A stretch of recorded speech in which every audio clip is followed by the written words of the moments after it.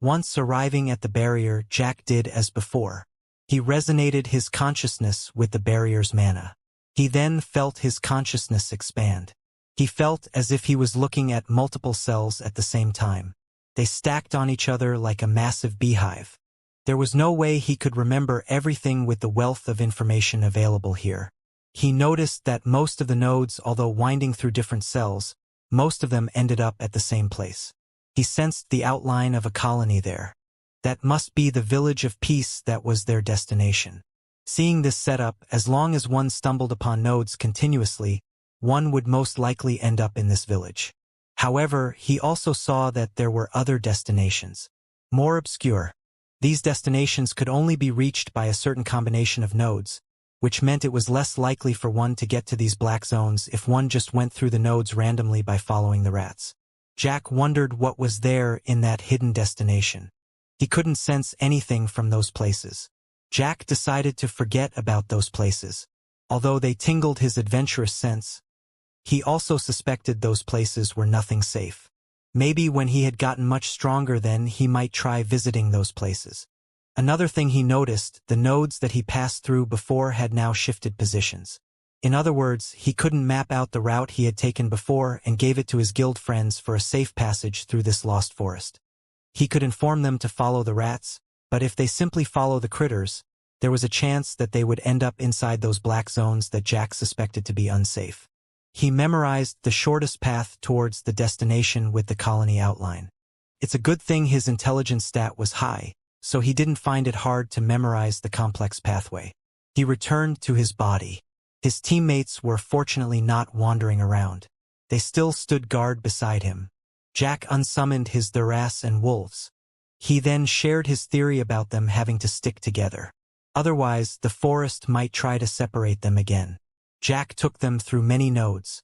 With how often they encountered the rats since those critters also went in the same direction, Grace had grown tired of feeling disgusted. The one who designed this forest is sure to have a rat fetish, she complained. I will be sure to ask Wilted who that person is. We can go at him or her together, Jack said. Count me in, Jet uttered. Making such a creepy place that scares the shit out of an old man. After a while, they arrived at where Jack memorized to be the last node. Beyond this node should be the village of peace. They stepped through the spot and found nothing change. Around them was still the same forest. Jack stood there, puzzled. Grace, Jet, and Oswald were waiting for him to start moving again. They didn't know that they had passed the last node. Perhaps I remember wrong? Jack thought. Something's the matter? Jet asked. I thought that by now we have arrived at the village of peace, Jack replied. Did someone say village of peace? A voice was heard. The 3 players and 1 native looked around. It was not their voice. The voice sounded near, but they saw no one else around them. Hey, you people. You are Outworlders, right? I asked. Do you want to go to the village of peace? The voice was heard again. This time they could pinpoint where the voice came from. They looked down. A white rat with a red suit was staring at them. Hello? The rat greeted, waving its forepaw. Grace shrieked. Jack reeled since Grace was closest to him. Ugh, girl, I was shocked by the talking rat. But now I am more shocked by your scream. Wada? What are you? Grace stepped backward while pointing at the rat. My name is Captain Whitebeard. Pleased to make your acquaintance, Miss. The rat hopped over to Grace while offering its paw for a paw shake. Stay away, Grace shouted while continuing to back away. Calm down, you are being rude to this little fellow, Jack said. He then squatted near the rat and asked, Why are your names so like a pirate but you dress like a gentleman? And you don't even have a beard, you have whiskers. What kind of unimportant question is that? Jet chided and pushed Jack away. He then squatted in front of the rat, replacing Jack. Okay, Captain Squarebeard, he said. It's Whitebeard, the rat corrected. Whatever. Listen, little rat. I'm sick of this creepy forest already. Do you know the way out of here? I thought you want to go to the village of peace? Anywhere as long as I'm not in this forest. Well, if you want to go to the village of peace, I can take you. I live there, Whitebeard said. Live there? Jack thought and turned to Penuel.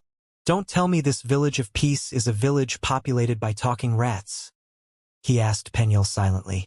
I don't know. I never see the village before, Penuel answered. But then Jack remembered Guela said that she came from the village, so there should be humans there. It would be weird if the divine faction, Harmony Keepers, consisted of members of only rats. Captain Whitebeard was gesturing for Jack and the others to follow. Grace was reluctant, but she had no choice but to follow the others. She was probably imagining a village filled with rats. Whitebeard talked a lot along the way. It mostly asked about the outside world. Jack entertained the rat with answers as best he could. Whitebeard told them that it used to sneak outside with a friend, but after an incident, it never did so anymore. It also said that it had known about their comings because of its scouts inside the forest. Jack was reminded again of the white rat that was staring at him when he passed through the node. After walking a short distance, they saw the trees became sparser and they could see the sky again. It was already nighttime. They had spent the entire day lost within the lost forest. They then saw lights and buildings some distance ahead. They came upon a wooden plank sign hung from the thick branch of a very large tree. Village of Peace was carved on the sign. An owl was perching on that branch. It was watching the newcomers. Jack was worried whether the owl would swoop down and snatch Captain Whitebeard for supper. The owl then spoke. Whitebeard, who are these strangers you brought here? They are guests coming from the forest, and they are also outworlders. They said they want to visit the village, Whitebeard replied. They should see Chief Maraudis then, the owl said. But she is already asleep. You lots are rather rude to come at this hour. Sir Owl, it's not like that's our intention. Jack felt like crying. We are lost in the forest. We only managed to arrive here with much difficulty. The name is Old Eye, the owl said. Fine then, Whitebeard will take you to the guest house. You can stay there. Chief Maraudis will meet you tomorrow. Follow me then, Whitebeard said. Jack and the others followed. They were just glad that they didn't need to spend a night in the lost forest. They didn't think they could sleep at all if that was the case. When they stepped past the wooden plank sign hanging above, they heard a notification that their quest, Escape the Lost Forest, had been completed. They received EXP points and gold as rewards. The notification said additional rewards would be given for arriving in the Village of Peace, but the rewards would be given by the village's inhabitants. They were too mentally tired already for going through the Lost Forest, so they were not so excited about the possible rewards. Another thing that Jack noticed after passing through the wooden plank, the mana density had greatly surged. It was similar to the condition at Domino Square Garden. This place would be the best place to learn mana sense and mana manipulation.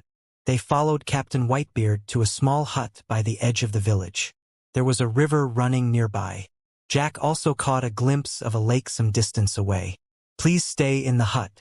Chief Maraudis hasn't cleared you as guests, so do not wander around. Otherwise, you might get into trouble, Whitebeard warned. Do we have to stay inside the hut? Or it's okay for us to stay outside here? Jack asked.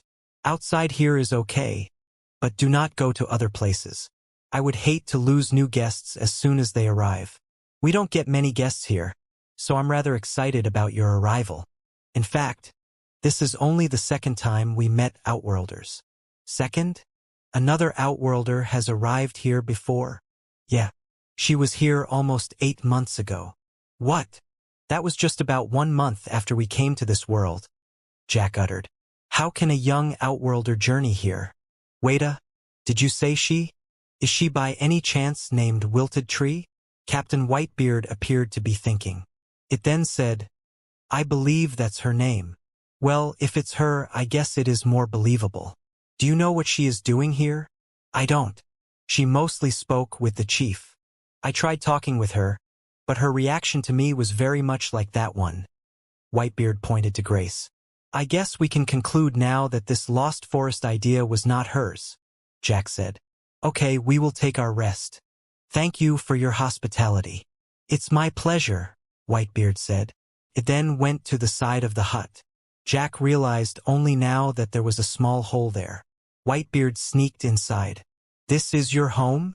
Jack asked. Whitebeard's head stuck out of the hole. Every house in this village is my home. I chose to stay in this one, so you can just call me if you need anything. Jack looked at the other houses. There was indeed a mouse hole in each house. Thank you again for having us, Jack said. My pleasure.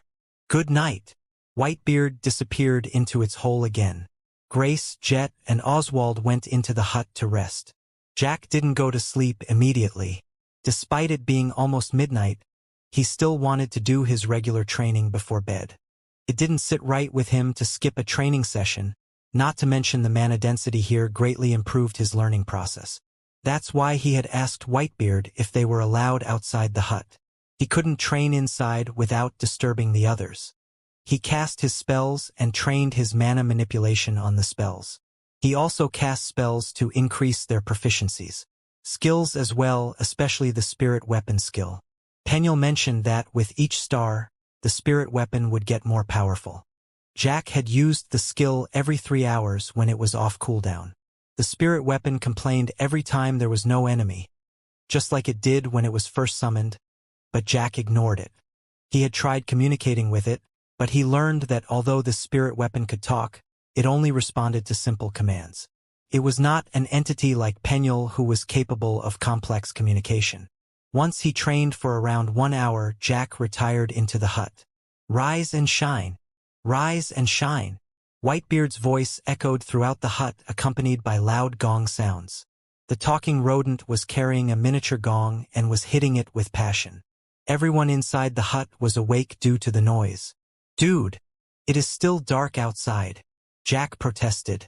Our custom here is to rise before the sun comes up, so we will be fully awake when it does.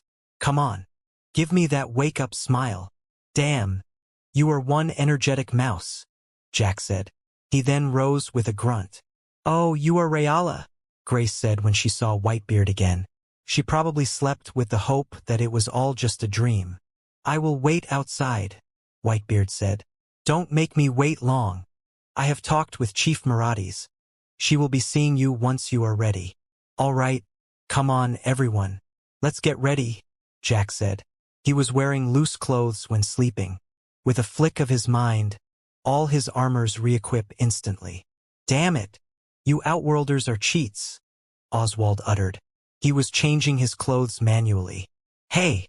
Why do you just change your clothes here? Grace protested. She immediately turned away. What? It's not like I can do it in an instant like you people, Oswald replied. He continued undressing without any shame. Let's wait for him outside, Jack said. Grace was the first to rush out. Jet came over to the naked native assassin and took a look. He then grinned. Hee, I win. Oswald looked at Jet walking out the door with his smile. He asked Jack, what the hell does he mean? You don't want to know, Jack replied. After everyone was ready, Captain Whitebeard asked them to follow it. Now that the sun was about to come up, many of the villagers were out. Similar to the Damino Square Garden, they saw 7 main races in equal proportion here. In addition to that, there were also many animals. Not just common animals, these animals mostly wore clothes like Whitebeard. Not only that, but they also saw these animals talking with one another. This is Certainly different, Jack said. Yeah. It's like we have entered a village full of animals from children's books, Jet remarked. They walked slowly as they watched everything in fascination. Jack used his inspect. All the ones he saw can be considered weak. Their level ranges from 10 to 20. They were mostly basic grades with only a few elite grades. He had a problem accepting this place as the home to a divine faction equal to the Council of Virtus. Or perhaps this divine faction called Harmony Keepers lived in another part of the village. It's so peaceful here, Grace commented. Yeah. As I said, it looks like a place pull out from one of those tales in children's books, Jet said. It is ironic, don't you think? Jack said. A peaceful village in the middle of a forest of horror. Maybe that's why they have this peace? Protected by the forest, they are free from outsiders. They were suddenly startled by a voice from above.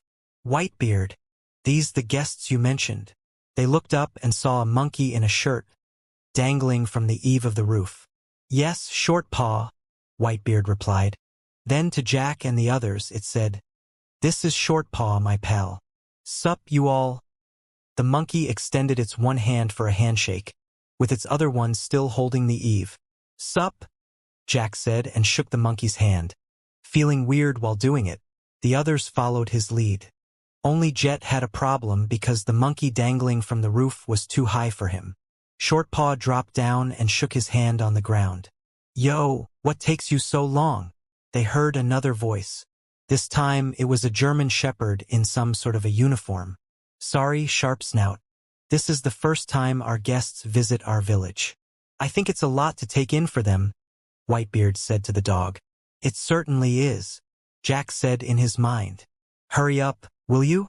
Chief Maraudis is already waiting," Sharpsnout said and dashed off. "You heard him. Let's pick up the pace, shall we?"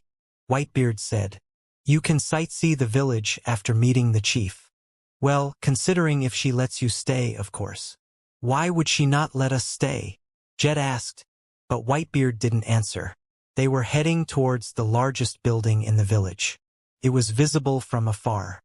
It had a tall and sharp roof, taller than all the other houses in this village. Jack guessed that should be the village hall. When they arrived, they saw Sharpsnout standing in pose outside this village hall. Whitebeard half covered his mouth and whispered, "Sharpsnout enjoys acting as a guard dog. Just treat him like one." "Greetings, loyal Sharpsnout. I come bringing guests from the outside world. They wish to meet our chief," Whitebeard said with a bow. "You may all enter," Sharpsnout said, maintaining its pose. "But take care to show respect. Otherwise, you will have to answer to me." The mutt was a level 18 basic animal. How would it make them answer? Jack wondered, but he still showed respect nonetheless. He gave the dog a slight bow following Whitebeard. The others did the same. When they entered, a loud voice was heard. "Guests from the outside world have arrived." They saw the voice was coming from a rabbit in court attire beside a seemingly old woman. This woman must be the village chief, Maraudis, that the animals had mentioned. Jack was expecting this woman to be one of the Harmony Keepers and possess a high level considering her high station in this village, but she was just a level 20 elite. "That rabbit is Pete, the chief's herald," Whitebeard informed with a whisper. A talking rabbit named Pete, how original, Jack thought. Whitebeard came before the old woman and bowed. "Chief Maraudis, I have brought the guests from the outside world." "Guests of the outside world, approach." Pete's loud voice was heard again. Maraudis, who was beside the shouting rabbit, cringed. The rabbit's voice was indeed a little too loud. "Thank you, Herald," Maraudis said gently to the rabbit. "I wish to speak with these guests alone. Do you mind leaving us alone?" "Of course, my chief," Pete said and hopped outside. When Maraudis saw Whitebeard still standing before her, she said to the mouse with a smile, "That includes you as well, my little captain." "Oh, as you wish, my chief." It scurried towards the door. "Just call if you need anything." Maraudis chuckled. She then spoke to the guests. "Please sit." There were 4 chairs already prepared for them, so Jack and the others sat on them. "3 of you are Outworlders," Maraudis said. "That will be us." Jack nodded and pointed to himself, Grace, and Jet. "As you can see, we don't usually have outsiders," Maraudis said. "The forest protects us from all outside threats, and we also have no desire to involve ourselves with the outside world. I know it is not easy for you to pass through the forest and come here. I imagine you must have a purpose coming." "Yes, we would like Toa." Maraudis lifted her hand to stop Jack's words. She said, "Before you tell me your desire, I must first see if you are qualified to remain in this village." "What? Another trial? Isn't the forest trying enough already?" Jack lamented within. "How do you determine if we are qualified?" Grace asked. "I need to see if any of you carry wickedness within you," Maraudis answered. "Wickedness? What if we do carry it?" Jet asked. "If you do, we will tear you apart and let you be the fertilizer to the forest outside. Or, in your Outworlder's case, send you back to your starting level." They were speechless hearing Maraudis' words. Jack sent silent messages to Grace and Jet immediately. "We're your amulet of rebirth. They are all weak. How are they going to tear us apart?" Jet replied. Don't underestimate them. I think they are hiding something. No way a divine faction is this weak. While messaging, Jack said to Maraudis, So, what do you need us to do to show you that we don't carry wickedness? You don't need to do anything. Just sit tight, Maraudis replied. Jack was puzzled. Maraudis was quiet then. None of them were speaking. The atmosphere turned awkward. Grace and Jet had worn their amulet of rebirth. They could easily change their equipment with their minds, so their action was not conspicuous. Jack just felt bad for Oswald. Perhaps this native shouldn't have followed them here. After a long and weird moment of mutual staring, Maraudis broke into a grin. You all passed, she said. Ha! Everyone was confused. Maraudis chuckled. Those chairs you sat on can detect the darkness inside the person who sits on them. If your desires are too overwhelming that they turn you wicked, the chairs will react. Since it doesn't for so long, that means you are in control enough of those desires. Desires? People who have strong wants aren't necessarily a good thing. These wants might propel them into improvements, but if you can't control these wants, they will instead become an obsession that pushes you to do whatever is necessary to achieve that obsession, including harming and sacrificing others. That is the root of wickedness. We don't have them? I can sense strong desires from you all, especially you. Maraudis pointed to Jack. But you kept them under control. You exercise pressure strongly on yourself for those desires, but not at the expense of others. Uha? I hope you never hear the story about when I let my friends fight the Grim Sandrake. Jack thought within. But then again, he did it only because he knew they all wore Amulet of Rebirth. Otherwise, he would have retreated. What will this chair do if it detects the wickedness inside us? Jet asked. Demon hands will appear from those chairs and rip you apart. Maraudis answered. Can we stand now? Jet asked, shifting uncomfortably in his seat. Maraudis chuckled. Don't worry. If the chair hasn't acted by now, that means you have passed. The chair won't do anything anymore, ya? Probably. Jet shifted again, eager to stand. Wait, are you telling me this guy is not wicked? Jack pointed to Oswald. Hey man, what's your problem? Oswald protested. He kills people for a living, Jack said. For a living. I've never done it out of my own desire, Oswald said. So, does that make it okay? What if someone pays me to kidnap and torture you? Am I not at fault? There is no need to argue. These chairs don't decide if one is right or wrong. It simply searches within you if there is an imbalance between your desires and restraints. Maraudis said. Now then, tell me what you are here for. We heard that you have someone in this village who can craft pet armors for medium-sized pets, Jack said. We would like to craft ones for our pets. Where do you hear this from? Maraudis asked. Guela, Jack answered. Maraudis seemed surprised to hear the name. A glint of sadness was seen in her eyes. How is she doing? Maraudis asked. She Isa? Lonely, Jack said, remembering the sadness in Guela's eyes when she mentioned this village. Forgive my curiosity, but why was she exiled? Maraudis was silent at first. After a few moments, she said, Guela becomes too attached to a particular animal that is her friend. She also likes to wander outside with said animal. There is one time when they encountered a group of native adventurers.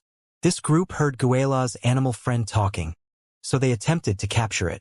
Guela and her friend tried to flee, but her animal friend got wounded in the process. Guela lost herself and ended up killing the group. She is just defending herself and her friend, right? Why was she punished for that? I would have done the same. If this is considered wicked, then this chair should have torn me up already, isn't it?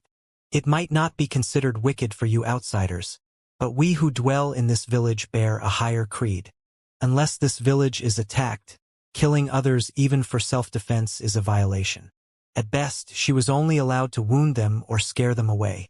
She had killed because she lost herself in rage and desecrated the peace in her heart. Jack decided to not judge their way.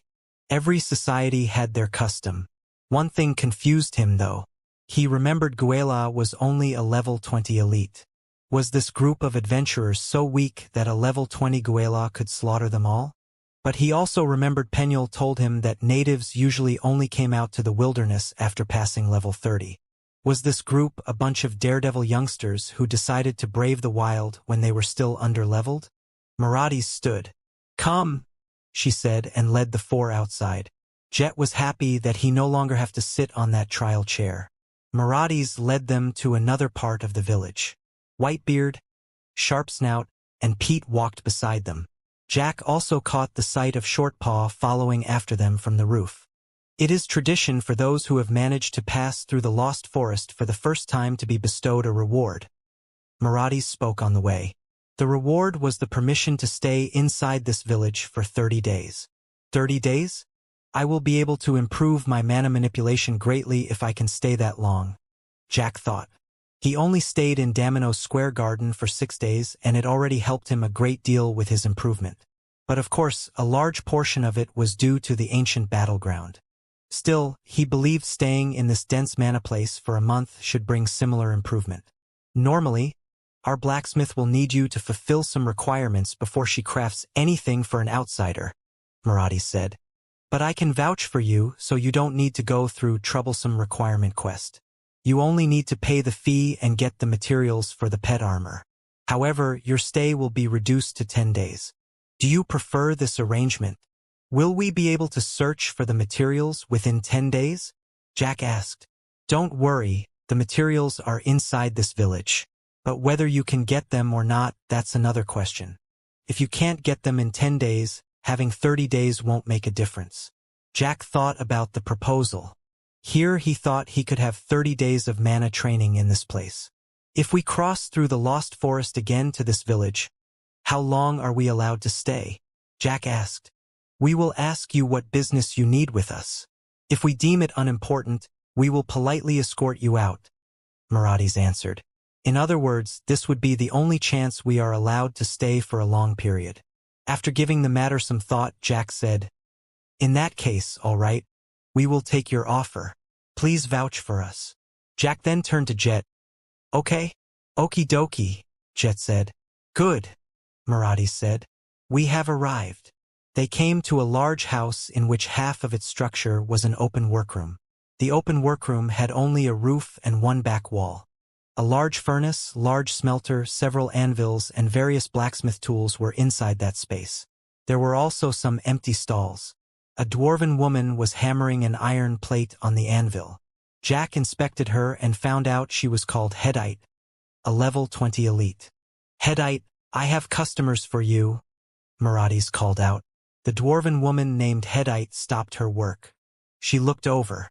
Outsiders, outworlders, even. What do they want? They want you to craft pet armor for them. I've agreed to them that you will do it. You will do it, won't you? Headite grunted. Show me your pets. Jack summoned his Thuras and Jet called out his crimson-maned lion. Headite whistled. Not bad. And here I thought you were going to ask me to craft armor for some weak-ass pets. All right, since the chief had asked, I won't turn her down. The fee is 100 gold coins for each pet. You will have to look for the materials I need. No problem, Jack said and took out 100 gold coins from his bag. It's a good thing he had taken his share of the restaurant and bakery's profit before he journeyed here. Headite accepted Jack's coin. What about that other one? Headite asked, referring to Jet. Jack turned and saw Jet, who was showing an embarrassed smile. Jack boy, you have some coins I can borrow? You don't save enough coins? Jack asked. I never thought it will be this expensive. It's almost the same price as a plot of land in the capital, Jet reasoned. I only have 40 gold coins here, if you can add the rest. Keep your coins. Here, 100 gold coins for his pet as well, Jack said, giving the coins to Headite. Thank you, Jack boy. I will pay you back. Don't sweat it. You treat me a lot when I was little. It's my turn now. All right, leave your pets with me in the meantime, Headite said. I will need to take their measurements. Bring them to those stalls. Jack and Jet gave instructions to their pets to enter the stalls. Once they did, rune diagrams activated within the stalls. That will hold them in place till I finish my work. You won't be able to summon them while they are here, Hittite informed. Now, about the materials. You will need to find runic metals. These are specific metals needed to craft armor big enough for these pets. Where should we look for them? Jack asked. They can only be found in specific places. Very limited specific places. But lucky for you, this village happened to be one of those limited specific places. You see that lake over there? Jack and Jet looked over to where Hittite was pointing. It was the lake that Jack had caught a glimpse of the night before. They happened to be much closer to it now. Jack could see that it was a very large lake with clear blue water. Several animals were grazing beside it and drinking the lake's water. Seeing the scenery, Jack couldn't deny this village was aptly named. Those runic metals you mentioned are inside the lake? Jet asked. At the bottom of it, Hittite confirmed. Now mind you, these runic metals are not your common materials. You need to mine it by yourself. When this runic metal is taken from its source, it will form a link with the one who mines it. With that link, the runic metals will maintain their power when it is crafted into that person's pet armor. This means you can't take a runic metal mined by another person. Such a metal will lose its power when used on another person's pet. Ah heck, I was just about to ask you to go get the metals for me, Jet said to Jack. I am not a good swimmer. Jack rolled his eyes. He had already paid the coins. Was this old dude expecting him to do all the work as well? Okay. So all we have to do is just head down the lake and mine these runic metals, right? Jack asked. How many do you need? Do we need any special tools for the mining process? You only need to mine one runic metal, Hittite explained.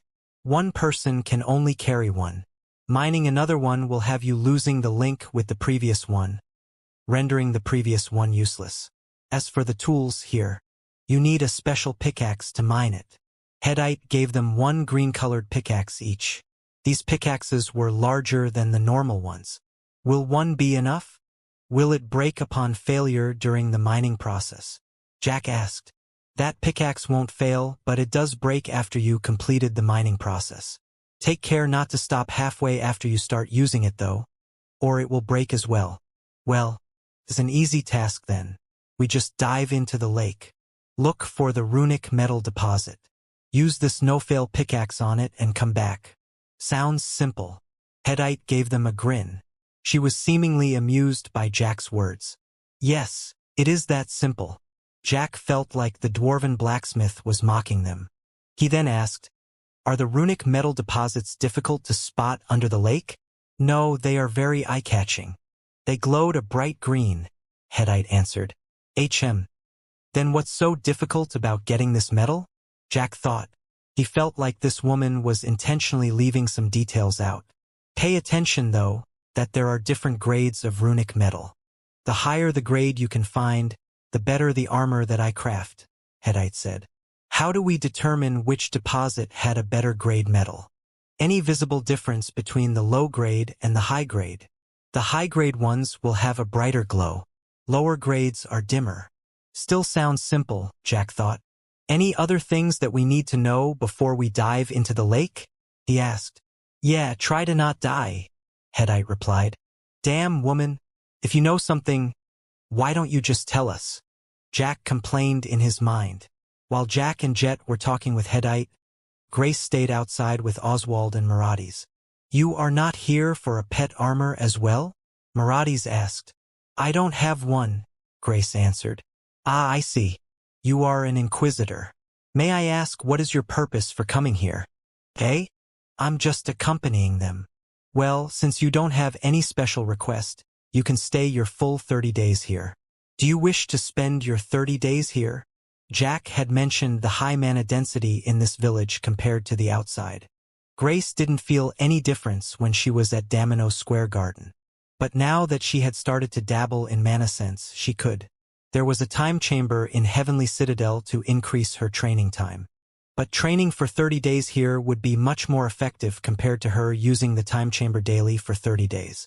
She pondered about the option.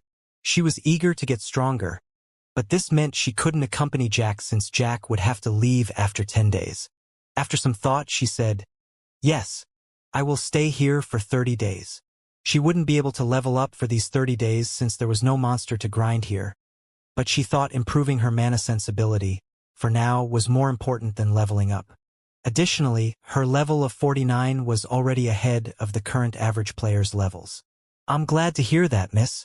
Don't worry, I will keep you company during your stay here. Grace heard a voice from her feet and saw Captain Whitebeard there. She almost uttered a yelp but stopped herself. She made an involuntary step away, though. Whitebeard seemed to not be aware or simply ignored Grace's repulsive reaction. It scurried closer again to Grace's feet. Grace tried her best not to think about the rat. Jack and Jet came then. You are done with the arrangements? Maraudis asked. Yeah, we just need to get runic metals now in that lake, Jack answered. Is there anything dangerous down there? Hedite didn't tell you? No. She appears to enjoy letting us find out by ourselves, Jack said. Are there monsters inside that lake? No, no monsters. But there should be something, right? Are you going to tell us to find out by ourselves as well? Maraudis chuckled. Follow me. The village chief led them towards the lake. They came by the lakeside. The nearby animals gave Maraudis a short bow when she came by. Some even greeted her. Jack still felt weird seeing all these talking animals. What are we doing here? Jack asked. They had been standing by the lakeside for a while. He was waiting for Maraudis to start telling him about the danger under the lake, but she had been silent. Wait, Maraudis said. There. See that? They looked over to where Maraudis was pointing at. They were confused at first about what she was indicating, but then they saw it. The water at the center of the lake was swirling. The swirling became greater that it turned into a whirlpool before transforming into a powerful maelstrom. At the center of this lake bed, there is a large sinkhole. Occasionally, powerful force burst out of this sinkhole, creating a strong vertical stream that creates that whirlpool. The force that creates that stream is unusual. If you are caught in that whirlpool, the energy will erode your life. Let me guess that runic metals that we are supposed to get, they are inside this sinkhole, Jack said. Maraudis nodded. Great. I know that it's no way this is going to be easy, Jack said with a slightly mocking tone. Nothing ever is. Now that if you excuse me, I'll return to my duties. I pray for your success in getting the runic metals. You are also welcome to explore the village. Just don't create any disturbance. We don't take it lightly if you disturb the peace of our village. Also, don't wander out into the woods. You will enter the lost forest if you do. If that happens, you will have to find your way back here again. Please note, however, that the days you are permitted to stay here continues ticking even if you leave this village. So, I suggest you not leave the village. Maraudis then left with her entourage of animals, except for Captain Whitebeard, who stayed beside Grace and was still not getting tired of trying to converse with her. Grace was lamenting why this rat insisted to stay with her. She only gave the talking rat some simple responses, simply because she tried to not be rude by ignoring it. Okay, let's dive? Jack asked Jet. I don't know, man. It's a while since I last swam, Jet said. Don't worry, we can breathe underwater in this world. So there is no need to worry about running out of air. You can practice swimming first if you want. Maraudis said there is no monster in the lake, so you can take time reaccustoming yourself to swimming before we head for that sinkhole. We can breathe underwater? Jet asked. You have never tried going into the water all this time? Jack asked back. Why the hell would I want to go into the water in an alien world when I don't know what is lurking under its surface?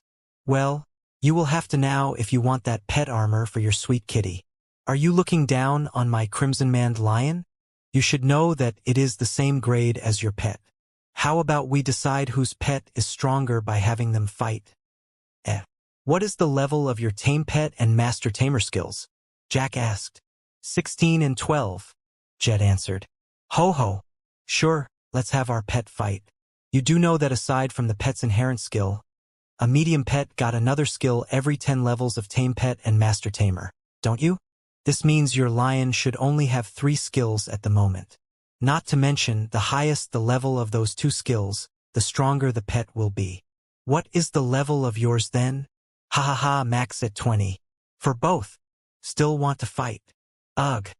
Not talking to you anymore, Jet said. Jet changed into common clothing before going into the water edge. Jack told him that he didn't need to. Jack had experienced swimming underwater with full armor. It didn't hinder his swimming at all. The armor's weight also didn't make him sink. Jack mentioned that this was probably a programmed mechanic so that they could fight monsters underwater. Jet seemed to be having trouble understanding the concept. So, Jack brought him to a part of the lakeside that had a protruding ledge overlooking the lake water below. Jack asked him to change back into his usual armor before kicking him off the ledge. Jet was screaming profanities as he fell into the water below. Jack jumped into the water following him. Penuel retreated into her hidden dimension when Jack entered the water. She didn't want to get wet. Under the water, Jack saw the old dwarf flailing his arms and legs in a panic. Jack sent him a message since their voice was muffled underwater. "What are you panicking for? It's not like you can drown." Jet stopped his frantic movement. "Hey, I really can breathe here," he tried saying, only to have water going into his mouth. He coughed a few times before sending Jack the message. "You don't believe me when I tell you?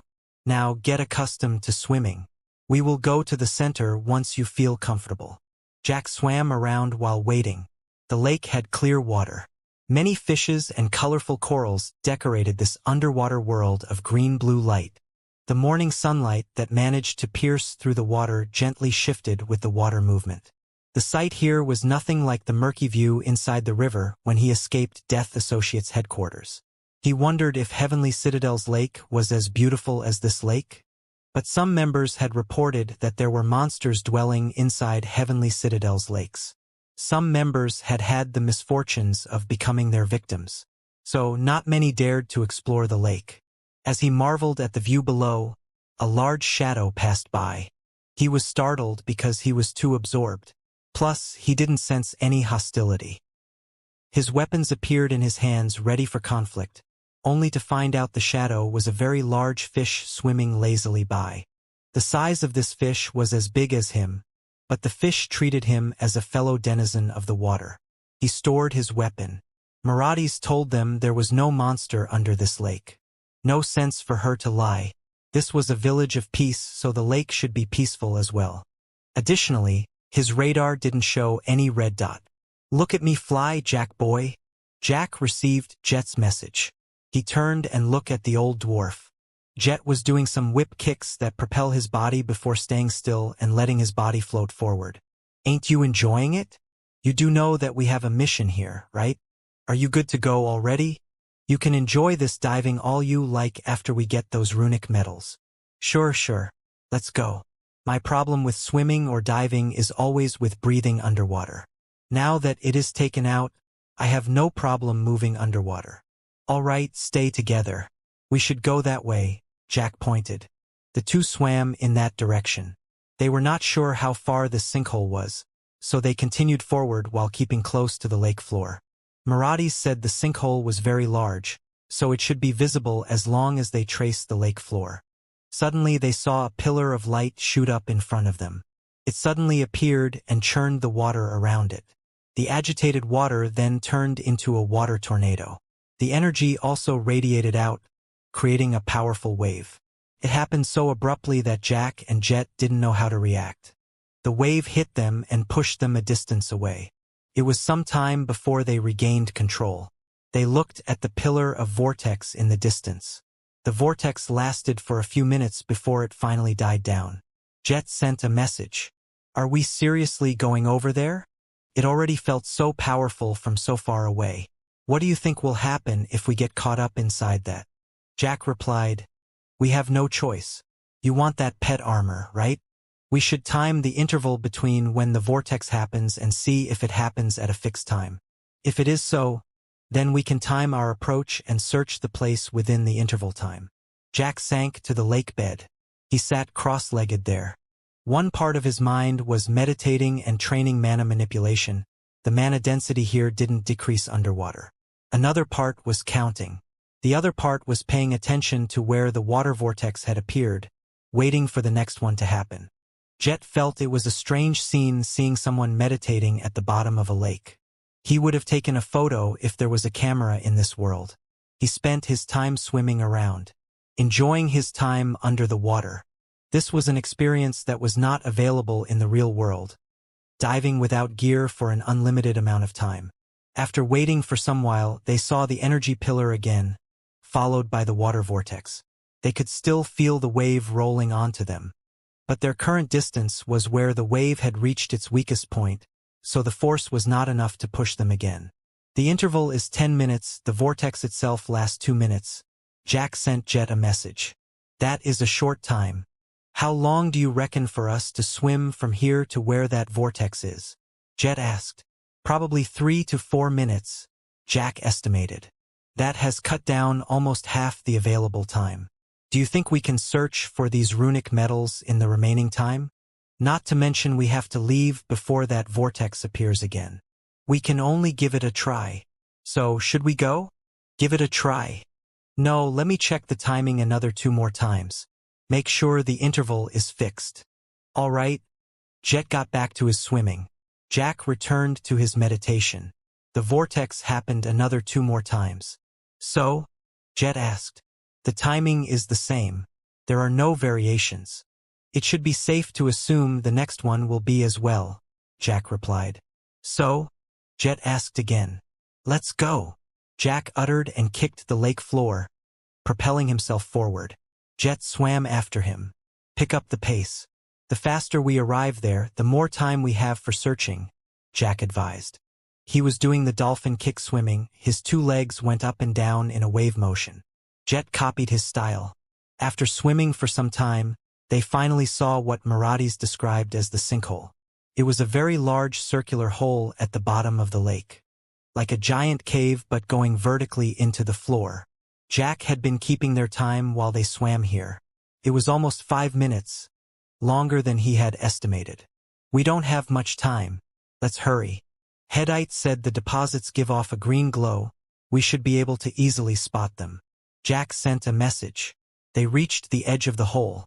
Without wasting any time, they swam into it. What they saw was total darkness. They couldn't see the end of this hole. It was like a doorway into the abyss. Jack Boya? I don't see any green glow down there, Jet said. Jack had the dragon eye ability that allowed him to see better in the dark. He sent Jet a reply. Eh? Neither do I. What should we do? It took Jack a beat before he replied. We won't know if we don't try. Let's just head down. Jack dove into the abyss. Jet took one glance at where they came from. He had the compulsion to just swim back. He then looked down at Jack, who was getting farther. He scolded himself. If this youngster dared to go in, he should be ashamed to be scared. He then dove down chasing after Jack. How deep is this bloody hole? I still see no bloody green glow, Jet complained. They had been swimming down for some time. They felt the strong pressure from underneath as they went down, which hindered their movements and slowed their swimming. Jack cast his illumination spell to help Jet see their surroundings. Jet's senses had improved after becoming a beastmaster, including his vision, but it was still nowhere as good as Jack's dragon eye. I think I see some glows. There seems to be some kind of black fog obscuring the water. They are still far down there, but we should make it, Jack said. They continued to dive down. A ring of light suddenly appeared on the tunnel wall at their elevation. Both Jack and Jet were startled by the appearance of this light. This ring of light soon died down. They looked around, expecting something to happen, but nothing did. Jack turned to Jet, who shrugged. Jack then pointed down, indicating for them to resume swimming. Not long after they resumed heading down, the vertical tunnel around them suddenly glowed. Jack saw innumerous rune diagrams along the tunnel. They were the ones producing the glow. They then felt extremely strong mana from under them. Shit! The energy that creates the vortex is coming, Jet exclaimed. No way! It's only 8 minutes, Jack uttered. But he didn't dwell long on this unexpected situation. He looked around frantically. There! He pointed. Because of the glow, the wall of the tunnel became clearer. They saw some kind of an indentation on the wall nearby. They swam towards it. There was no time to think. They acted immediately on whatever option they found at this time.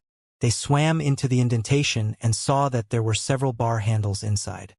"Hold on to one of these," Jack told Jet. The old dwarf didn't need prompting. He was already gripping the bar tightly.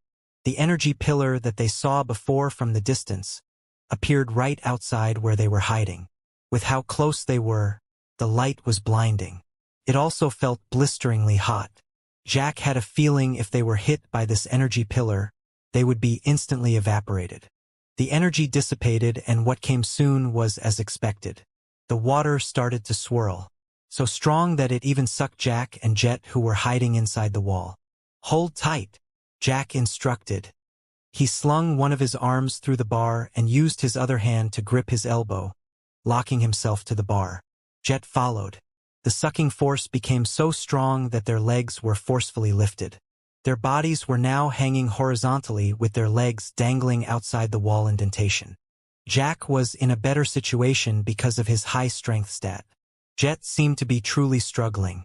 His arms started to slip. "Use your beast form and the strength of the wild," Jack instructed. Jet followed the advice.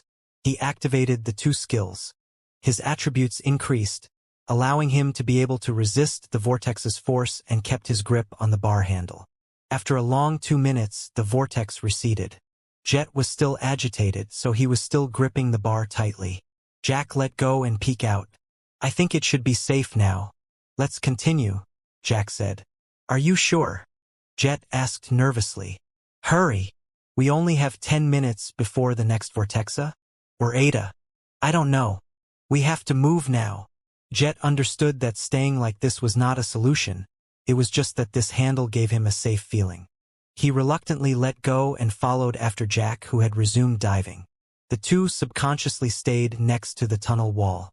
The energy pillar just now was large, but it didn't cover the entire space of the tunnel, so the area near the tunnel wall was not touched by the energy pillar. As they continued to descend, Jet could also see the green glows now. "I see it. It's not far anymore. We should be able to get it long before the next vortex." As soon as he sent the message, the rune diagram around the tunnel wall started shining again. "What the fuck? It is only 1 minute now. This is seriously cheating," Jack complained. "What should we do? Should we go back up there to that hole above?" Jet asked. "We won't make it. Look, over there." Jack pointed. There was another hole in the wall. However, this hole was directly opposite the wall where they were. "Shit. Let's go." "Stay near the wall," Jack said, and started swimming along the wall to get to that hole. They could have swum across to save time, but if they were caught in the middle when the energy pillar shot out, they were toast. So they stayed close to the wall, but this increased the time they needed to get to that hole. When they were halfway, the energy pillar emerged. It zoomed past right next to them. They felt its intensity greater this time. "Go! Go! Go!" After the pillar weakened, Jack kicked at the wall and propelled himself directly into the hole. They had to get there before the vortex formed. Jet followed his lead. The water started to agitate around them. Jack was just about to reach inside the hole when he heard Jet's message. "I can't make it." Jack looked back and saw the water start swirling. Jet, in his panda form, was struggling to resist the water, but it was soon apparent that he was losing. Not only that, small damage numbers started to appear above him. Apparently, being inside the vortex would cause damage.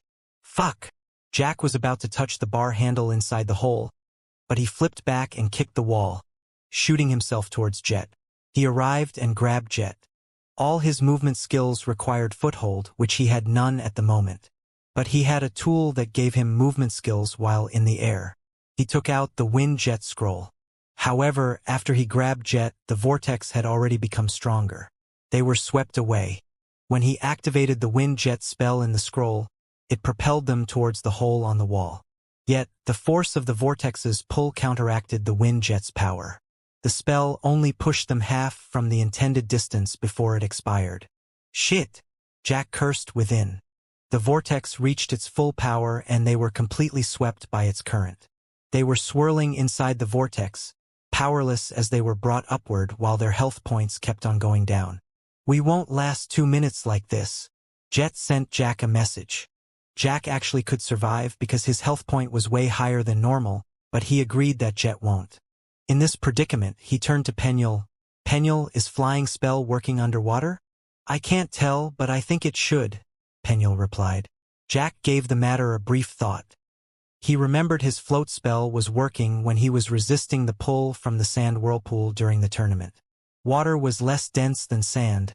No sense that the same principle didn't work. So he activated his supreme dragon form. 2 large wings sprouted from his back. Even after transforming, he still had problems controlling his movements because he kept getting tossed within the vortex. So he activated gold dragon armor as well. Similar to the time when he resisted Broidryrig's sonic winds, this golden state allowed him to be more steady inside the vortex. He flapped his dragon wings and willed himself in a direction. After an effort, he finally tore out of the vortex edge with Jet still in his clutch. He continued distancing themselves from the ongoing vortex. He found out that the vortex had carried them out of the sinkhole. They were back in the lake again. Jack stopped after a safe distance. Jet's health point was less than a quarter already when they escaped the vortex. It was slowly refilling now due to his beast form's body recovery. The two looked silently at the vortex, which was now slowly dissipating. The water was soon back to its calm state. Damn it! How are we going to get to that runic metal deposits like this? Jet complained. If Jack used brute force, he might be able to get to the first green glows they had seen, which should be the runic metal deposits. However, Jet won't make it. Additionally, Jack didn't think the mechanic in this lake was made to be solved using brute force. There should be a way to get down there for normal players. Let's observe further first, Jack said. He sank to the lake floor and again meditated. Seeing that he had nothing to do, Jet went back to enjoying his leisurely swim. Jack continued to observe while training mana manipulation as well as training his skills and spells proficiency. It had been hours since they escaped the vortex. Jet was already getting bored of swimming around. He thought about going back up to the surface, but he felt like an asshole if he left Jack here. After what Jack had done to save him not long ago, the least he could do was keep him company. That's strange, Jack sent a message. I've been monitoring the interval. All these hours, their intervals are always 10 minutes. Why did it change when we go down there? It's probably because we go down there? Jet offered his opinion. Remember the glowing ring when we are in the tunnel? Jack thought about it. That's right. The energy pillar appeared not long after that ring of light. Perhaps the interval was shortened after the tunnel detected intruders. After some pondering, Jack said, I will go scout the tunnel out. You can go back to the surface if you want. I will call you when I'm ready to go again. How are you going to scout it out? Jet asked before soon sending another follow-up. Oh right, your corporeal state. Jack nodded. Okay. Call me when you need me, Jack boy, Jet said and swam back to shore. After Jet left, Jack decided to wait for the next energy pillar one more time, to make sure again that the interval truly was just 10 minutes when no one entered the sinkhole. He practiced mana manipulation while using skills and spells to kill time. He received notification that his mana bullet had increased to 8 stars. He was rather surprised by the notification. He understood that the proficiencies needed for this spell were still quite a lot. He decided to test it out. He opened his spell list, checked on a spell's required proficiency, and then cast that particular spell. Hey! The spell I cast just now is counted as being cast 5 times, Jack said to Penuel. Penuel also paid attention after Jack received the notification. I seemed that this village gives additional benefit other than the high mana density. This is the real reward for getting past the Lost Forest, Jack said. The reward of staying inside this village for 30 days won't be enticing except for martial artists who understand mana sense and mana manipulation. Hence, it will be weird if this reward is given to a player who cannot sense mana. There is no avenue to level up here. No one will want to stay for 3 days here, much less 30 days. But after seeing the acquired proficiency, that reward makes more sense. This place was much better than Commander Quintus' training ground. The energy pillar shot up in the distance, followed by the underwater twister. It is exactly 10 minutes. No change, Jack thought. All right, first thing first. We can get back to proficiency training later. He sent a message informing Grace and Jet of the benefit of practicing skills and spells here. After that, he closed his eyes and sent his consciousness out. This lake was safe, so he didn't worry about the body he left behind. He floated forward towards where the sinkhole was. After arriving, he descended into it. He was using his mana sense to see his surroundings during his corporeal state, not his eyes. So, his dragon eye ability wasn't in effect.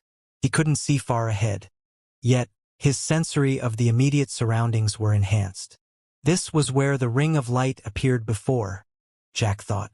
There was a ring-shaped indentation. The surface in this indentation was smooth, so it was a deliberate creation. Jet was right, this must be the mark where this tunnel started considering someone as intruding. He floated down and found the hole in the wall where he and Jet had hidden from the vortex. He continued to descend and found the second hole, which he almost reached before Jet was trapped by the vortex. The distance between this second hole and the first hole is almost the same distance between the first hole and the ring indentation, Jack thought. So he went down further. He passed by what he sensed as energy deposits. Those must be the runic metal deposits that they had seen before they got sucked by the vortex. He only gave these deposits brief attention before continuing down. After descending a certain distance, he found what he had expected. A third hole in the wall. Xianxia? I think I understand the mechanic now, Jack thought. These holes were put here as a shelter from the water vortex. Once the vortex died down, one could proceed down and hid in the next hole before the vortex hit again. The positionings, however, required about 1 minute of swimming, which was the interval of when the vortex appeared after they crossed the ring up there. They would have to either swim truly fast or memorize the positionings of the holes beforehand, so they knew where to head to without wasting any time. It's a good thing then that he could do this scouting. He memorized the positions of these shelter holes. He then went deeper. He felt energy deposits that were even denser than the ones up there before the third holes. As expected, the deeper one goes, the better the runic metal deposits are, Jack thought. Headite had informed them that the quality of the pet armor would depend on the quality of the runic metal they acquired. This meant the deeper they got the runic metal, the better their pet armor would be. So Jack continued downward. The setup was the same. Every interval there was a hole with the bar handles within. The deeper one went, the stronger the energy emitted by the runic metal deposits. Jack reached the sixth hole and then he couldn't go any further. It's the limit of how far his corporeal state could leave his body. That's okay. With what I have seen, it should be safe to assume that this setup is the same down there, Jack thought. Additionally, the mana he felt from the deposits before the sixth hole was already very dense. He assumed the runic metals contained inside should be at least the super rare grade already. With this discovery, he returned to his body. While he almost arrived at his body, he was startled to find someone standing right next to him on the lake bed. Penuel, who hated to be wet, was out in the water beside this person. He was dazed for a second before re-entering his body. He opened his eyes, turned to this person, and made a greeting gesture. The person smiled and waved her hand. The water around them parted. A bubble of air was created around them. The water hung at the edge of this bubble as if there was a glass wall there. Now that he was back in his body, he observed his radar. The person beside him was not appearing on his radar, the same as Broidryrig. The last time when he met this person, he didn't pay attention to his radar because everything was too hectic. With this discovery, he surmised that his radar couldn't detect eternal and divine beings. Now that he could talk again, Jack greeted, "Goddess Serenity, it's a surprise to find you here." "I should be the one to say that," the goddess replied. "And please drop the goddess part. Serenity alone will be fine. When I sensed the mark that I gave you is here in the village of my worshippers, I can't help but come to check." The mark? Jack thought back to the creator mark that Broidryrig mentioned. Was it the mark that goddess Serenity had given him? "I come here to get a pet armor for my medium-sized pet," Jack said. "I know. Penuel had filled me in when you area? Was that what you do? It is very peculiar to me. Is that some kind of special ability of an outworlder?" You can say that," Jack replied. Still, He is the only Outworlder who can do that, Penuel informed. I think that chick from the Cipher Flight can as well, Jack said. My Gramps said she did what I did when he was watching the final team match. Well, you Outworlders are indeed fascinating, Serenity remarked. Now, how is your progress to get the runic medal? Does this special ability of yours give you a breakthrough? I think it does. I think I know how to get them already, Jack said. But of course, if Lady Serenity is willing to help get the runic medal and save me the trouble, I won't mind. Although Jack had dropped the goddess part as requested, he didn't feel right to just address this divine being by her name alone. Serenity chuckled at Jack's words, while Penuel rolled her eyes. You should know us divine beings are prohibited from interfering with worldly matters. You will have to solve this predicament yourselves. Can't blame me for trying, Jack shrugged. So, is there anything particular thing that you need from me, or you just come to say hi? Not that there is anything wrong with you coming just to say hi. I'm glad about it. You should do it more often. Penuel again rolled her eyes. This guy was getting a bit too comfortable with the goddess. I do have a purpose for meeting you, Serenity said. Remember the last time we met when I said that Hope's followers and mine will be paying more attention to Fear's cult and the Outworlders who are associating with them? After getting the reports, I do think that they warrant a worry. They are especially active in Liguridium. However, Hope and my other brother and sister still didn't think that we should interfere unless eternal or divine grade beings from Fear's cult were involved. You don't think that way? Jack asked. Unfortunately, I'm the only one who thinks that way. It is ironic that a goddess who embodies peace is the one who thinks to act first. Serenity chuckled at the remark.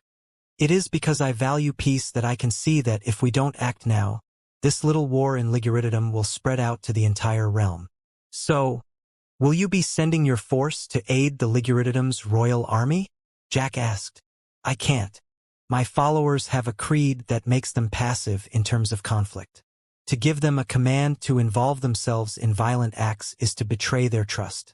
I can't bring myself to do that. Jack understood the goddess' words. He had learned of this village's principles after hearing how they dealt with Guela. So, how do you propose to help with the situation?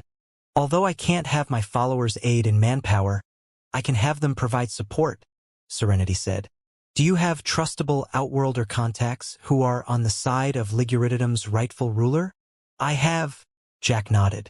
Contact them, please, and give them this whistle. Ask them to come monthly to any entrance of the Lost Forest and blow this whistle.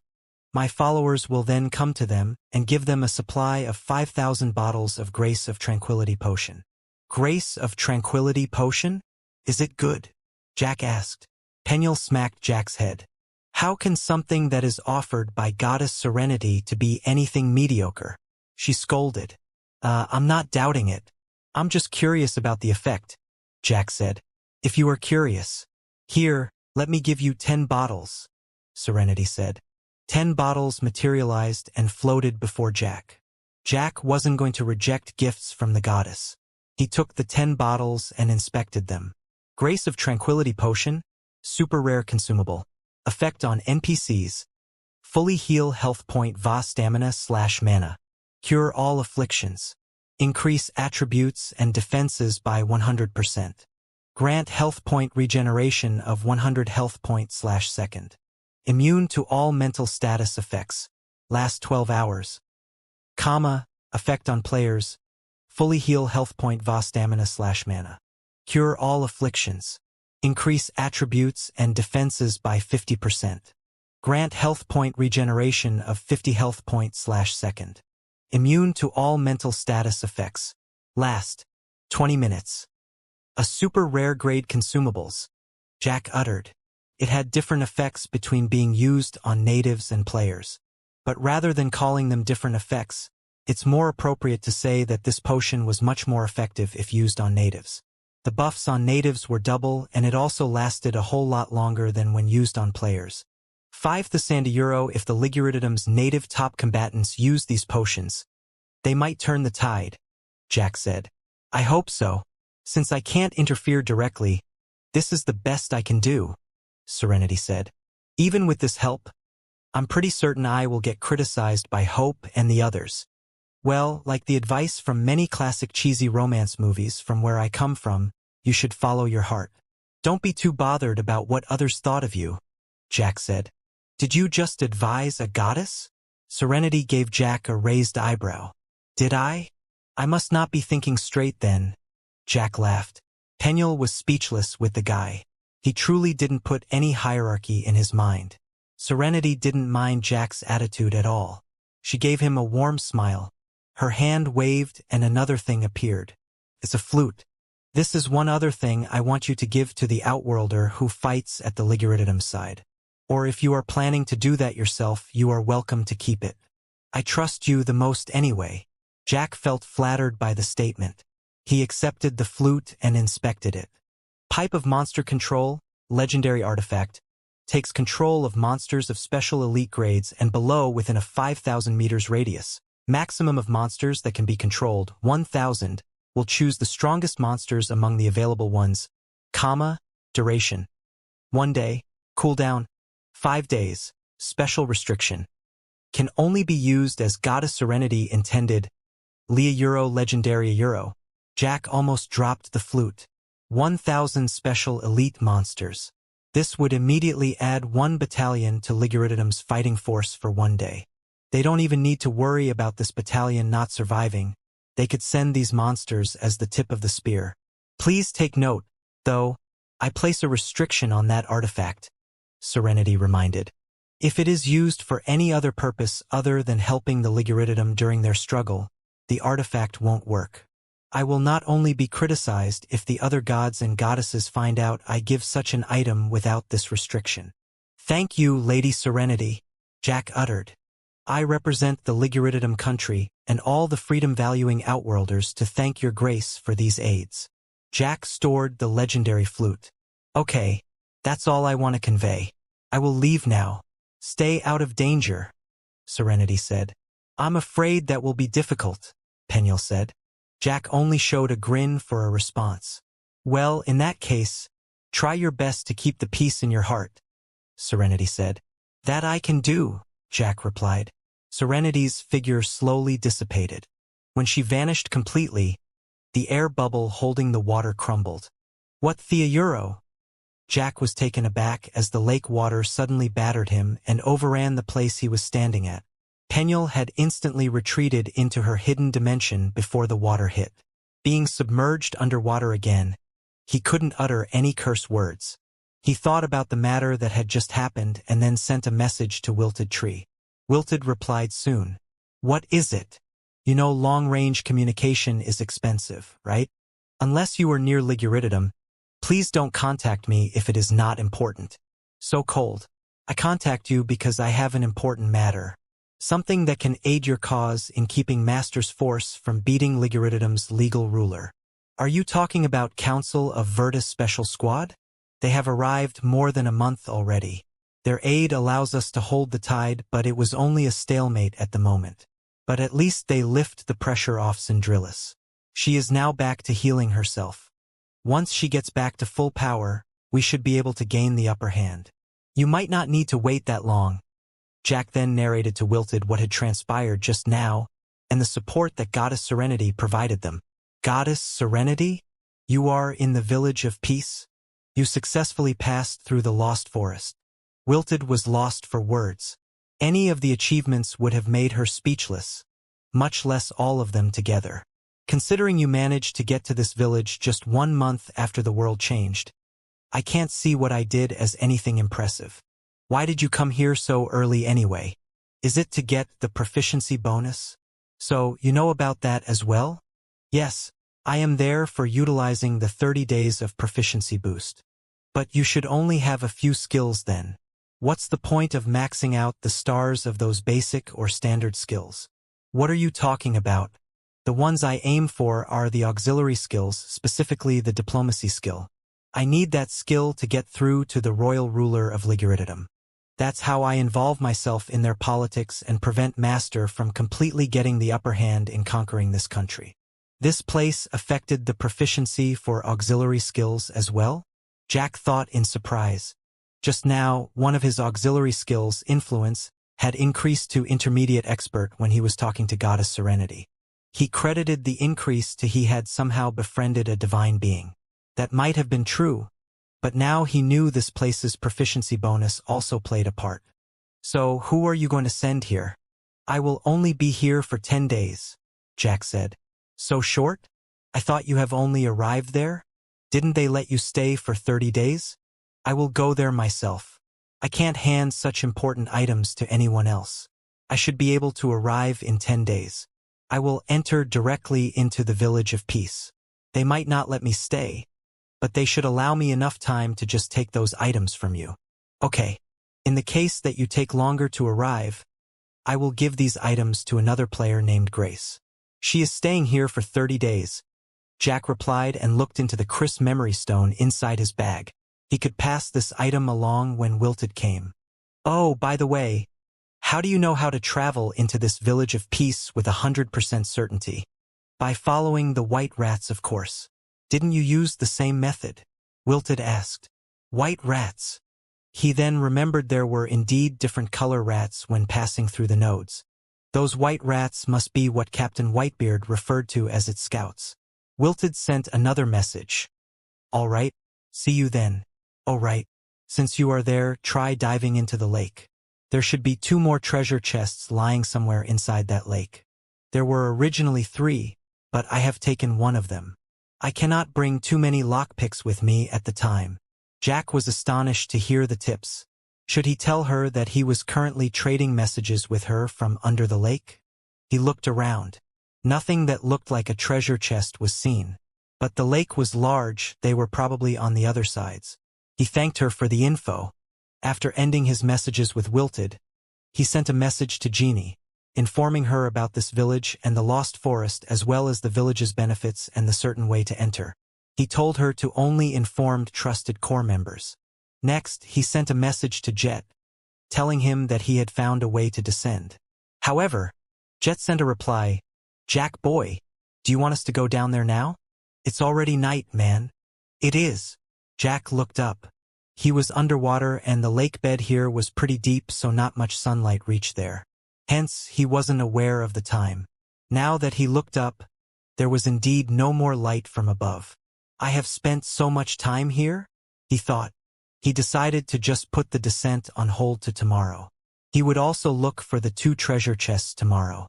The lake was rather large. He would ask for Jet and Grace to help in locating those chests. After coming out of the lake, most of the animals were gone already except for some nocturnal ones. Those animals just sent him a curious glance. Jack couldn't believe he spent the entire day under the lake. He headed back towards the hut where they were staying. Most of the village was quiet. The villagers here didn't seem to have much activity once the sun went down. Arriving in the hut, Jack saw Grace and Jet were busy chatting with Captain Whitebeard.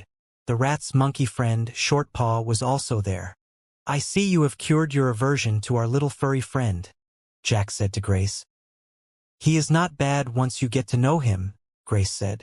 Also, it seems that this place not only boosts the proficiencies of combat skills but also auxiliary skills, Jet added.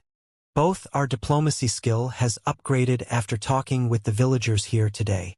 Jack confirmed to the 2 that it was indeed true, that they should not waste their time in this village. To hammer in his point, he also joined in the conversation with the 2 animals while unleashing his combat skills and spells one after another. Grace and Jet were impressed by Jack's ability to carry out a decent conversation while doing other things. They were similarly impressed with his expansive arrays of skills and spells. Captain Whitebeard and Shortpaw were more than happy to entertain their talks. Jack informed Grace and Jet about the treasure chests in the lake. The 2 agreed to help him search the lake tomorrow. Jack told Jet that they would first look for the chests in the morning before attempting the descent into the sinkhole for the runic metals. Jack laid out everything he had found during his corporeal state scouting and his plan on how they should descend. The next morning, the 3 entered the lake. Maraudis and Oswald simply observed them from the lakeside. The natives here were either oblivious of the treasure chest's existence or simply paid them no heed. The lake was rather big. Jack and the others agreed beforehand to divide the lake into 3 sections, not including the central part where the vortex regularly sent out strong waves. Each of them separated and headed to these 3 sections to look around. It was Grace who spotted the first chest. She sent a message informing the others of the coordinates. Jack and Jet came soon after. Gold treasure chest.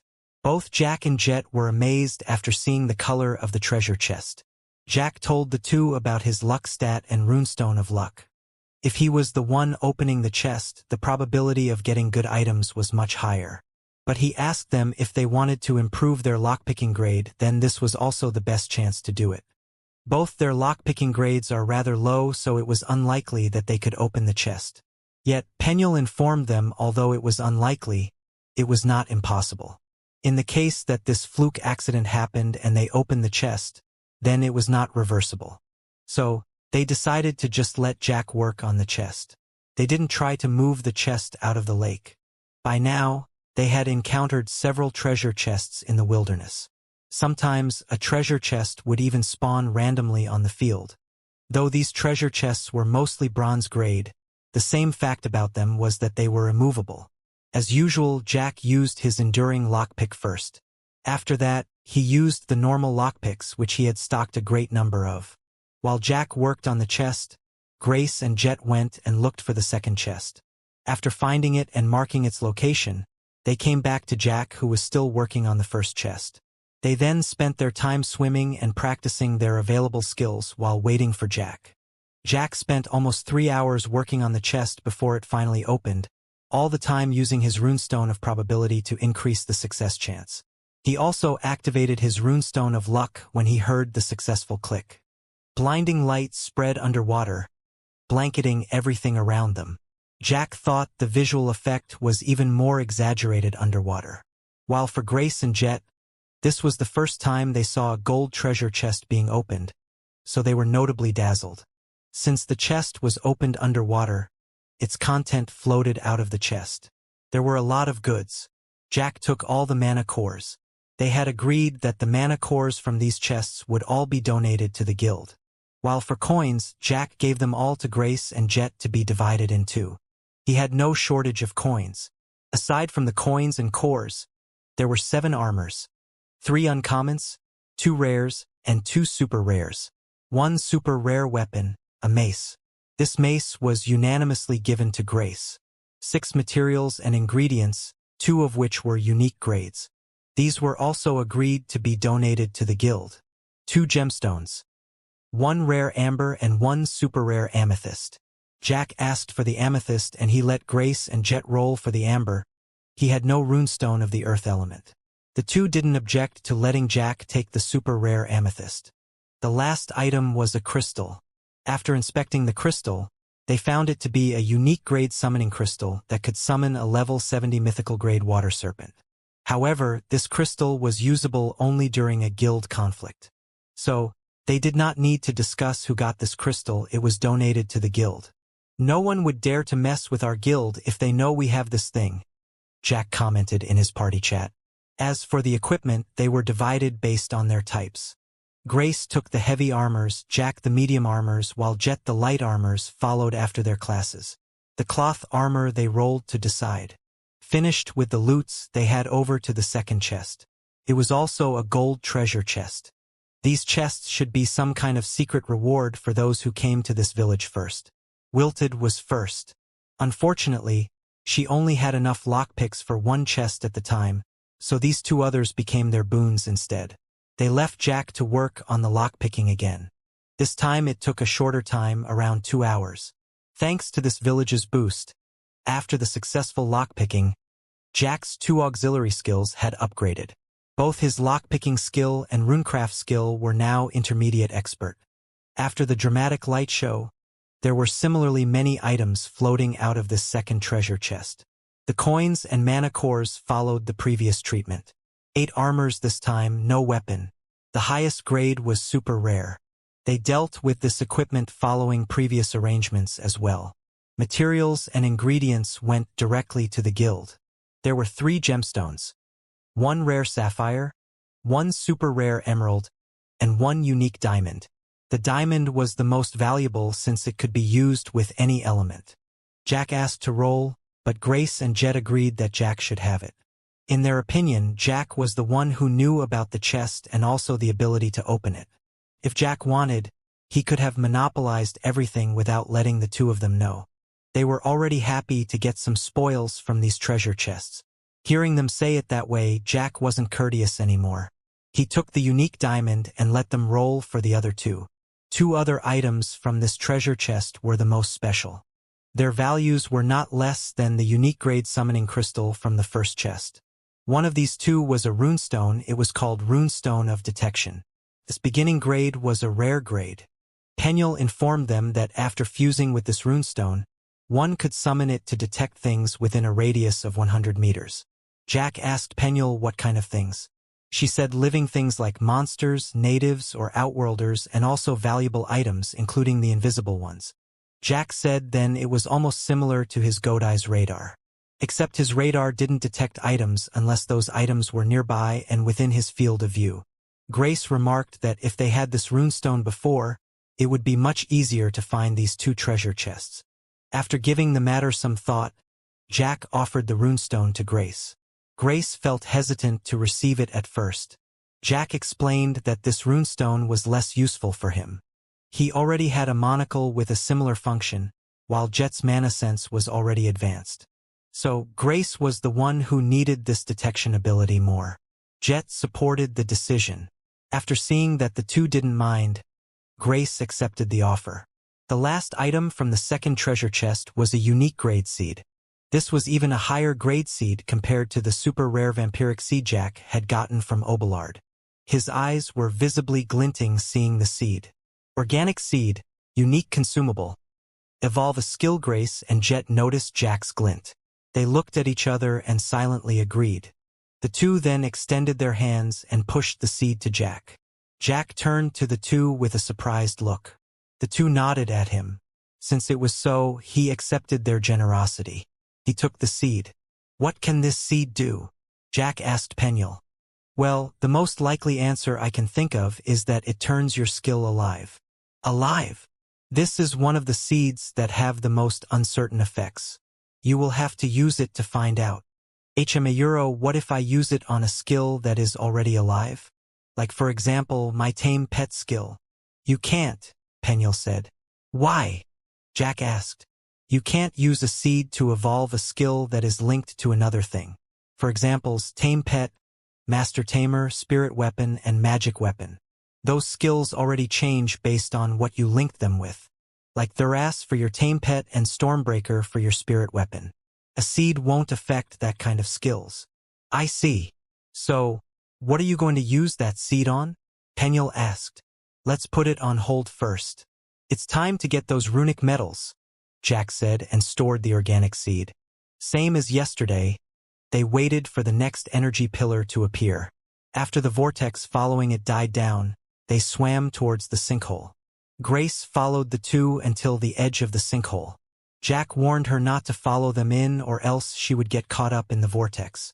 She promised that she would leave once they went down. Jack and Jet descended the sinkhole. Grace looked down from the edge as the two went deeper into the dark abyss. Jack cast illumination again to light up the surroundings. Grace saw the two go in deeper and deeper as the light from Jack's illumination spell was slowly swallowed by the darkness below. Her eyes stayed there for a while longer before she turned back and swam away. Jack and Jet proceeded to descend. When they reached the ring indentation, Jack gave Jet a sign. This was where the interval of the energy pillar would shorten. They would have only 1 minute once they passed this line. Jack had given him 1 bottle of Grace of Tranquility potion. Jack asked him to drink it now. When the vortex hit yesterday, Jack had no trouble holding on to the bar handle while Jet almost lost his grip. This potion should increase his overall attributes and help him hold on without the need to use his beast form. Jet drank the potion. He felt stronger at once. He gave an okay sign to Jack. The two then descended at high speed. Every second mattered now. Jack already knew where to head, so they arrived at the hole in the wall before the energy pillar emerged. The two of them secured their grips on the bar handles and waited. The energy pillar came. The vortex followed soon. The two felt themselves getting pulled by the strong sucking force of the vortex. Jack paid attention to Jet. He seemed struggling, but he managed to hold on. The potion helped. After the vortex dissipated, the two proceeded down. Jack took the lead. He had memorized the next hole's position. After hiding from the second vortex, they continued down again. After the second hole, they passed a few spots that were exuding a dim green glow. These were the deposits that they had seen the first time they descended this tunnel. They were now in reach, but Jack and Jet ignored them. These should contain the lowest grade of runic metals. Their target was the better grades down below. Do you feel the water getting harder to swim through? Or it's just my feeling? Jet sent Jack a message. Should be just your feeling, Jack replied. They reached the third hole. The energy pillar shot out as they were securing their grips. They were again getting pulled by the vortex. While Jack was resisting the pull, he received an urgent message from Jet. Jack boy, help me. Jack turned and saw the elder dwarf almost losing his grip. Jack hurriedly released one hand and grabbed Jet's body, steadying and keeping him from getting sucked by the vortex. What's wrong? The potion should last 20 minutes, Jack asked. The buff is still on. The problem is the vortex. It is stronger than up there, Jet informed. It is. Jack couldn't tell. Probably because the vortex was not strong enough to cause him discomfort. But he believed Jet wasn't joking. This meant that the vortex was getting stronger as they descended. Should have expected this, Jack thought. If not, then anyone who had known this tunnel setup would be able to get the highest grade of runic metals down there as easily as the lowest grade up here. This meant that with Jet's attributes, he would soon reach his limit. In the next hole, use your panda form, Jack advised. Okay, Jet replied. What is your beast form level? Jack asked again. 15, Jet answered. Do you have 5 free skill points available? Jet nodded. I have some stocked for use on level 50 skill. Use 5 to max your beast form skill. You will need all 10 minutes of its duration. Jet followed the instruction. He leveled up the skill while waiting for the vortex to end. They descended again once the vortex stopped. As they swam downward, Jack again received Jet's urgent message. It's not just my feeling. It is truly getting more difficult to swim. Jack turned back and saw Jet was a few meters behind. Truthfully, he also felt his body getting heavier than usual. He couldn't move as easily as before. It was like the water under here was becoming more solid. Jack stopped advancing and waited for Jet. When he was in range, Jack held him and they swam together. He slowed down, but Jet became faster. This time, the energy pillar came shooting up before they grabbed the bar handles. They frantically swam and grabbed the handles just as the vortex was forming. Jet turned into a panda and held tightly. This time, Jack also felt some difficulty holding on. He activated life-burning art. They descended again. The runic metal deposits were giving a stronger glow here. They passed by them without stopping. Jet was in his panda form while Jack had his life-burning art on. These buffs allowed them to swim through the heavier water and arrived at the 5th hole just before the next vortex came. Jack thought about the next descent while waiting for the vortex to end. Most likely they won't be able to reach the next hole with their current conditions. Jack made a decision. Once the vortex ended, he used his supreme dragon transformation. Before Jet could ask anything, Jack grabbed his arm and dragged him out of the hole. With Jack's dragon form's flying ability even underwater, he shot down. The water indeed proved harder to pass through as they went deeper.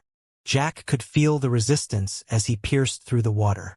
He arrived at the 6th hole with some decent seconds to spare. The two grabbed the bar handles and waited for the vortex. This 6th hole was the last one he had scouted for the position. He didn't know in which direction the 7th hole down there was located. But with the speed of his dragon form's flight, he should still have time to look around before the vortex hit. His dragon form lasted 10 minutes.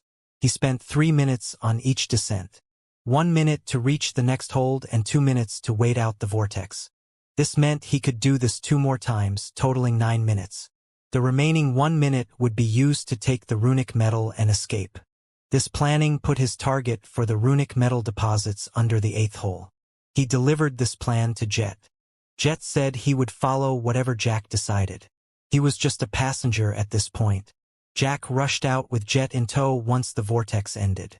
He flew down as fast as he could. The pressure resisting his descent had increased, but his dragon form could still manage.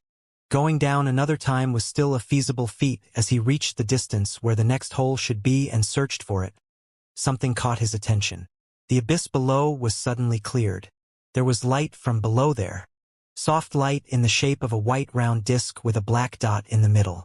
Though it was peculiar to see a light source suddenly appear down there, Jack was just about to dismiss it because he found the seventh hole he was looking for. When his eyes were about to turn away from the light disc below, the disc blinked. Jack froze for a second. Jack didn't move, but he had willed himself over to the hole. He was currently drifting slowly towards the hole. The black dot at the center of the round white disc was following his movement. And then the round white disc disappeared. The abyss below returned.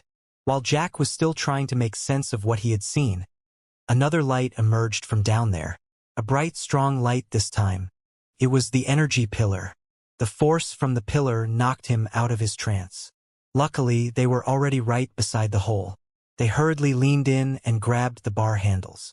"Did you see that?" Jack asked. "Can we leave now?" Jet replied. His face was pale. Jack took it as he had also seen that thing, a giant freaking eye. Jack looked at his radar. Nothing. The only dot was just the green one indicating Jet next to him. "It is probably a being similar to Broidryrig or Goddess Serenity," Penuel conjectured. Both of them also didn't show up on Jack's radar.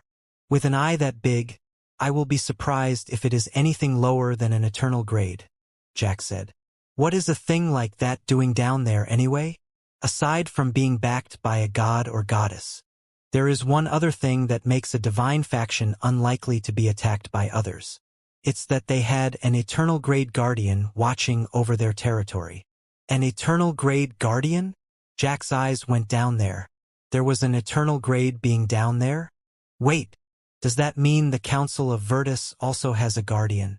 "Yes," Penuel said. Jack thought for a bit. He then sent a message to Jet. "Ready your runic metal pickaxe."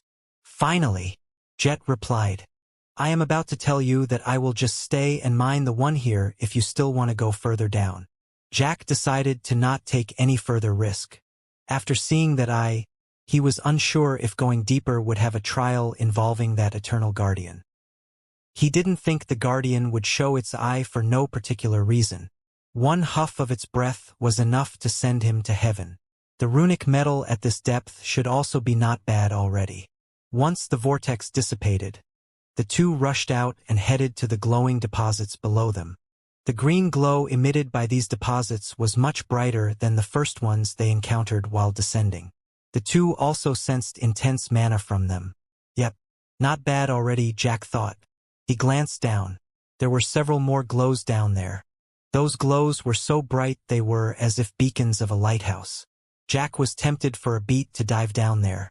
Yet, the temptation soon passed. He had decided to mine the one here. He would stick by that decision. Both Jack and Jet took out their green pickaxes. They picked the deposits next to each other and started mining. When their pickaxes hit the hard shells of the deposits, an health point bar appeared. The bar showed that the hit just now was not even 1% of the bar. What? Both of them were confounded. Shit. I thought this is like normal mining where it only takes 2 or 3 hits to break the deposit. Jack cursed. The two looked at one another. Then, as if in agreement, they started hacking the deposit frantically. It seemed that their attributes affected the damage they dealt because Jack's every hit devoured more health point than Jet. Jack tried using a skill flame strike. The resulting damage was the same as when he did a normal hit. So, skills didn't make any difference. Hence, Jack continued hacking with just normal attacks. He activated Adrenaline Rush though, increasing his already fast attack speed to even faster. The health point bar of his runic metal deposit decreased at a visibly faster rate compared to Jet's. Jet stole a glance at Jack's and was dispirited to see how slow he was compared to Jack. It was fortunate though that they had decided to mine the deposit here. There was still a bit over 1 minute of his panda form. If they continued down again, he would be hacking the deposit with the weaker attributes of his normal form. After frantic mining, The shell of Jack's deposit finally cracked. Light seeped out from the crack. Jack delivered one more hit and the shell broke, revealing a brilliantly shining plate. The shine lasted for a while before dimming, but the glow didn't disappear. It stayed around the plate as if a cloak. Jack used Inspect on the plate. Runic metal, unique material, special usage. Link with storm wind. Unique grade. Jack celebrated after seeing the description. Special usage? So, not just for pet armor, he thought. He looked at the other deposits. The green pickaxe he used to get this runic metal had crumbled. He wondered if he could use a normal pickaxe to mine the others. Since there was still time till the next vortex appeared, he decided to give it a try. He swam to the nearest one and took out a normal pickaxe. He hammered onto the glowing shell. Clank! A crisp sound was heard. No health point bar appeared. Jack hit it a few more times. Still no health point bar. You need a specialized pickaxe for these deposits, Penuel confirmed. Jack stored his pickaxe. He had always been counting since descending this vertical tunnel. The next vortex should hit in around 15 more seconds. Jack looked in Jet's direction. Fuck! You just managed to lower it down by half? You won't make it before the vortex hit. Jack sent him a message. I've been trying my best. Jet replied without slowing down the hits. Have you used Strength of the Wild? Jack asked. Jet paused for a beat before resuming his hits. His swings became faster than previous. You forgot and used it just now, didn't you? Jack said. The health point bar was now decreasing at a faster rate. Jack tried to estimate the time they had left. It's still not enough before the next vortex happens, Jack informed. Uhayuro, how about we take a pause and hide first? We resume again once the vortex ended, Jet offered. We can't. Headite said before that this pickaxe will break if we stop the process halfway. Remember? Jack said. So, how? Jet was starting to panic. Jack thought for a beat. He then said to Jet, continue hacking. Even if the vortex appeared. What are you planning? Jet asked. But he didn't stop. Instead of answering, Jack put his large dragon form body behind Jet. He then cast a spell on the wall surface. 15 crimson chains appeared from the wall. Jack then planted his clawed hands and feet on the wall, pinning Jet between him and the wall. With the mana manipulation he had trained diligently, he manipulated the chains to wrap around his hands and feet. The chains moved slowly. When the energy pillar shot out, they were still wrapping Jack's limbs. The vortex was soon formed. Jack felt the pull. It got stronger by the second. Jack activated gold scale armor. Jet also felt the force, but since he was protected and pinned to the wall by Jack's body, he could continue hacking at the green deposit. Faster! Jack exclaimed. He could feel his claws were already ripped out of the wall. His chains were now straining to keep him tethered. The vortex, in the meantime, was growing stronger with each second. After almost 10 seconds after the vortex was formed, the green shell finally broke. The brightly glowing runic metal came into view. Jet didn't wait for the glow to dim. With closed eyes, he thrust his hands and touched the plate. He immediately stored it in his storage bag. Got it, Jet uttered. Jack had been straining his concentration to keep his chains holding him in place. He let go then and used one hand to grab Jet. They were sucked into the vortex. They swirled inside the vortex while being pushed upward. Damage numbers appeared one after another above their heads. Jack's gold scale armor allowed him to remain somewhat stable inside the vortex, so he could direct his flight up, utilizing the vortex's updraft to give them a faster ascent. Jet's panda form was out of duration in the middle of their ascent. His total health point decreased by half, which meant each damage by the vortex ate a larger portion of his life compared to before. When his health point was dangerously low, Penuel came out from her hidden dimension and cast Fast Heal and Group Fast Heal back-to-back before phasing back into her hidden dimension. Jet's health point was up to full again. Once he saw that they were out of the sinkhole, Jack immediately directed his flight out of the vortex. He found out that the longer he stayed inside the vortex, the harder it was to leave. He struggled with full effort as he beat his wings fiercely inside the vortex. He was again saved by his gold scale armor. If not for it, he would be tossed around inside the vortex without knowing where is up or down. Even someone who had the flight spell would still be unable to save themselves from this vortex if they couldn't resist its twisting force. After much hardship, he finally tore out of the vortex. Jet's health point was again being dragged down to critical by then. Jack swam up with his dragon's flight, bursting out of the water. In the air, he could fly faster without the water friction. He shot directly at the beach. The animals that were gathering by the beach were genuinely startled by a scary-looking dragon man who suddenly came at them at high speed. They retreated a healthy distance away. Jack landed on the beach. Jet was just glad that his feet were on the ground already. His heart was still beating wildly. He had enough flying and swimming for today. Grace came to them while the two were lying on the ground and resting. She had been waiting by the lakeside after leaving the two. She spent the time talking to the animals while practicing her combat skills from time to time. "Do you succeed in getting the runic medals?" she asked. Jack and Jet were still panting on the ground. Instead of answering, the two gave her a thumbs up. "Unique grades? Wow, I'm genuinely impressed that you both managed to get such high-grade ones," Hittite said. Jack and Jet were now back at her workshop handing in the runic medals. The higher the grade of the runic metal, the harder it is to mine it. You people managed to break the deposits in less than 1 minute? You are much stronger than the other average people of your level. Damn it! This woman knows it is not an easy task mining the metal if they go deeper, but she left these details out. Jack cursed within. "So, can you work these into pet armors?" Jack asked. "Sure I can," Hittite replied. "Stay around. It will take me a few days to work on them." "Oh Hayuro, how many days?" "Well, for both of them, I guess 10 or 12 days should do it." 10 or 12. We are only allowed to stay in this village for 10 days. That's 8 days left now. Can't you finish them before we have to leave?" Jack asked. "I can only work the armor one at a time. It takes me 6 days for one armor," Hittite answered. "I can only complete one before you have to leave. One of you will have to come back here to take the second one." Jet immediately said, "Well, Jack boy, you have to be the one coming back then. You are the only one that can track the route to this village." Jack gave him a side eye. "Didn't I already tell you to just follow the white rat? You were just scared of having to go through the lost forest again. Aren't you?" "Damn right I am scared. I'm not going into that blasted forest again. Also, didn't you say following the rats have a small chance of ending up somewhere unknown?" "It's just a small chance, but if you pay attention to the white ones, you should be fine," Jack said. "Small chance is still a chance, and I might mistake a light gray rat for a white one. I'm not doing it.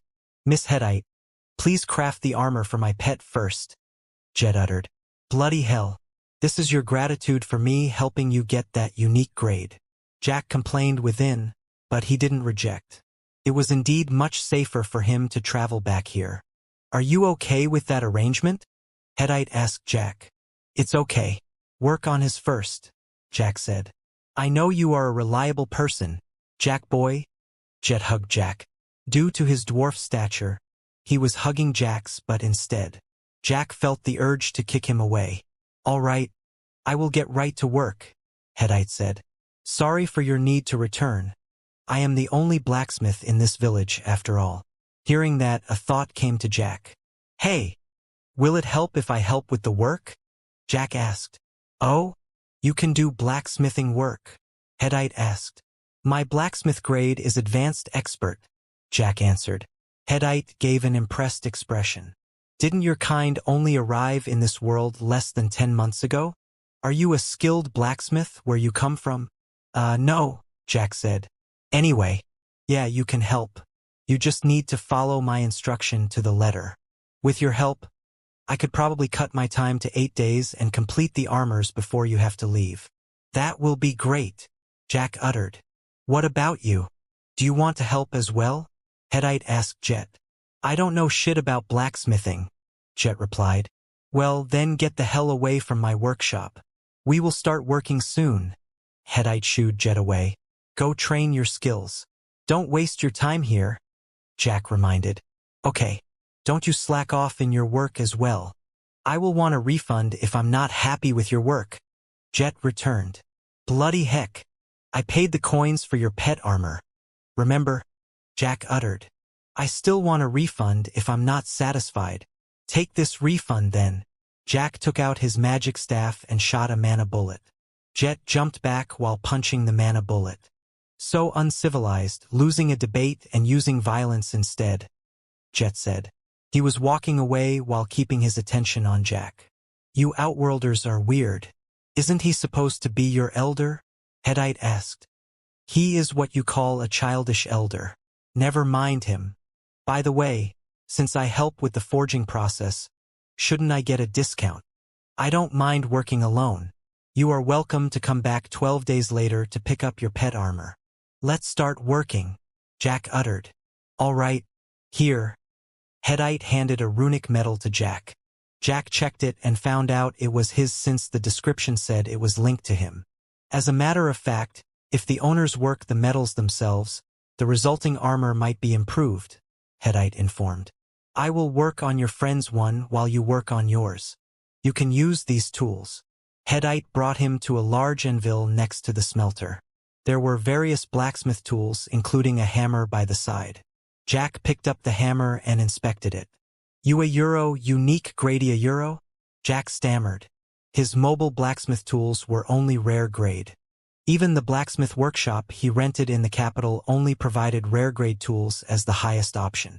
He would have been happy if these tools were super rare grades, but instead, it was even better than he hoped. May I use these tools for other purposes? Jack asked. Once you complete the task of forging your pet armor, I will think about letting you use them, Headite replied. Sweet, Jack uttered. He had been hoarding ores every time he entered a city. He had lots of ores in his bag, but his high-level armors also needed tons of ores for leveling up, mainly because of the high failure rate. He preferred to not use the guilds or stock for his private use. Those ores inside the guild's warehouse should be used to help his guildmates. Hence, he had just been stockpiling materials all this time without using them yet. With these unique grade blacksmith tools, he should be able to reduce the failure rate significantly, thus reducing his material waste. Follow this instruction, Headite said. A holographic video appeared before Jack, showing the forging process. Study it. You can ask me if there is something you don't understand. Otherwise, you can start working, Headite said. You don't need to worry about failure in working this runic metal. This is a special metal that won't fail. In exchange, it required a very long time to process. Hence why I need so long to craft the armor. If you make a mistake, the process will simply not be registered. You will have to repeat it. Jack nodded. He watched the video attentively. Headite stayed by his side for a while. When she saw Jack didn't ask any questions, she was rather amazed. She then went away and prepared her own work. Actually, the video showed some complex processes. However, Jack had experienced these processes during his short stay in the blacksmith circle. Grenmer, who was the blacksmith tutor there, had explained how to work out the kinks when encountering such processes. Hence why he didn't ask Headite about it. The runic plate was heated first before Jack hammered it following the tutorial video. The process was lengthy, much more lengthy than the ones he had done in blacksmith circle. The spots that he had to hit with the hammer were also not large, so he had to take care of not making a mistake. After finishing the process, he cooled the plate inside a tub of water beside him. Then he was asked to repeat the process. The cycle went on endlessly. He could see the runic plate slowly changing shape with each cycle. After hours of working, the plate suddenly broke apart. He was fairly startled when it happened, terrified that he had somehow foiled the forging process.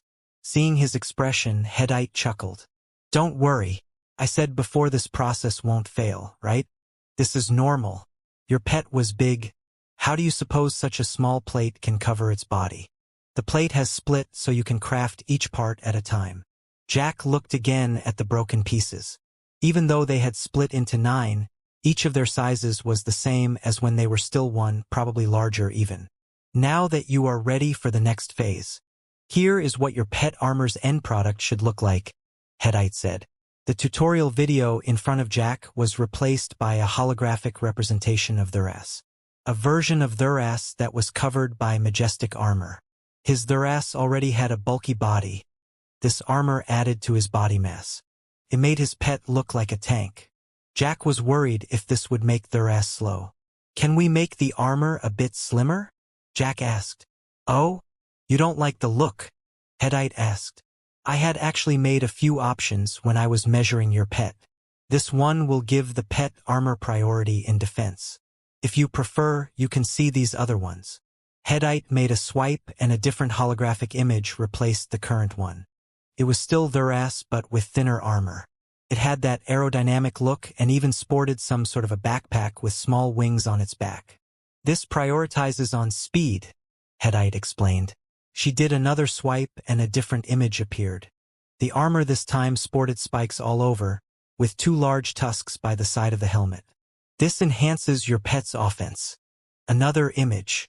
The armor looked more high-tech this time. This also prioritizes defense but not as much as the first one. In exchange, your pet gets the ability to produce a temporary force field for enhanced defense. When Hittite didn't show another image, Jack asked, Only 4. How many do you expect? Hittite asked back. Do you think I spend my time working on 100 different looks for just your pet? 4 is good. 4 is good, Jack hurriedly said. He didn't want to offend the person that was helping him craft his pet armor. So, which one do you prefer? Hittite asked. Jack swiped the holographic images back and forth to take a look again. After a while, he decided. I will take this one, Jack said. He had chosen the one that prioritized speed. He had built his abilities around speed. He would need his pet to be able to keep up with his fast movements.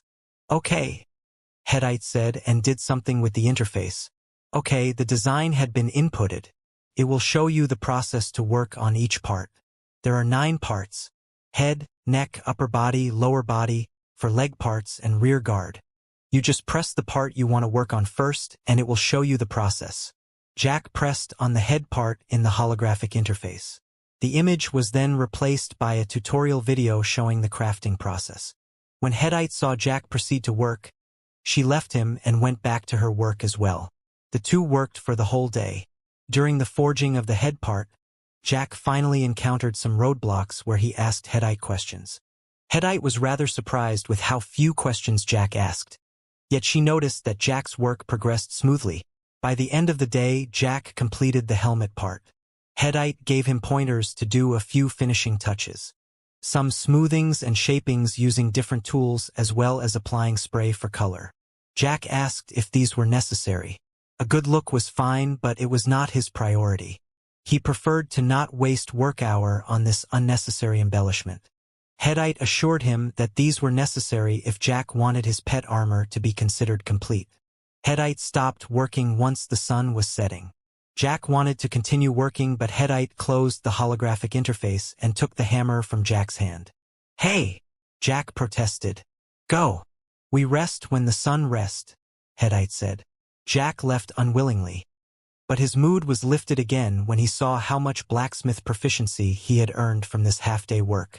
If he continued this for the rest of his stay here, he could probably be the first Outworlder to become a basic master blacksmith, at least in his guild, because he knew no one had yet to achieve that level. This place is truly a good place to build auxiliary skills, Jack muttered. He returned and found the same scene as yesterday. Grace and Jet were practicing their combat skills while conversing with Captain Whitebeard and Shortpaw. No, there was another additional member this time. It was the owl that they met when they entered this village, Old Eye. Jack greeted them. He then noticed that Oswald was also there, but he was sitting quietly in the corner with his eyes closed. What's he doing? Is that one of the ways he sleeps? Jack asked. He is practicing mana sense, Grace answered. He did. Jack was astonished. He saw me doing it during the day. He asked me to teach him as well, so I did, Grace informed. Yeah, I give them some pointers, Jet said. That native is rather serious about learning it. He is very hardworking, and this place is a very good place to learn, considering the dense mana. I see, Jack thought. He wondered if he should teach Arlcard as well, but he had a feeling that would be an exercise in futility. Jack decided to spend his evening the same as them, increasing the proficiency of his combat skills and spells while conversing with the talking animals to increase his diplomacy skill. They spent the rest of their days in this same routine. Grace trained her mana sense during the day while Jack did the blacksmithing work. At night, they trained combat skills while conversing with the native animals. Jet trained his combat skills all day and took some breaks to swim and conversed with the other locals, especially the young women. Oswald spent almost all day practicing mana sense. Looking at him, "I'm afraid he will be able to sense mana before you," Jack commented. "Doesn't matter. This is not a competition," Grace said. "Sure it is," Jack returned. During those days, he also received a notification. Guild Everlasting Heavenly Legends had become the first guild to have members of all 7 races. Receiving secret rewards of 100,000 reputation points, 50 gold coins, 100 food, 100 minerals, 100 woods, and a blueprint to construct a global embassy structure. "Oh, we have finally recruited Draconian and Ethereal members as well," Jack thought after hearing the notification. Jack turned to Grace and Jet, who showed no reaction. He guessed this notification was only heard by guild leaders or those with high enough ranks. "What is this global embassy structure?" Jack asked Penuel. Penuel, who had also heard the notification through Jack, answered, "That structure provides links to all the guild associations in every main city of the 7 countries. Now all the natives will be able to easily send you guild quests via their city's guild associations. I must say, with this structure, you will see a sharp increase in available guild quests." "Amazing," Jack remarked. "With this, it should not be long before they reach guild level 4. A message from John arrived at this time. "Expert, do you mind asking that talking encyclopedia of yours what this global embassy does?"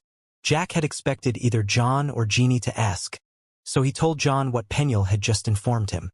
"Excellent. I will divert resources to begin construction immediately," John said. Jack could feel the excitement from John's message. At the end of the 5th day since he started forging his pet armor, the 7th day after they arrived in the village, Jack completed the last piece of his pet armor. "I am surprised. You actually did it at the same pace as me," Headite complimented. "That's because you spent your time helping me as well," Jack tried to be modest. "If you just focus on your work, you would have finished yours earlier." "That is correct," Headite said, not trying to be modest. "All right, the last step now is to link them all together. Once you did, you will be able to register it to your pet and the armor will automatically be equipped." "How do I link them?" Jack asked. "Carry the hammer and the parts and follow me," Headite said. She was also carrying her hammer and the completed parts for Jet's crimson-maned lion. They walked to the stalls where the 2 pets were still inside. Headite went to the one containing Jet's pet. She put the 9 parts of the armor on a bench next to the stall. She then accessed a panel by the side of the stall's gate. A holographic image appeared around the stall, with the crimson-maned lion at its center. Jack saw 9 boxes floating around the pet. Every box had different hollow shapes. After further observation, Jack found that the hollow shapes were the shape of the armor parts. Headite operated the panel and the hologram turned around until the box with the hollow shape of a helmet came before her. She then took the helmet from the bench and put it inside the hollow shape. It clicked inside as if the hologram was a tangible thing. The helmet part was now floating inside the box. Headite turned the hologram again to the box next to it and inserted the neck part. A link appeared between the 2 boxes. Headite readied her hammer as a red bar appeared above the link. The bar had a pin and a triangle that kept moving from left to right. These pin and triangle, however, always moved opposite from one another. When the pin passed by the triangle, Headite struck her hammer at the spot they were crossing. Blue areas appeared on both sides of the bar, reducing the originally red area. As the pin and triangle passed by again, Headite hit a second time. The red area was further reduced and the blue area increased. As the red area reduced, the speed of the pin and triangle increased. However, Headite had no problem hitting the spot they passed one another with uncanny accuracy. She did it a few more times until all the red area was replaced by the blue. When that happened, a notification appeared indicating the link was successful. Headite turned the hologram again and inserted the third armor part into the next box. She turned to Jack and asked, "Did you get all that?" "I think I do," Jack replied. "Then get to work," Headite said. Jack followed what Headite had done and activated the panel on Thera's stall. The same holographic image appeared around their ass. Jack then worked the hologram and had the box with the helmet part came before him. He inserted the helmet and then the neck part, copying Headite's sequence. The linking bar appeared. Jack readied his hammer. He paid attention to where the pin and triangle passed and then struck. He had plenty of experience blacksmithing as well as hitting something with a one-hand weapon, so his accuracy could be considered high. He was successful with his first hit. The blue areas appeared at the edges. Jack then readied himself to make the second strike. The speed of the pin and triangle increased. Jack was concentrating to make a perfect hit, so he took his time. He let the pin and triangle pass one another a few times without making any hit. He wanted to get familiar with the rhythm before he hit. "The blue area will reduce if you wait too long," Penuel informed. "What?" Jack looked at the part where the blue and red areas intersected. It was indeed as Penuel said, the red area was pushing the blue area back. "Crap! That means I don't have the luxury of taking my time," Jack thought. He struck when the pin and triangle next passed one another. Success. With urgency, he continued striking. At an unfortunate time when his strike missed, the red area expanded a large portion, nullifying his several attempts. Jack felt like crying seeing that. So, not only that he was not allowed to take his time, but he was also not allowed to make a mistake. Jack stole a glance at Headite. She never missed a hit. He thought, damn. In terms of striking accuracy, he couldn't believe that he lost to a blacksmith. Jack had a few mishaps during the minigame of linking the armors. Luckily, there was no failure for this pet armor crafting. The mishaps just meant that he took a longer time to complete the process. Headite had completed the process. Once the linking was done, the 9 parts flew to the crimson-maned lion and strapped themselves on each part of the pet's body. During the beginning of the forging process, when Jack learned about the different design options for the pet armor, Jack asked if Headite had also prepared different options for Jet's pet. Headite had. She asked if Jack wanted to see and choose the option or let her decide as she originally planned. Jack asked to see. While checking the options, Jack sent Jet a message asking him if he wanted to come and choose himself. Jet said that he trusts Jack was a better expert in the game matter, so he let Jack decide the whole thing. Jack knew the guy was just lazy to come back to the workshop. After studying the designs, Jack had chosen an armor design that balanced offense, defense, and speed. The end product looked both durable and flexible. Jack had even requested the armor to be colored golden during the finishing touch. When the 9 parts armored finally attached themselves to the crimson-maned lion, it was dazzling enough to make Jack stop his armor-linking operation. "Hey! The red area is growing back," Penuel warned. Only after Penuel's alert that Jack hurriedly returned his focus to linking his pet armors. The crimson-maned lion, who had just gained a new armor, uttered a triumphant roar. The armor accentuated its already majestic presence to further height. The crimson-maned lion was visibly proud of its new look. Jack was glad that Jet was not around at the moment. Otherwise, that old geezer would surely boast nonstop. It would just disturb his concentration then. "Do you need me to take over?" Headite asked when she saw Jack still had halfway to go. "I got this," Jack replied and concentrated. Headite opened the gate of the stall that held the crimson-maned lion. As she did, the runic diagram around the stall faded. Once the restraint was gone, the crimson-maned lion vanished. Jack assumed it must have automatically unsummoned since Jet was not nearby, but that old Beastmaster should be getting a notification at this moment. Confirming his speculation, he received Jet's message not long after. "Woohoo! Jack boy! Did you see my lion? It's so cool. I bet my pet is the best there is amongst current players." Jet continued to send a few more messages containing only ramblings. Jack had the urge to block the guy's messages. In the end, he just focused his mind to ignore the messages. After a long struggle, he finally completed the last linkage. The 9 armor parts flew and slapped themselves onto Thera's body. The parts adjusted themselves following Thera's contour. The edges where the parts met reshaped and merged, forming an interconnecting full-body armor. When the process was completed, Thera's also uttered a thundering roar similar to Jet's crimson-maned lion. Jack could feel Thera's excitement through the link with his pet. The runic diagrams inside the stall died down and the gate opened. Thera's strutted out. It wasn't unsummoned since its owner was nearby. Jack observed his pet's new look. Thera's was now covered by layers of sturdy plates, held together by elastic material that looked both leather and metal.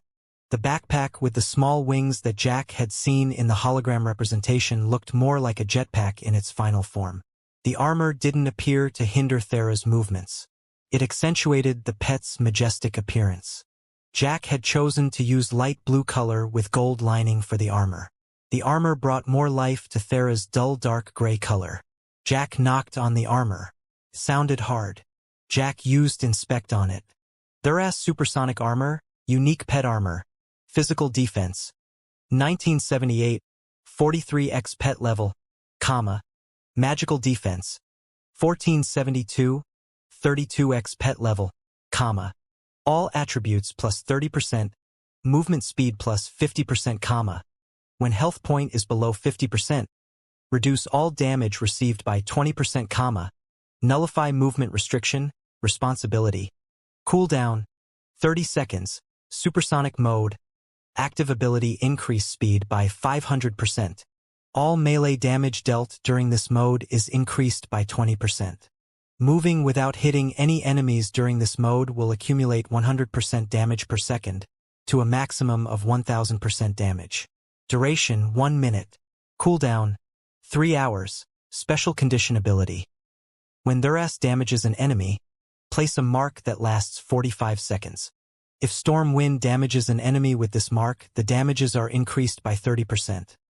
The defenses were so high, Jack thought. It was much higher than his combined Sword Fiend's gear's defenses. Considering this armor was unique while his Sword Fiend's gears were only super rare, this was not surprising. Additionally, the defense of this pet armor scaled up as Thera's increased its level. So, there was no need for him to level up this armor by blacksmith process. Still, Thera's original defense was already high. With this extra defense, it was now a real tank. He wondered if he had chosen the armor version that prioritized defense, wouldn't his Thera's be unkillable then? Headite also checked the armor. She said, "You know, this special condition ability appears because you fully craft this armor yourself." "Really? Are you saying the Crimson Mane Lions that you've crafted doesn't have this special ability?" Jack asked. "No. That lion's armor has 4 abilities as any other unique grade equipment," Headite answered. "This 5th ability is all due to your effort. You can see from this special ability that it highlights your relationship with your pet. However, I can't help but notice that the overall ability in this armor is slightly stronger than normal. That must be the effect of the runestone you used when forging." Jack had used his runestone of enhancement when he did the finishing step for each 9 armor parts. This act further improved the armor stats. Jack unsummoned Thera's after he was done admiring it. "So, I can use the workshop for my own stuff?" Jack asked. "Sure thing," Headite replied. "After you do one thing for me. Didn't you say you will let me use your workshop tools once I completed the pet armor? Why add another requirement?" Jack protested. "I never said I let you use it. I said I think about letting you use it. This is me thinking about letting you use it." Jack sighed. "What do you need?" Headite handed Jack a green-colored pickaxe, similar to the ones she gave to Jack and Jet before. "Get me another runic metal of at least the unique grade. I will let you use my workshop." Jack received a notification of a quest. Recover a runic metal for Headite. "That's all?" Jack asked Headite. "That's all," she replied. "You could have given me 2 of this pickaxe and I would have gotten the runic metal for you when I get ours," Jack said, accepting the green pickaxe. "I never thought you Outworlders are capable enough to get the unique grade one," Headite said. "I admit I have underestimated you. Wait, didn't you say that the mined runic metal formed a link with its miner? If I give it to you, Won't it be useless then? See the runes on that pickaxe? Headite asked and pointed to the pickaxe he had just given Jack.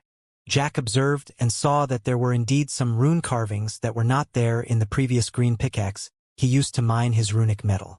It's an enchantment that allowed it to link to me despite you being the one who mined it, Headite explained. Jack nodded. He then said confidently, "Don't worry, you will get your runic metal tomorrow morning. By the way, do you have another green pickaxe to spare? Maybe I can get an extra runic metal for myself."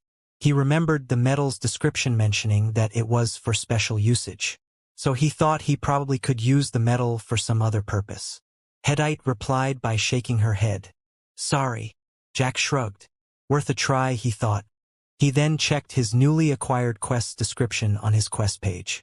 Recover a runic metal for Headite, difficulty S. Rewards 1,200,000 EXP, 30 gold coins. Permission to use Headite's workshop. Get a runic metal of at least the unique rarity within these 5 days of work. Jack's blacksmith's proficiency had increased greatly, but not enough yet to level up. One of his other auxiliary skills had increased, though. During the day, he had conversed with Headite regularly. At night, he conversed with the animals. His diplomacy skill had upgraded to intermediate expert. When Jack returned to where they were staying, Jet immediately showed off his armored crimson-maned lion. Jack did admit the lion looked much more impressive with the new armor. The lion's armor also possessed an active skill. The skill was called Supremacy. The skill increased Crimson-Maned Lion's attributes by 100%. All its attacks inflicted additional 30% fire damage, and it was immune to all movement restrictions while the skill was active. The skill lasted 2 minutes with a cooldown of 6 hours. When the Supremacy skill was activated, a red fiery aura enveloped the Crimson-Maned Lion, making it look more fierce than it already was. Jet kept on flaunting his pet in front of Jack. Jack ignored it at first, but he got annoyed after a while. He uttered, "Dude, do you forget that I also forged an armor for my pet?" He summoned their ass and had it stand before Jet's lion. "Oh? Is your ugly whatever beast you have here trying to challenge my great lion?" Jet uttered. "How dare you call my majestic Thurass ugly?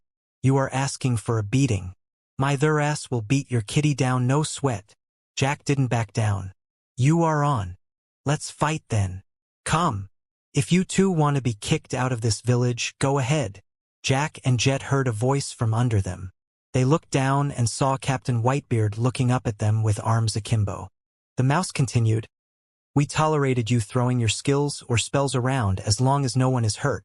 But fighting one another, even if it is a friendly match, is too much. We don't tolerate that kind of conflict in this village. I guarantee you will be kicked out the minute you defy our value of peace." Grace came by and said to Whitebeard, "They are just kidding, Whitebeard. They are not truly going with it." She then turned to Jack and Jet. "Right?" she asked with a glare. "Why isn't your eyes? We are just kidding." Both Jack and Jet replied. The two unsummoned their pets.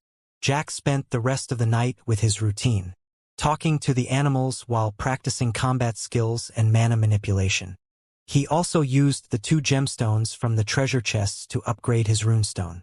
He used the super rare amethyst for his runestone of probability and his unique diamond for the runestone of luck. The runestone of probability upgraded to a super rare rank.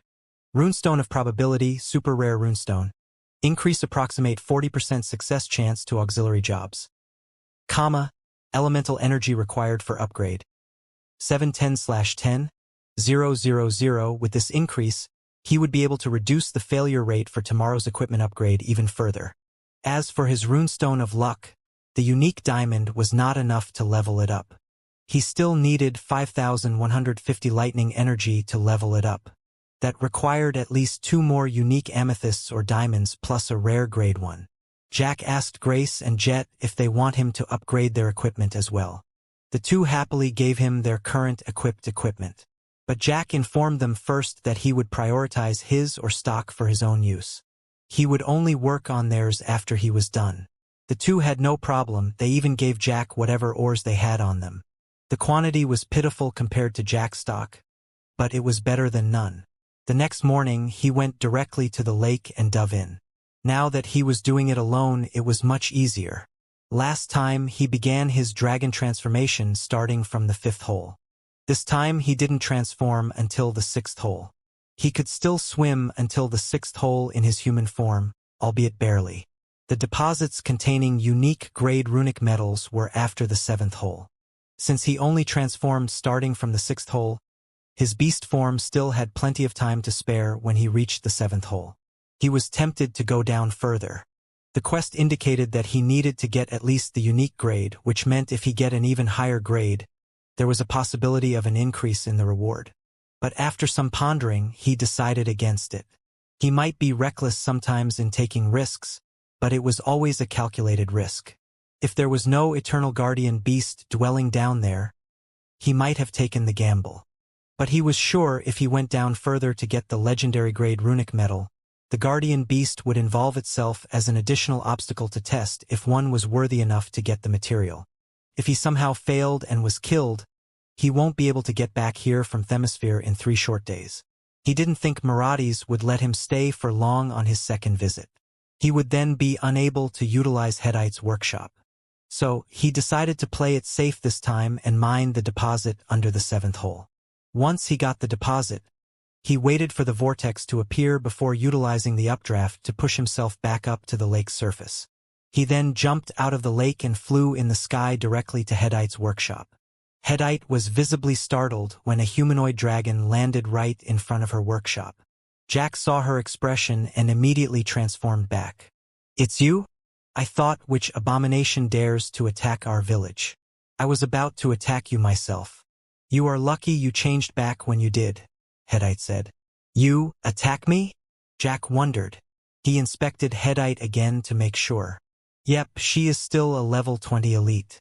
Does she not know my level? Jack didn't bother too much with that thought.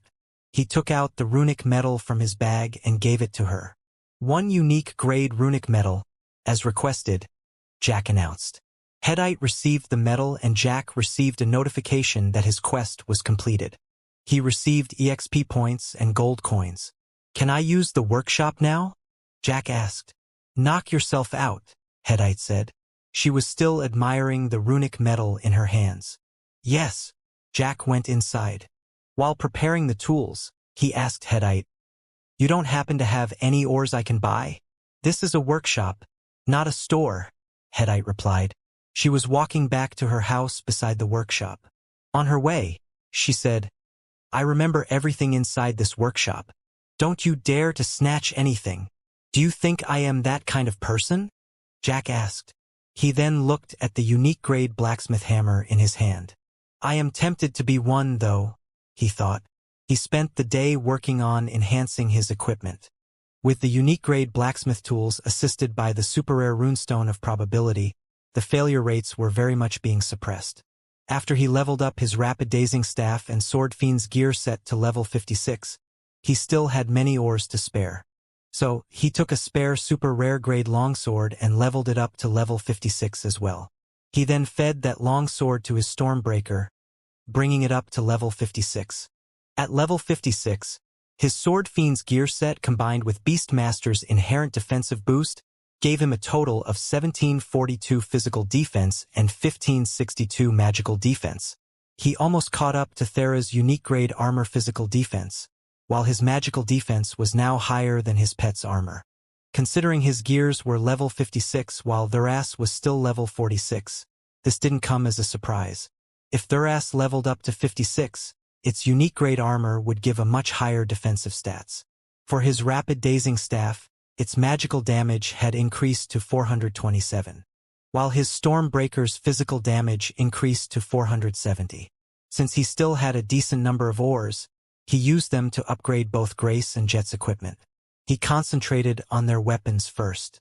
Grace was level 49 and Jet was 48. Jack leveled up Grace's mace and shield to level 59 and Jet's Katars to level 58. He left the remaining ores for their armors. Before that, he noticed some of their armors were still of the rare grades 1. He checked his stock and found that he had enough heavy and light armors to fuse them using his transformation prism into the super rare grade, so he did so. Afterward, he leveled their armors up. He didn't save any ores, he used all his current stock. Even if the benefit was not for him, he did so because he didn't think he would have the chance to use Headite's workshop again after this. Even with the repressed failure rates, he still couldn't level up all their armors to the maximum. He only managed to level them up to around levels 56 and 57. When Grace and Jet received their gears back, they were lost for words. Jack himself received a boon after his altruistic act. His blacksmith skill had finally leveled up to basic master. Jack's auxiliary skills had received many upgrades during this short stay. No wonder Wilted came here so early for his diplomacy skill. Her diplomacy must have skyrocketed if she focused only on that during her 30 days stay in this village. Aside from diplomacy, influence, lockpicking, runecraft, and blacksmith, Jack also did cooking every day for their meals. He also used inspect every now and then. These two auxiliary skills had also improved. They were now both at the intermediate expert level. A few of his game skills were also upgraded. Amongst them, Pentaslash received its 2nd star, Roll at 4 stars, Myriad Ensnaring Chains was 5 stars, while Adrenaline Rush reached the 6th star. The Phantom Blade skill gained its 1st star. Each star of Phantom Blade increased its damage further by 2%. That night, he was again with Grace and Jet practicing game skills while conversing with Captain Whitebeard, Shortpaw, and Old Eye. Jet and he only had 2 days left before they had to leave the village. Jack determined to not let the remaining days go to waste. Since he was no longer doing any blacksmithing work, he could fully focus on training his combat skills and spells. He used the organic seed that night. After much consideration, he decided to use the seed on the Myriad Ensnaring Chains spell. Penuel mentioned that the seed would turn his skill or spell alive. It was a rather vague description. His Myriad Ensnaring Chains could be said to be half alive considering the chains auto-targeted opponents in their vicinity, but their grabbing mechanism was too straightforward. Those with fast reflexes and excellent body control like his grandfather could still easily avoid capture. Maybe turning them into real alive would erase this weakness. Jack activated the mechanism and selected Myriad Ensnaring Chains as the target of the organic seed. As before, the name of the spell changed after a seed was used. Its name was now Myriad Venomous Vipers. Vipers, Jack thought. He was about to open the skill description before a sudden blaring sound rang in his mind. "What the heck?" he uttered. "What's wrong?" Grace asked. "You people didn't hear that?" Jack asked when he saw everyone looking at him with a questioning expression. A notification then sounded in his mind. "Oh, Hyuro," he uttered after hearing the notification. Looked like he didn't have the chance to utilize the remaining 2 days left here. He took several things out and said to Grace, "I have an urgent matter that requires me to leave right now. I will have to leave something with you for Wilted, who is coming here." Jack had told them about his encounter with Goddess Serenity and about the items that the goddess gave. "Leave? Why?" Grace asked. "No time to explain. I'm in a hurry," Jack said. "This is the goddess whistle and the pipe of monster control. Please pass them to Wilted when she arrived. Oh, right. Please give her this as well." Jack gave her the Chris memory stone. However, as soon as the stone left Jack's hand, it vanished from Grace's grasp. "Huh!" Both of them were confused. Jack sent his consciousness to his bag and found that the stone was back inside the bag again. The description does say that this stone can't be discarded. So, giving it to anyone other than Wilted is considered discarding the stone as well. Jack thought. Since it was so, he thought that he could only give the stone to Wilted the next time they met face to face. Jack gave her something else in exchange, 2 bottles of Grace of Tranquility potions. He also gave Jet 2 bottles. Now he had 5 bottles left in his bag. Once he was done, he disappeared with a flash of light. Grace watched where Jack was standing a moment ago with a look of sadness. Jet, who saw her expression, sighed. He said, "He is one free kid. He has always been like that since small. Come and go as he pleased like the wind, causing headaches to his grandpa as well. Falling for a kid such as him, you are sure to get such headaches as well." Grace didn't say anything for a long while. Captain Whitebeard and the others also stayed silent after feeling the atmosphere. When Jet was about to give her some space, she said, "In that case, I will also have to be strong enough to be able to follow him without slowing him down." Jet saw the determination in the girl's eyes. He was moved by it. "In that case, let me help you. You use a mace, right? I will teach you martial art using short sticks. I used to be hired by the police force to teach them this art. They practiced it using their batons. Though a mace is much heavier than a baton, with the unnatural stats we possessed in this world, you should be able to handle a heavy mace as easy as a light baton." "Teach me," Grace said. "Excellent. Now watch closely. I can only stay here for 2 days, so I will teach you its basic principles," Jet said. "Once I left, you have to practice it diligently to familiarize yourself. Now, borrow me a mace or any other short, blunt weapon." Grace lent him her mace. Jet then got into position. He performed some moves in slow motion and said, "This art is called the phantom beating stick technique." As he continued making repetitive short but fast strikes, he explained, "The version that I thought the police force was the modified version, which was less lethal. I can't exactly teach law enforcing officers a move that is mainly designed to kill the lawbreakers now, can I? But I will teach you the full and deadly version. This move prioritized fast and short movement with accuracy on the opponent's weak spots. This art is actually more deadly if you use 2 short sticks on both hands, but with the right application, one hand can be fatal as well." Grace watched with concentration as Jet explained the essence of the art. After Jet was done displaying the move, he asked Grace to give it a try. Jet gave her pointers when needed. He could see that Grace was truly serious about learning the art. As Jet paid attention to Grace's training, a voice asked him, "Do you have a move that uses twin daggers?" Jet turned and saw Oswald was the one asking. Next to the Buscula Plateau, where Jack once did his EXP farming, was a plain called Sword Hill Plain. It was a mostly flat plain but with several areas consisting of low hills. On this plain, a group of 30 players was riding their mounts. The lead of this group was Red Death. "Faster! We need to get to Prince Remus' camp or our guild chain quest is as good as over," Red Death uttered. She was urging her steed to go faster, but there was a limit to how fast a rare-grade steed could run. The others with her were all riding rare steeds as well. As they proceeded, Red Death saw another group of people to her front, a larger group than hers. She was alarmed at first and slowed her steed's speed, but soon relaxed after seeing the people of that group. She approached that group and asked, "Yellow, what are you doing here? Are you the reinforcement I have requested?" She had requested reinforcement after finding out a piece of crucial information regarding the second prince. The 3 princes were currently out of the capital on their trips around the country to gather influence.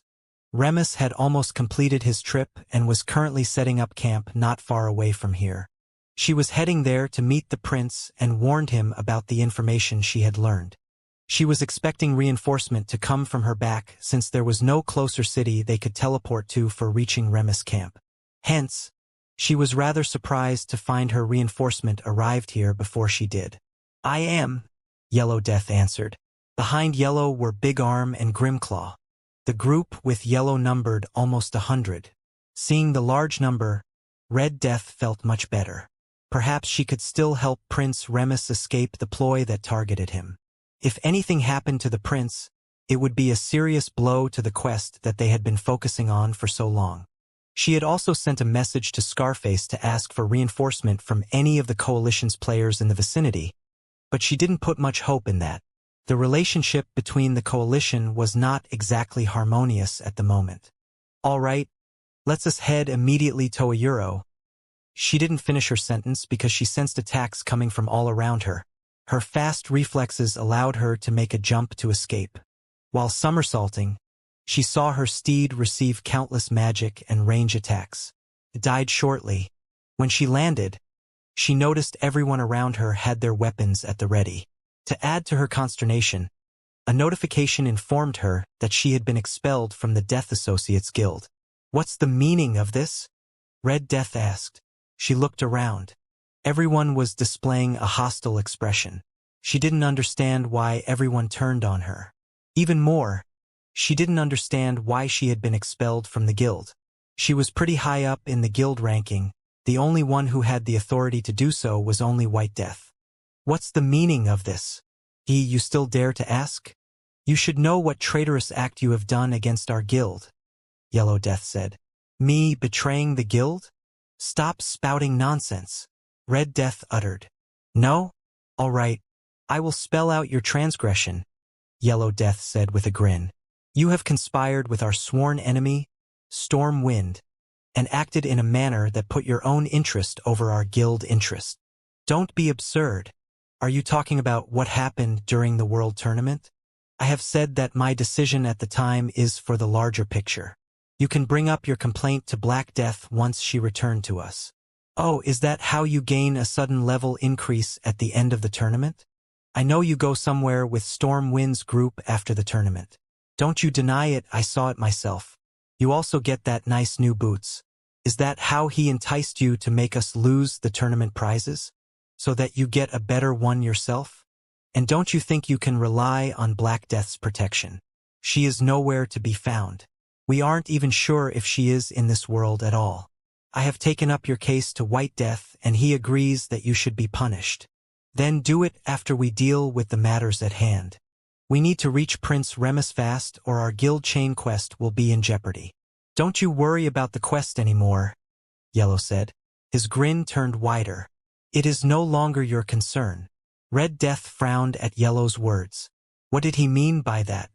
This quest had always been the main concern in the guild. Since she didn't see any chance to reason with Yellow, Red Death turned to her other former guildmates. All of you can't be serious about going with this. You all know how much we have put in our effort for the success of this quest. Yellow is bitter about his private vendetta because I have supported Stormwind during the World Tournament, but this is not the reason to risk our guild quest. If we don't get to where Prince Remus is soon, our guild will be in a serious setback. Stop spouting your nonsense. A woman with a spear and heavy armor came forward. I have always been sickened by your high and mighty act. I have been waiting for the chance to do you in. The woman was a level 47 dragoon named Killing Red. She was a longtime member of Death Associates and had carried a long grudge against Red Death. A grudge that was out of jealousy. A grudge that was strong enough that she expressed it in her alias. Red Death simply ignored her all this time and think of her as a joke. Yellow Death chuckled. You should stop trying to goad everyone.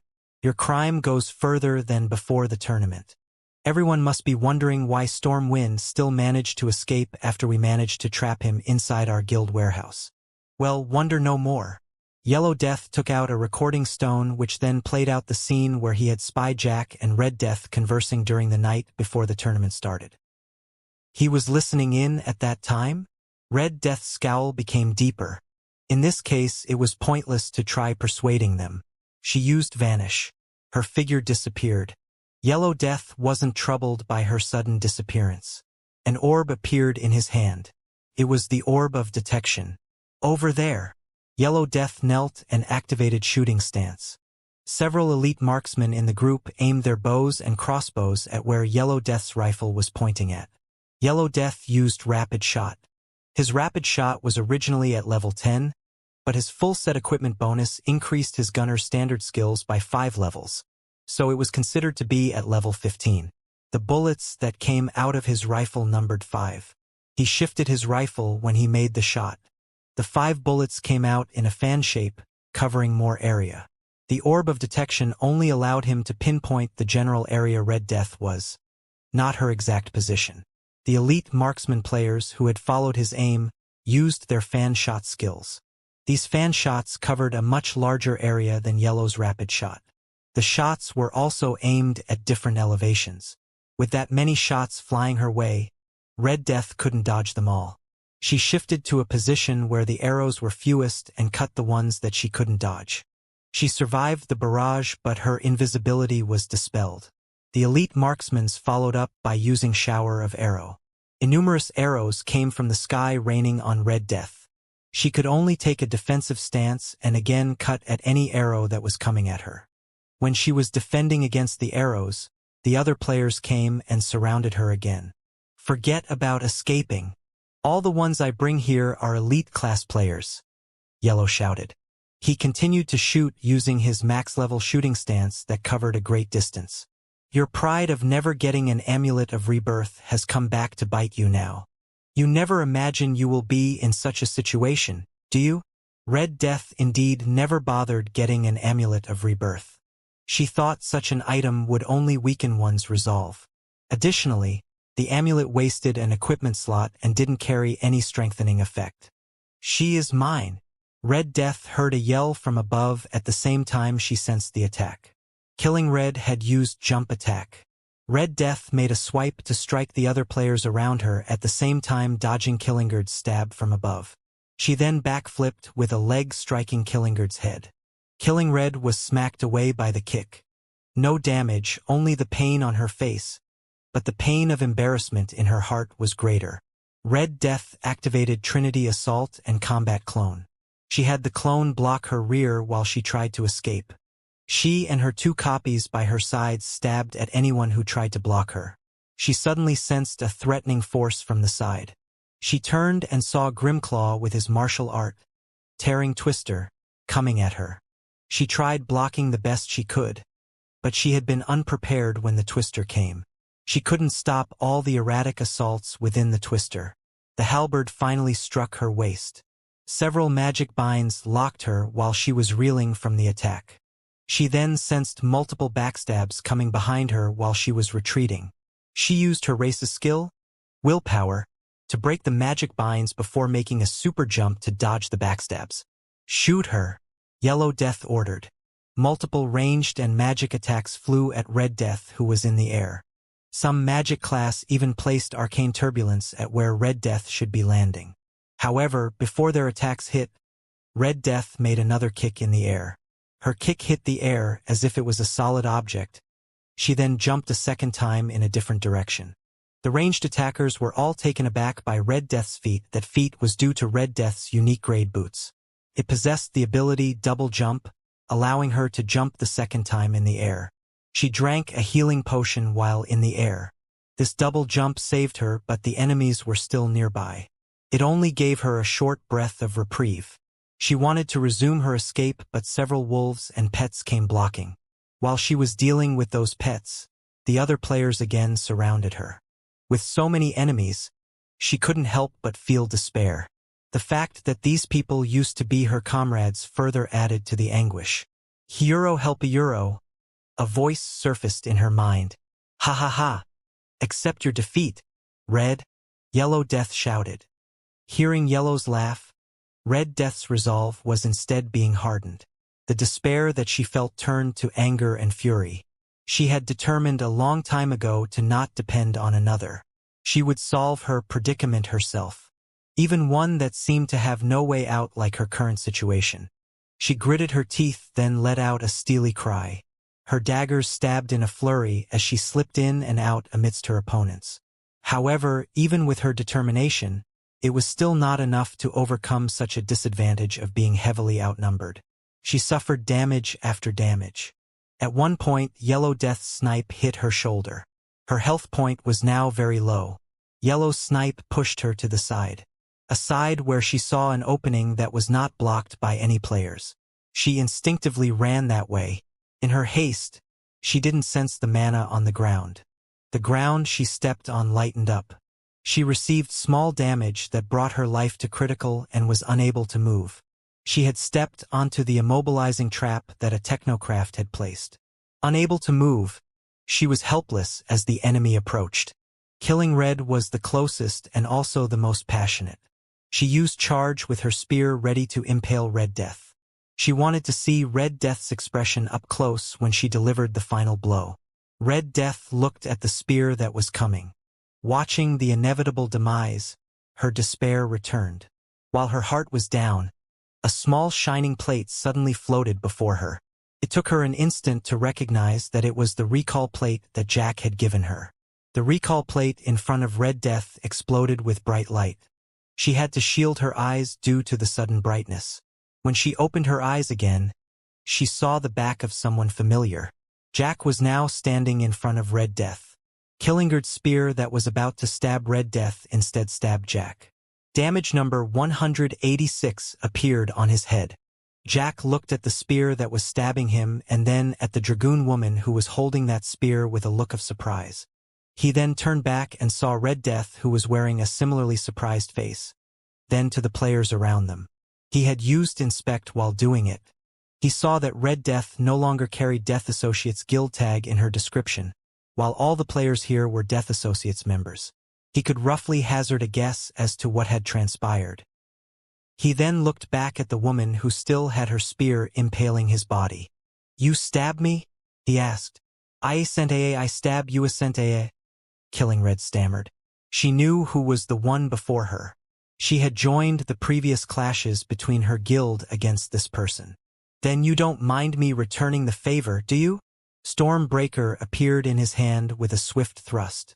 Killing Red felt the sudden stab and hurriedly retreated. She suffered 907 damage. "So high!" Killing Red exclaimed in her mind.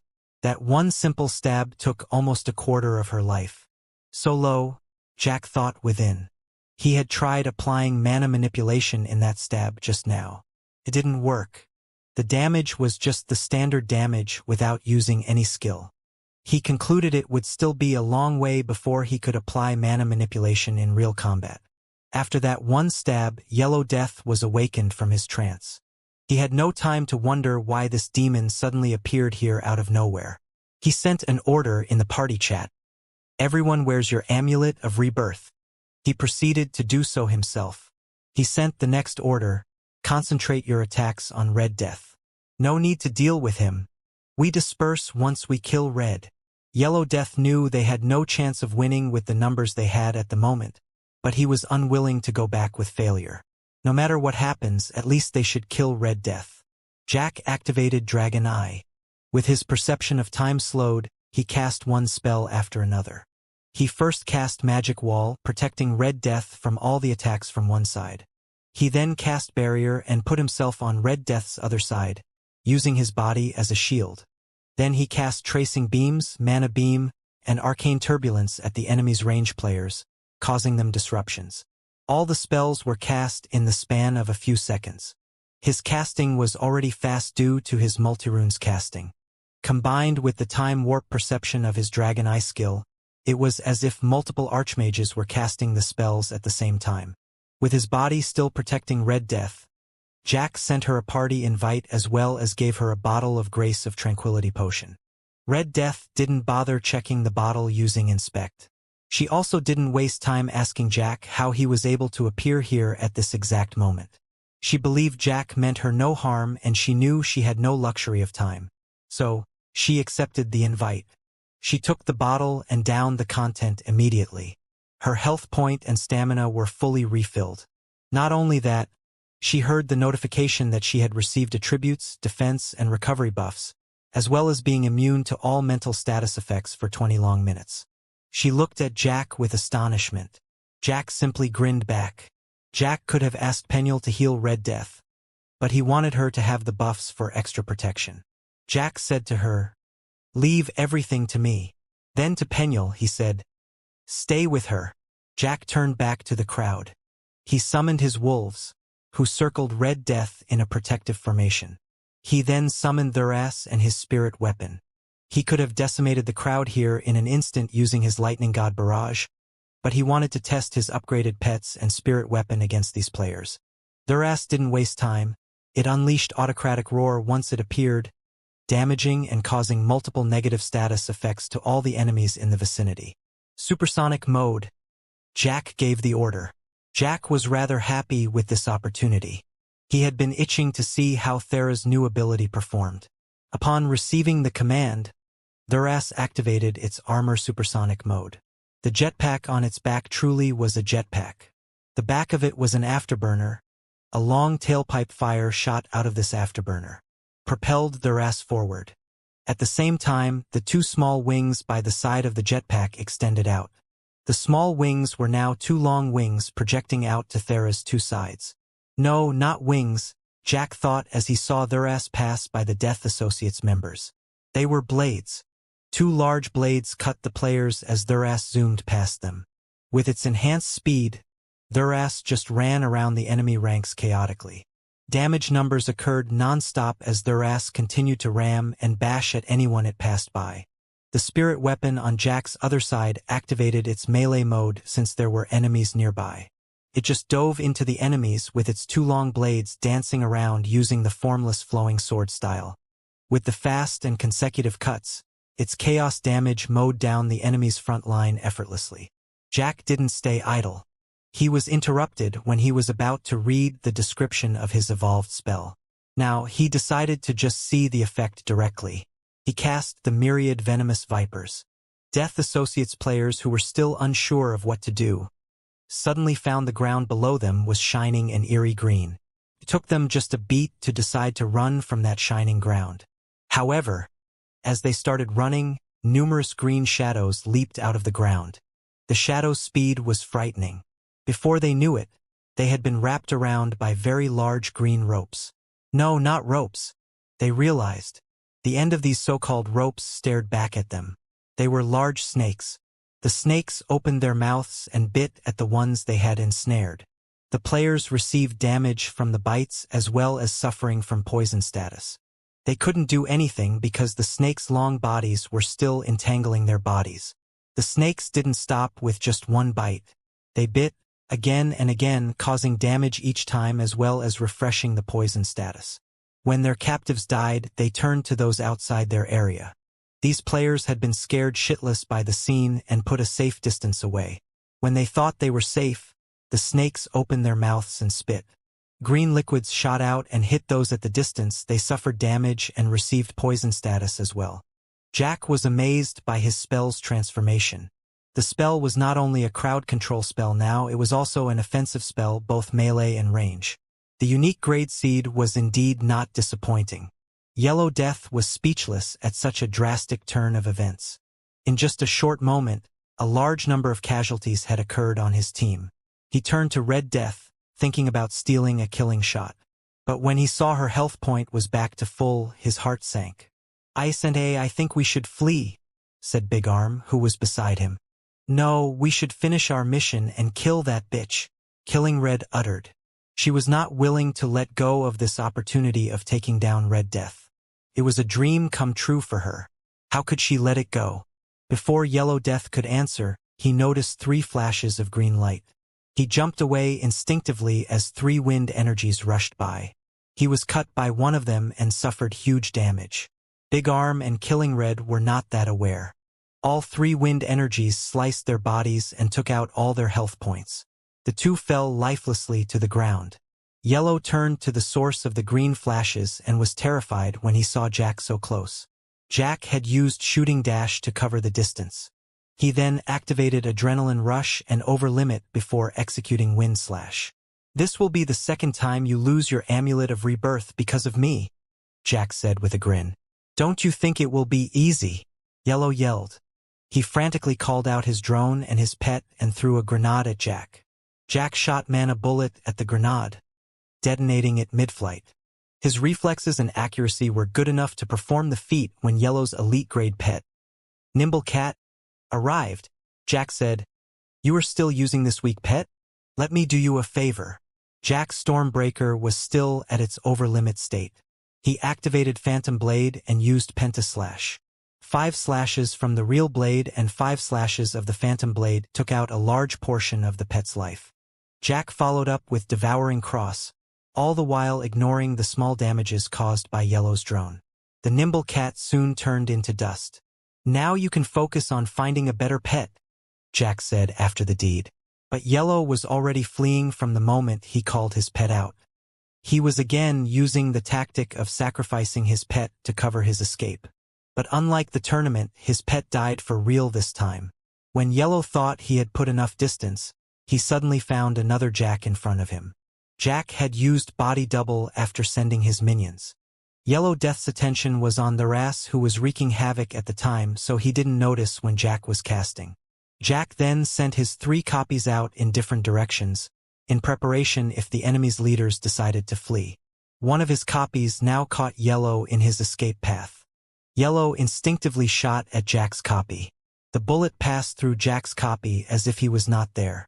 Jack switched place with that copy then and used Blitz Slash. With his overlimit still active, his 5 slashes took out Yellow's health point. Jack looked at where the fighting was still taking place. Death Associates members were panicking now. They were fleeing in all directions. Jack's spirit weapon had changed to range mode. Its 8 tiny blades chased after the fleeing players and cut their legs to slow them down. Its core then fired a thick beam at those that were slowed. Thera's supersonic mode was over, but it was still ferocious enough to deal with the players. With its armor, it completely ignored all attacks. It just tanked everything and went for total offense. Red Death also didn't stay idle. She chased and killed many of her former comrades.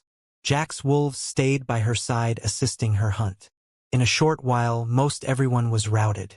Some had escaped, but Jack didn't bother about them. He called everyone to return. When the fight was over, the bodies of the players disintegrated. A few left behind loots. Those must be the ones that didn't wear Amulet of Rebirth. Maybe those players had lost too many Amulets of Rebirth so they couldn't afford one anymore. Jack instructed his wolves to help him gather the few loots on the ground while he approached Red Death. "Let me guess. I am the reason you get kicked out of the guild?" Red Death didn't answer. She was looking around where her former comrades had fallen, which were now replaced with loots. She was feeling complicated about what had happened. "I'm not kicked out. This is an attempt at insurgency. Once our true leader, Black Death, is back, this will be straightened out," she said. "How do you appear here? Does it have something to do with that plate you have given me?" She had checked her bag. The recall plate was gone already. "Yes, it is something that summoned its owner when a preset condition is met," Jack answered. "What preset condition?"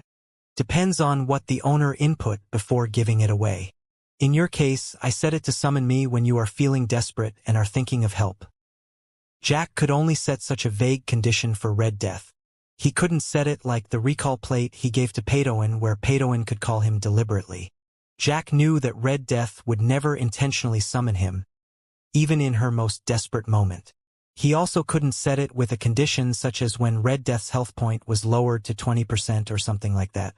It would be awkward if he appeared and found out Red Death's health point was lowered by a boss that she was hunting with her guildmates. What should he do then? Help them kill the boss. He set such a condition because he knew Red's personality. She would not be getting desperate in a monster fight, even if the boss was insanely strong. The only way he thought that she might get into such a state was when she found out she was alone. Like truly alone, bereft of any ally. And that was precisely what Jack was worried about. She had assisted him on more than one occasion. This would come back to bite her sooner or later. That was why he had given her the recall plate. Then that plate should have malfunctioned. "I have not been desperate nor call for any help," Red Death denied. "I set it to sense your mind. I know you won't call for help openly even if you die," Jack said. "Humph," Red Death harumphed for a response. "What are you doing out here anyway?" Jack asked. The question reminded Red Death. She hurriedly opened her quest page. The quest was still there, even when she was already out of the guild. Although this was a guild quest, this quest was initiated by her and she had also been in a great part of its progress. Maybe that's why she was still considered a part of the quest. The description had changed and become her individual quest, though. "I need to get to Prince Remus camp quick. Borrow me your steed whistle," Red Death demanded. Her steed had been killed during Yellow Death's ambush. "Umasente, even if I do, I don't think my steed will allow you to ride her," Jack said. "But I can carry you." Jack summoned Pandora. His wolves had finished gathering all the loots then. He simply chucked them all into his storage bag.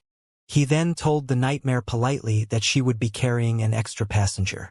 Pandora huffed in response. "Fine, but don't do this often," Penuel translated.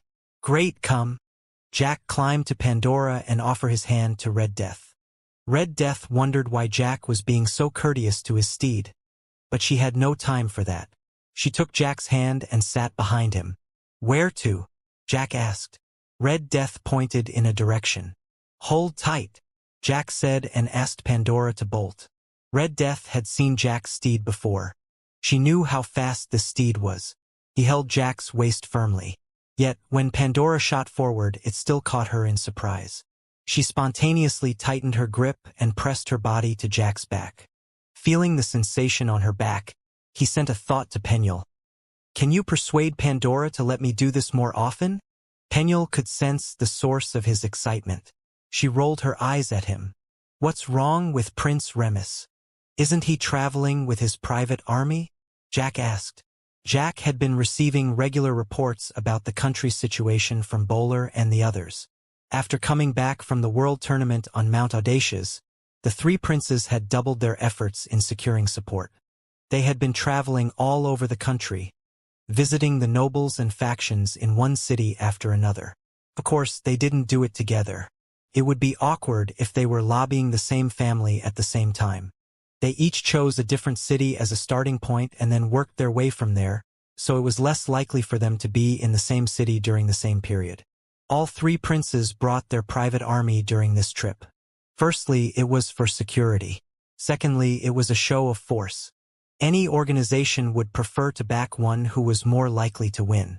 By bringing more army than the others, it would show that one force was superior.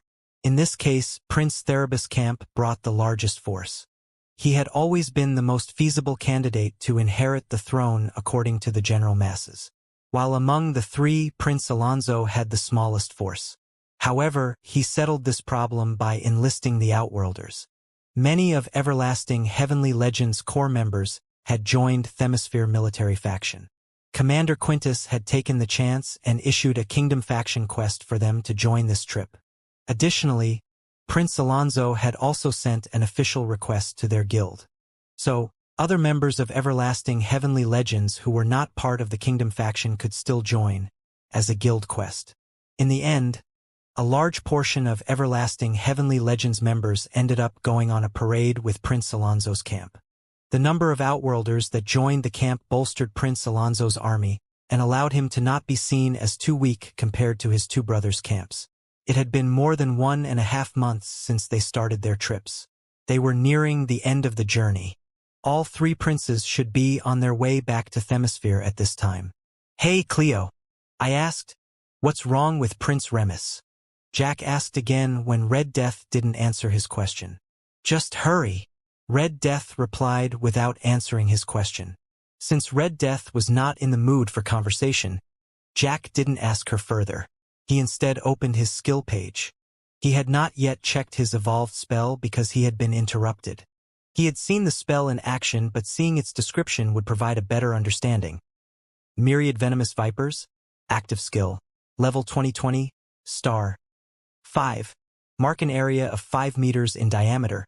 15 vipers with a length of 25 meters will come out of this area and ensnare anything in range. Vipers can bite and deal 200% earth damage, as well as shoot range attacks that deal 120% earth damage. Range attack covers a distance of 50 meters. All attacks have a 60% chance of inflicting the poison effect. Range 20 meters, duration 40 seconds, mana consumed 100, cooldown 5 minutes, cool, Jack uttered in his mind. Oh no! Red Death's voice took his attention back. He soon found out what had caused her distraught. In the distance, in the direction where they were heading, there was a sign of a large fire and lots of smoke. When Red Death was yet to be beset by her guildmates, Prince Remus was receiving a guest inside his camp. "Where is Red?" Remus asked. "She is currently occupied with an important matter, so I have come to replace her," Earmouth said. "More important than a meeting with me?" Remus said with displeasure. "Forgive us, Your Highness. It is a sudden issue.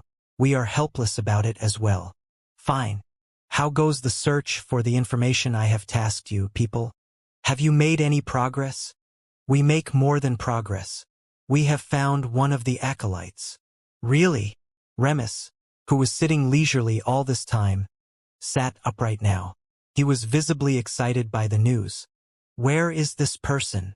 We have negotiated with this acolyte, but he is unwilling to come to this camp because of all the soldiers. We have brought him to the closest hill just outside this camp, but he is only willing to meet Your Highness in person." "That is absurd," the cloaked man behind Remus uttered. "Where is this acolyte's position? Let me know and I will go catch him." "Please don't, Sir Rain," Earmouth pleaded. If you fail and the acolyte flees, we won't be able to find him again. Humph, he won't escape me, Rain said with confidence. Remus waved his hand. There is no need to antagonize the person. We need him to bring us to his god. The god of greed had helped me before when one of his acolytes gave me the poison for Duchess Isabel, but his cult had strangely turned silent for a while. I need to find them again. We have an agreement that they will help me secure the throne. Go gather a battalion. We will march to this hill. I am sorry, Your Highness, Earmouth said again. The acolyte mentioned that he will only meet my prince alone. If he sees guards, he will leave. Remus frowned at the words. This is taking things too far. How can we allow His Highness to take the risk out in the open? Rain uttered. He then turned to Remus. My prince, let me go and capture this acolyte. He is just right there on the next hill, Earmouth said. We should be able to call for help easily if anything is wrong. If my prince worries, my prince can send troops to the surrounding area. He won't notice as long as the troops don't come near his position. I agree with sending troops. This way we can cut his retreat path if this acolyte decides to flee, Rain said. Which company is scheduled for the next scouting duty? Remus asked. A knight captain next to Rain answered. Wilson's company is scheduled to go scouting within the next 5 minutes. Good. Go relay my command that once they are out of sight, they are to sneak back and surround the little hill next to this camp, Remus ordered. Right away, Your Highness, the knight captain replied and immediately went out of the tent to relay the command. We will wait 10 minutes before we go meet this acolyte. It should be enough time for Wilson's company to take their positions, Remus said. I will go to inform the acolyte that Prince Remus is willing to meet, Earmouth said. Wait, you tell him that I will be following my prince, Rain uttered. Do not expect me to leave my prince's side. Remus was silent. He didn't disagree. If the acolyte couldn't agree with him bringing at least one bodyguard, then forget about it. He would just opt for the forceful method of capturing the acolyte, even if that might risk offending their god. Earmouth nodded. He then exited the camp. I don't like this, Rain said. We can't understand how gods think. Their acolytes most likely share their peculiarities, Remus said. What I don't like is that outworlder, Rain clarified. I have worked with many weasels. I know one when I see one. I have seen him before with Red Death. He is in the same guild as her. We should be able to trust him, Remus said. Or, do you think he has jumped ship to my little brother's camp? That Alonso is too straight. The boy is incapable of trickery. He has gained rather strong support lately, though. His prestige has increased after returning from the World Tournament. Humph, that cub is nothing. We will deal with him later. It is my big brother we should worry about. Where is he at the moment? The last info from my spies put him in Thenidant 2 days ago, Rain answered. I just heard that our father's condition has deteriorated. He is mostly in bed these days. Most likely he won't last long. We can't afford to slack because of this situation. How so? You don't know Therabus as I do. That man is capable of doing anything for what he considers right. The only thing that holds him down is our father. Remus stood from his seat. Let us prepare. Since he was going out, Remus wore a full set of armor. Rain stood beside him. The two of them were standing at the edge of their camp. They were looking at the series of hills next to the camp. After some while, they saw a tiny flash of light in the distance. The light flashed a few times in a specific rhythm. They have taken positions, Rain informed after interpreting the message from the flashes. Let's go meet this acolyte and see what he offers then, Remus said. Some soldiers followed after them when they walked out of the camp, but Remus instructed the soldiers to stay. The hill closest to their camp was low, but around it was higher hills. They saw a figure wearing a hooded cloak waiting there. The person's back was to them. Earmouth was nowhere to be seen. This cloaked person was alone. Remus and Rain continued walking toward the person, but they stopped without getting too near. Rain stood slightly in front of Remus, just in case this person turned hostile. Remus looked around. Where is that outworlder? He had a bad feeling about this. He was about to tell Rain to retreat when the cloaked person in front of them spoke. I was starting to worry that you don't come. It was surprisingly a voice that he was very familiar with. The cloaked person turned around and removed his hood. Therabus, Remus uttered in surprise. Why are you here? Where is the acolyte? There is no acolyte, Therabus answered. What do you mean there is no Euro? Where is Earmouth? Can't be. He is working for you? No way. You hate outworlders. Many people misunderstand me, Therabus said. It's not that I hate outworlders. Instead, I fear them. Fear? You? Yes, me. The big brother who never shows any fear. Do you know why I fear them so? Just look at them. It was not even a year since they arrived in this world. How fast do they grow? They are nothing when they first appeared, but now they can compete against our common soldiers already. What do you think will happen when the majority of them reached level 70? Do you think they will still abide by our rules? The balance of power will shift. This world will become theirs. They will become the masters and we will be their helpers if they are kind. Their slaves if they are wicked. If we don't act now, it will be too late to act. You are not a fool. Surely you can see the danger they represent. So what do you think we should do? Banish them? Control them? Limit their growth? Therabus uttered. They won't accept it lying down, Remus argued. Then we give them no choice. That's why our country needs an iron hand to deal with this outworlder situation. Someone who can make the difficult choice. Someone like you? Remus answered. Someone like me, Therabus said. Humph, all that talk. In the end, what you want is still power. Tell me, why do you really come here? Remus asked. A Euro, I am here to offer you a choice, Therabus answered. Bow to me and accept me as the rightful inheritor of the throne. Or a Euro. Or, I will be forced to make a difficult decision. Shadows came out on the higher hills around them. Lots of soldiers. Remus looked back to their back and found there was also a row of soldiers blocking their retreat path. You have planned these Euro, Remus said. Never pegged you as someone who uses deceit. To be honest, I didn't think of this ploy. It is offered by an outworlder. You are working with the enemies who you are trying to control? Sometimes you have to work with the devil, Therabus said. My original plan was that. Therabus pointed to where Remus' camp was. From this higher elevation, Remus saw a large force approaching his camp. The sentries in Remus' camp finally noticed this incoming force and sounded the alarm. Once the alarm sounded, the incoming force picked up the speed. They soon collided with Remus' unprepared army. Remus saw his army down there getting ambushed by the larger force. The large force was led by a man shrouded in lightning. Remus recognized the man at once. It was Garland Thunderhand. It was Therabus' private army. The fire started burning the tents as Garland's lightning torched everything. Thick black smokes rose to the sky as Remus' unprepared troops were getting slaughtered. Seeing the scene, Remus' heart sank. He was the one that usually used underhanded tricks to beat his opponents. He never expected himself to be one to fall by such a trick. Especially not from Therabus, who always used brute force. He looked around the soldiers that had surrounded them. They had come nearer so he could see them more clearly. These soldiers bore his banner. Wilson. Remus recognized the knight lieutenant who led these soldiers. He was the leader of the scouts he had sent to surround this place. You betray me? Remus asked. I'm sorry, Sente, Prince Therabus holds my family captive, Wilson answered.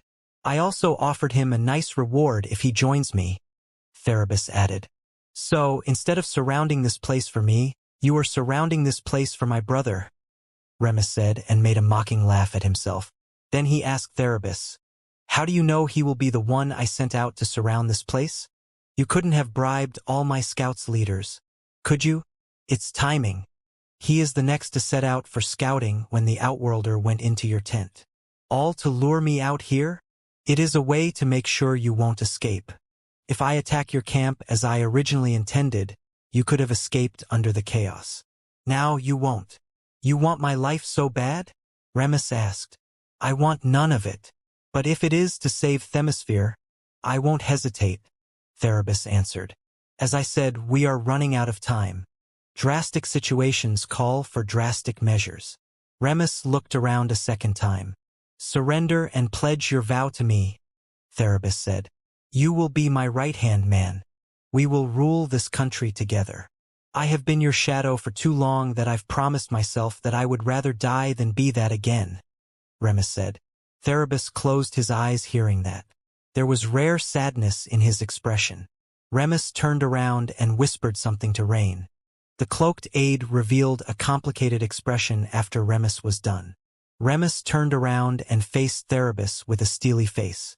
He uttered, "If you think you have had me, you are gravely mistaken. I am not the weak brother who only uses trickery. I have learned how to fight as well. Your group of soldiers won't hinder me and Rain here. Rain, on my mark, we do as what I say just now." "Stop it, you won't be able to flee," Therabus said. After his words, more soldiers appeared. It was not only Wilson's company now. Therabus soldiers also appeared. Claudius, the level 66 rare elite lord commander, was also there. "I give you one last chance. Do you yield?" Therabus uttered. "Never," Remus yelled. Therabus sighed. He then said, "Rain, is it? As you have heard, I am doing this for our country, for the natives of this world, to spare them from the scourge of outworlders. I hate to spill the blood of our own kind, but I will do it if I must, even if the blood is my kin. But I value talents. You are a strong combatant. I offer you a place in my force if you are willing to leave my brother. I would hate to spill too talented person's life tonight. Haha, save your breath. Rain will never betray me," Remus said. "All is not lost, Rain. Now let us ascend to Euro-erg." Remus' words were cut short when he felt cold steel penetrating his back. He looked back and found out it was Rain, his trusted aide. "Rasente Arania Sente?" Remus stammered. He received large damage from the ambush and backstab. He also received poison and bleed status. "I'm sorry, my lord Ascenta," Rain said before pulling away. Therabus sighed another time and gave his order. "Finish him." All the soldiers with bows released their arrows. Magic wielders unleashed their spells. The storms of attacks rained down Remus' body. It was not long before his health point was depleted. Therabus looked at his brother's lifeless body. A glint of heavy sadness was in his eyes, but it was soon replaced by a determined look. "Take his body. Treat him with respect. He deserves a proper burial," Therabus said to Claudius, who then instructed his men to do so. "What about him?" Claudius asked, indicating Rain, who was kneeling beside Remus' body. "I keep my word. Take him under your wing," Therabus said. "He has done many shady things under Remus. His connection will be useful." "Yes, your highness." Claudius saluted and went to carry out Therabus' commands. Therabus stayed on the hill and looked at Remus' camp being routed below. A figure crept up to him. "That's close enough." One of Therabus' guards warned the figure. "Let him through," Therabus said. Earmouth then came to his side. "Congratulations on the success of this operation, your highness," Earmouth said. "This is just the start. There are many things to do from here," Therabus said. "Tell your leader as long as he did his part, I will honor our agreement." "Certainly, your highness," Earmouth said. "Have your people confirmed Alonso's location?" Therabus asked. "Yes, your highness. His force is confirmed to be in Theenward as your spies report. My guildmates had confirmed seeing him in person as well. Shall we move on to him next?"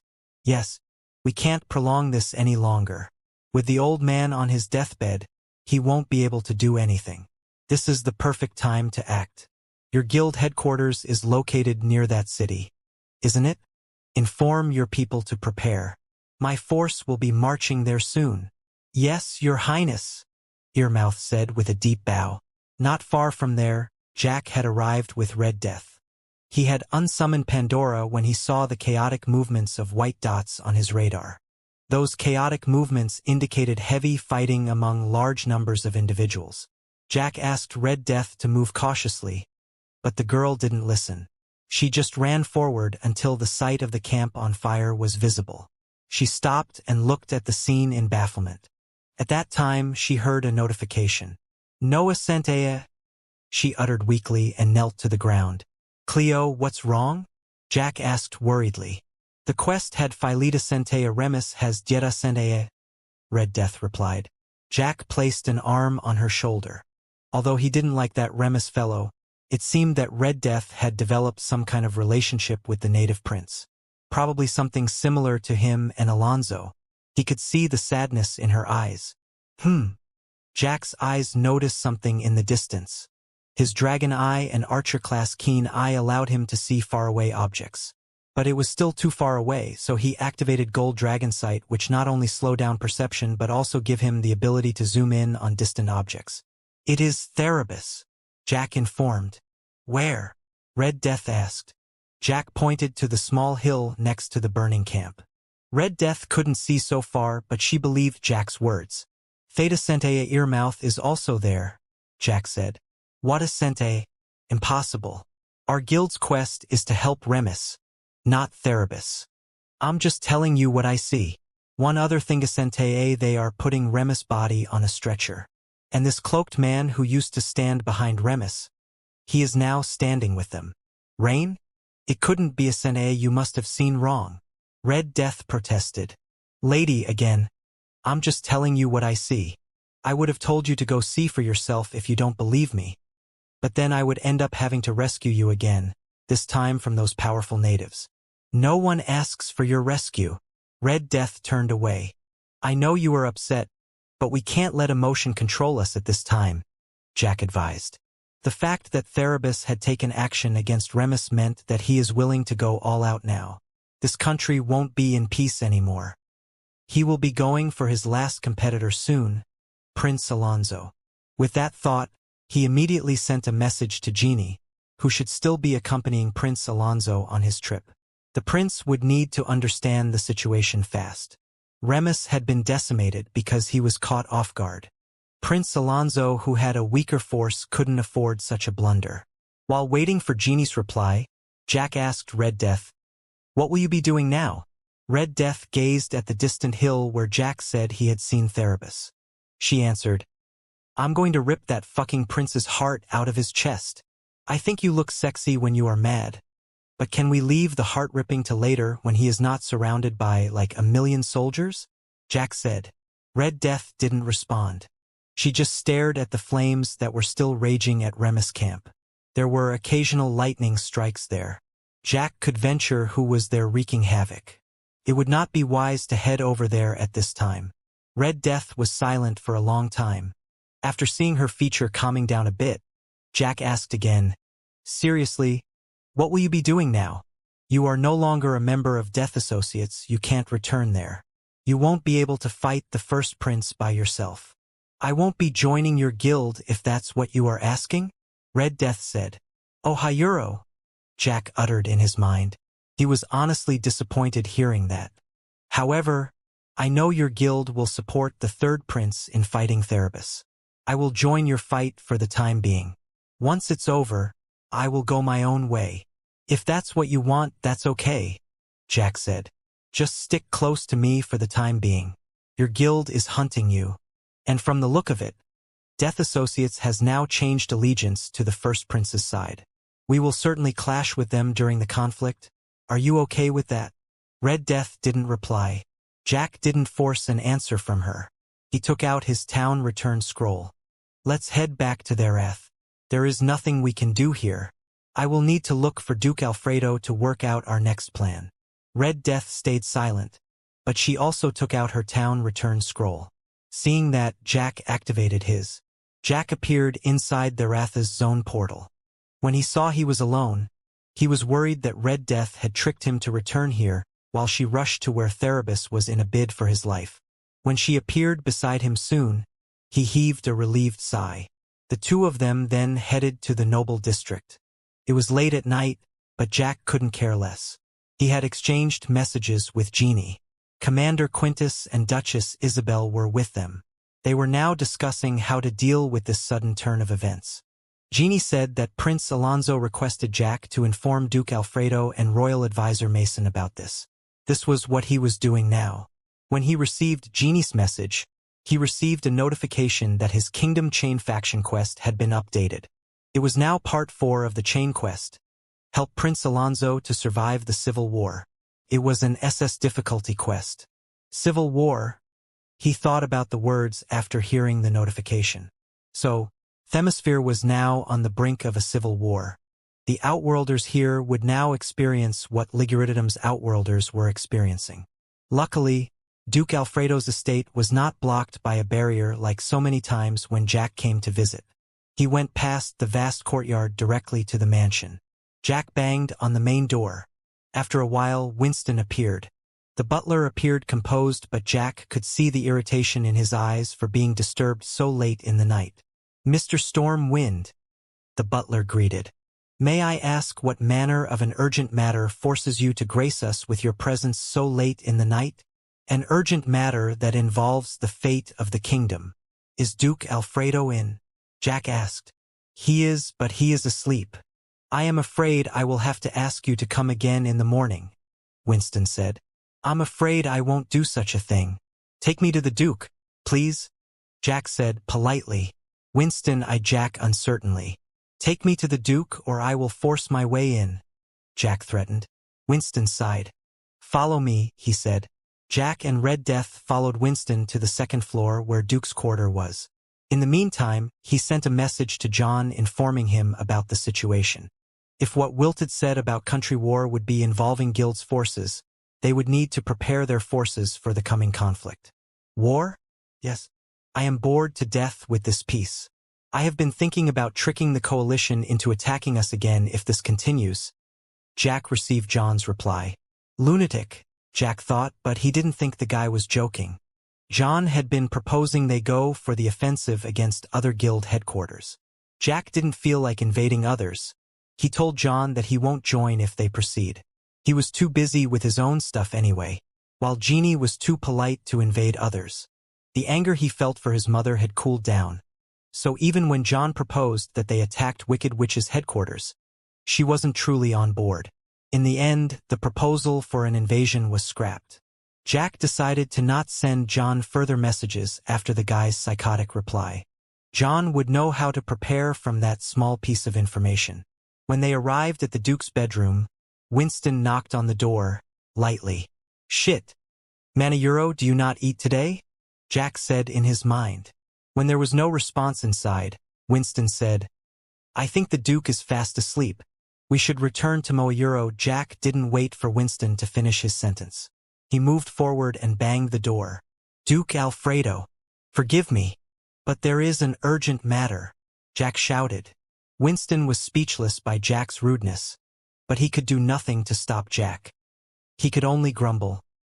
"In times like this, I wish I am still possessed by that abominable cardinal, so I can teach you some manners." They heard some sounds from inside. Duke Alfredo was clearly awake now. After some time, the door opened. The Duke was in his pajamas staring at them with a questioning expression. "My lord, please forgive me. Mr. Stormwind insists," Winston said apologetically. "My lord, forgive me as well. But you won't blame me for disturbing your sleep after you listen to what I have to say," Jack said. He then narrated what he had seen in Remus camp. After listening to the story, the Duke took Jack and Red Death with him and rushed to the palace. On the way, Jack noticed that the Duke was at higher levels than before. He was now level 70. He was now at the same power level as Garland.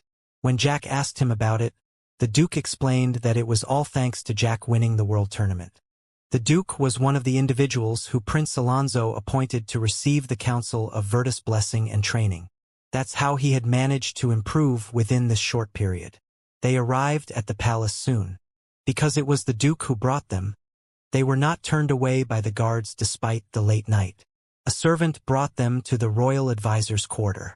They were told by the guards to wait outside while the guards knocked on the door. Not long after, Mason's voice was heard from behind the door. "What is it?" Duke Alfredo announced himself before saying, "I apologize for intruding so late. Royal advisor?" but we need to discuss something urgent with you. Can we go in for a discussion? Duke Alfredo was not comfortable saying anything here where the guards could listen. There was a pause before Mason replied, "Wait a minute." After a while, Royal Advisor Mason opened the door to his room. Duke Alfredo and Jack thought they would be invited in, but instead, Mason said, "Follow me." Mason opened his door only slightly to allow him out. As the door was closing, Jack's dragon eye caught someone inside Mason's room. He only managed to see a silhouette before the door closed, but he was certain it was a woman. Does the Royal Advisor have a relationship with someone? Jack wondered but didn't think too much about it. It was the Royal Advisor's private life. He has no right to be nosy about it. Mason took them to an empty meeting room nearby. After closing the door, Duke Alfredo informed him about the matter. "Prince Remus is Diodoro?" Mason said, a shock on his face. "I saw it with my own eyes," Jack confirmed. Hearing that, Mason asked them to wait and went out of the room. Not long after, he returned. "You are right, Euro Remus' name had become gray in the Soul Registry Euro." Then to Jack, he said, "I'm sorry. It's not that I don't believe you, but for such a sensitive matter, I have to make sure." "I understand," Jack said. He took no offense. "In this case, things will be moving fast now," Mason continued. "With the king in his current state, I've been afraid Therabus will take action sooner or later. I just never expect it to be this soon. I will send people to collect more information." "You said Prince Alonso is in Theenward?" "Yes," Jack nodded. Mason called in a servant and relayed some instructions to him. The servant then hurriedly headed off somewhere else. They continued their discussions. Mason started to ask Jack to send messages to Jeannie, who was at Prince Alonso's side. With the Outworlders messaging system, they ended up having a long-range discussion between the two sides. In between the hours, the servant came in and brought new information. Jack was amazed by the speed at which this country's intelligence network was gathering information. Mason then gave new instructions to the servant. The discussion continued until the morning after. It was close to midday now. By then, much new information had arrived. It seemed Prince Therabus was adamant in settling this in a short time, Mason said. From the last report, various troops from the army and nobles who supported him were heading towards Theenward.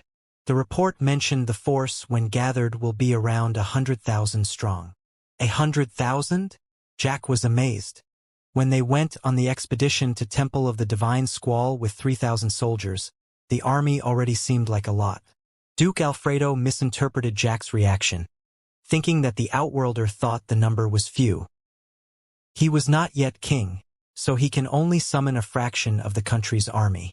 The ones that come to his summon are mostly those under the commanders and nobles who support him. 100,000 is just a fraction? Jack thought. He was even more amazed now. Therabus must have expected the news of Remus' death to be known soon, so it is unlikely he can ambush Alonso as he did to Remus, Mason said. That's why he is assembling this army. He is planning for a direct battle to deal with Alonso. How many troops does Prince Alonso bring with him? Jack asked. Including the Outworlders that joined, their numbers are around 10,000, Mason answered.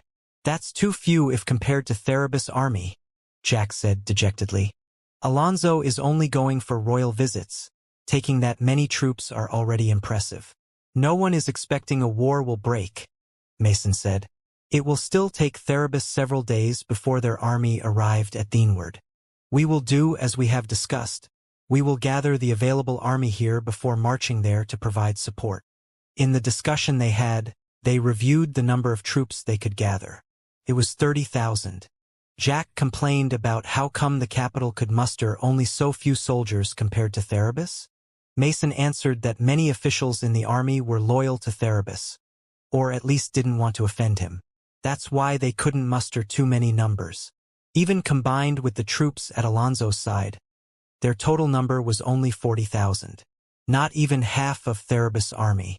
Considering the situation, Mason said he would issue a public summon for the war effort.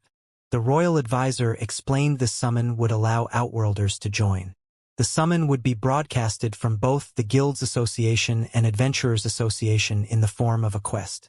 Guilds Association targeted the guilds while Adventurers Association was for the independent players. Guilds would be able to summon their headquarters troop to join the battle when it happened. But Penuel explained that the summoned troops would only last for 1 day and it would have a 1-week cooldown. So, guilds couldn't just summon their troops anytime they wanted. They would require good timing to allow the guild troops to be effective. Jack asked a non-related question. What if a guild took advantage of this feature not to help the war effort, but instead to summon their troops in monster-infested areas to help them level up? Penuel answered that any guild who utilized the troops for anything other than the war effort would receive a penalty. Additionally, guilds couldn't just summon their troops anywhere. They could only activate their guild army summoning crystal near the main banner of the army they supported. Royal Advisor Mason and Duke Alfredo estimated if the Outworlders and their guilds joined, it should cover most of their disadvantage in number. Still, this summons only bulked up the number, since most Outworlders were only as good as the regular soldiers at this stage. Not to mention Outworlders' health point was low. They would die like flies if they didn't have decent enough expertise. Therabus' army that had more elite soldiers would still be at an advantage. They concluded that this was the best they could do at this time. The force in Theenward will protect Prince Alonso while waiting for our reinforcement. Right? Jack asked. At this time, a messenger arrived and whispered something to Royal Advisor Mason. Mason's expression turned to a scowl after hearing it. Something's wrong, Duke Alfredo asked. The city of Theenward had just informed that they didn't wish to get dragged into this civil war. They won't close their door when Prince Therabus' army arrived, Mason answered. How can they do that? Isn't that the same as sacrificing Prince Alonso? Duke Alfredo complained. They are quite adamant about it. I don't think there is anything we can do to change their minds, Mason said.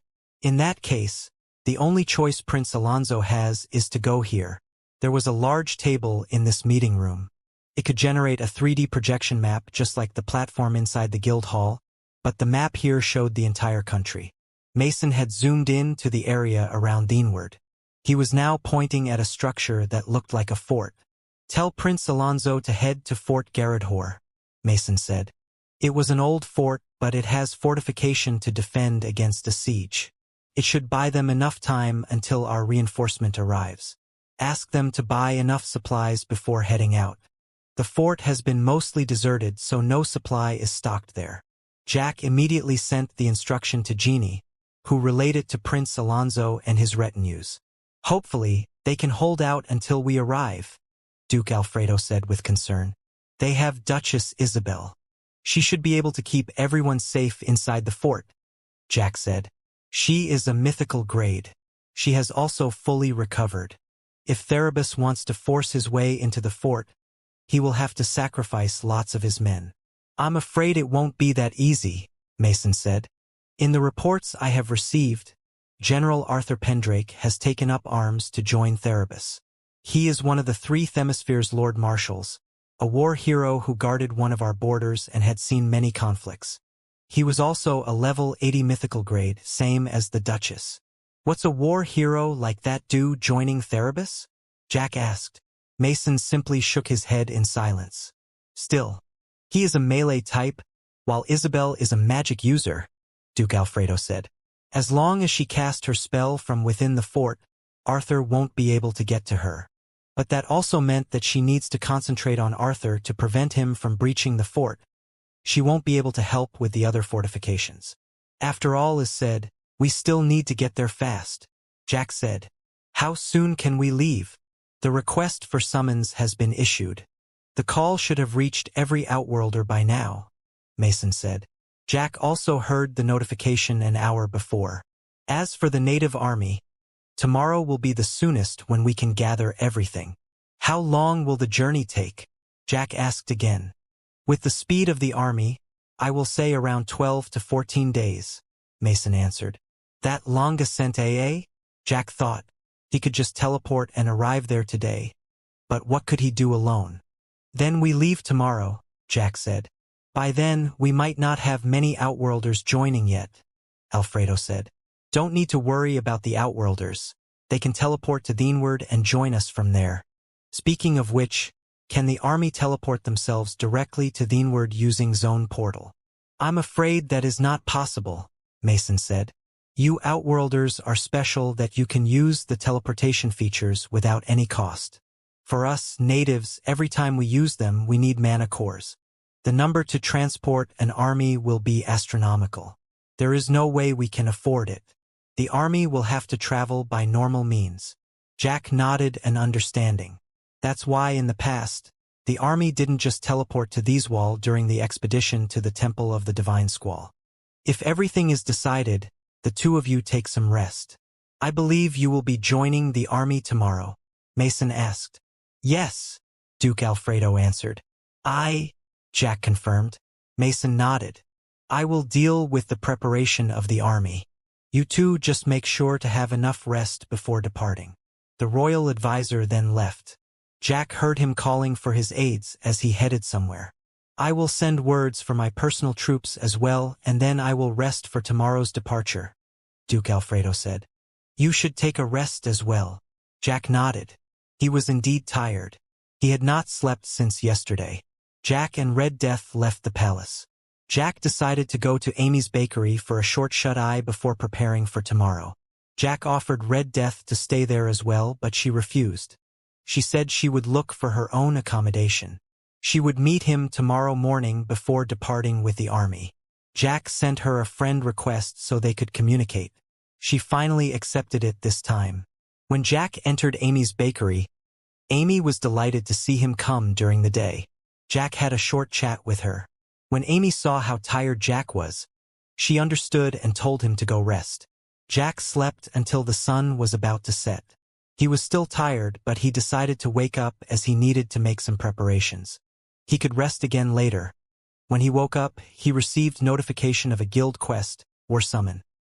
Assist Prince Alonso against Prince Therabus' army. This meant their guild had registered to join the war. Every member of the guild would then receive the quest notification. Rewards of this war summon quest would be based on war contribution points if they won. There would be individual rewards for players as well as rewards for the guild. After checking the description, he decided to first go visit the guilds association and see how things were going. Guilds were better candidates for reinforcement, especially those that had gotten guild headquarters, because these guilds would be able to summon their guild troops into battle. When he arrived, there seemed to be a commotion. There stood two groups of players in the middle of the large hall, with lots of other players scattered around these two groups. The two leaders of the groups seemed to be talking heatedly. Both leaders were someone he knew, Bowler and Earmouth. He looked at a projection that displayed guild quests. He saw the war summon quest to help Prince Alonso. However, it was not the only one. There was another war summon quest. The other one was the summon to help Prince Therabus. Seeing the two war summon quests, Jack foresaw the players would be torn into two sides. He looked again at the two groups in a quarrel. Perhaps they already had. Prince Therabus must have found out the war summon quest issued by Royal Advisor Mason, Peniel said. So he issued the same quest as well. He is the legitimate heir of the kingdom, so he has the authority to do so. Just like the civil war in Liguridum, Outworlders are assisting two sides of the conflict. Yeah, Therabus must be doing this to disrupt our recruiting process, Jack said.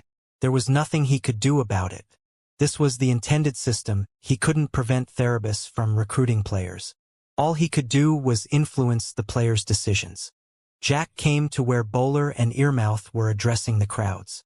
The group with Bowler was the Everlasting Heavenly Legends players, while Earmouth was backed by Death Associate members. The two groups appeared to be ready to lunge at one another. The other guilds were just watching the two. Friends, there is no need to listen to this clown. Jack heard Earmouth's loud voice after getting closer. Prince Therabus has a larger force. Prince Alonso is sure to be defeated. What's the point of joining the losing team? The side that wins the war will receive more rewards. What's the point of winning if you can't stay in this country anymore? Bowler shouted back. Everyone here knows how Prince Therabus discriminated against players. If he becomes the king, the first act he does as a king will surely be chasing us, players, out of this kingdom. That is a baseless claim. Prince Therabus is not like that, Earmouth returned. He does appear cold to us players, but it doesn't mean he hates us. Take me and my guild, for example. We are very tight with Prince Therabus, and I can attest that he is not as the rumor paints him to be. Horseshit! They were startled by the voice of someone who was pushing through the crowd. The players who were getting pushed were getting angry and were just about to scold the person. They stopped abruptly when they realized who that person was. Not only did they abort their scolding attempt, they even moved aside and let him pass. The players at the front looked back and saw the reason the people were moving aside. They immediately followed suit as well. Soon, a pathway was cleared, allowing Jack to walk through easily. Jack was slightly surprised by a pathway that suddenly appeared. He looked at the players by his two sides, smiled, and thanked them. The people here were rather polite, he thought. Earmouth saw Jack approaching. He felt panic for a beat, but then he realized this was inside the city. Jack wouldn't dare to act violently. However, he still equipped the Amulet of Rebirth just in case. He instructed the others to do so as well. Bowler, on the other hand, was grinning when he saw Jack approach. "How dare you say you are close to the Crown Prince?" Jack yelled again once he was near. "Your guild has always associated with the second prince. Now that he is gone, your guild jumps ship just like that. Not to mention it is the first prince who murders the second. You are now helping the guy who killed your previous benefactor. What kind of person are you? Doe Senairo edent you spout nonsense." Earmouth stammered. "Who says the second prince is killed by the first? You are slandering. I can ask the guards to catch you for false accusation. I saw it with my own eyes." "What? Are you saying I am lying?" Jack asked. "What Senairo what if I am a Senae?" Earmouth tried to act defiant, but his fear was evident on his face. "Then you deserve a slap," Jack uttered. His open palm slammed onto Earmouth's face. The force was so great that Earmouth fell to the floor. The other Death Associates members were stunned. This guy truly acted with violence here. Was he not afraid of getting detained by the guards? Jack was not worried. First, there were too many people blocking the guards' view. Second, he didn't use any mana manipulation on his slap, so Earmouth suffered no damage. The third, he was an earl. The guards wouldn't bother him for a small violation. The crowds around were also stunned. Those who had moved aside when Jack pushed through them were secretly celebrating that they had done so. "Anyone still wants to say I am lying?" Jack asked the Death Associate members. They looked at Jack with anger and shame. They wanted to draw their weapons but were unsure if they should risk the consequences. Jack then turned around and addressed the crowd. "Friends, what my bro here, Bowler, has told you is indeed the truth. Prince Therabus' discrimination of players, or Outworlders as they called us, is very real. He considers us trespassers in his country. None of us will have a good day in Themisphere once he is crowned the king. I've experienced his discrimination firsthand. I'm sure many of you who have the misfortune of crossing his path know that I'm telling the truth. Prince Alonso, on the other hand, is a very fair person.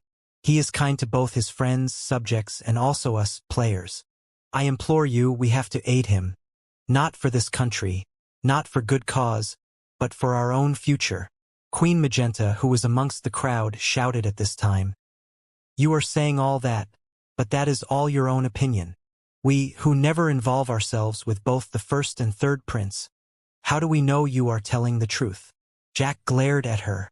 Damn hag, he had known the coalition would stand with one another, which was what he was worried about. Many of the guilds that possessed guild headquarters were part of the coalition. This would cut away a large portion of potential reinforcements for Prince Alonso. Luckily, he also brought helpers. One of his helpers spoke out then. "I am one who has worked for the Crown Prince before. I believe my words carry weight." Everyone turned and saw it was Silverwing who spoke. "My guild, White Scarfs, has been doing many tasks for the first prince because our leader, Goldfeather, wished to develop good relations with the Crown Prince. I have been the one that met Prince Therabus most of the time. So, I can tell you Stormwind is telling the truth. If Prince Therabus becomes the king, we will all be in trouble.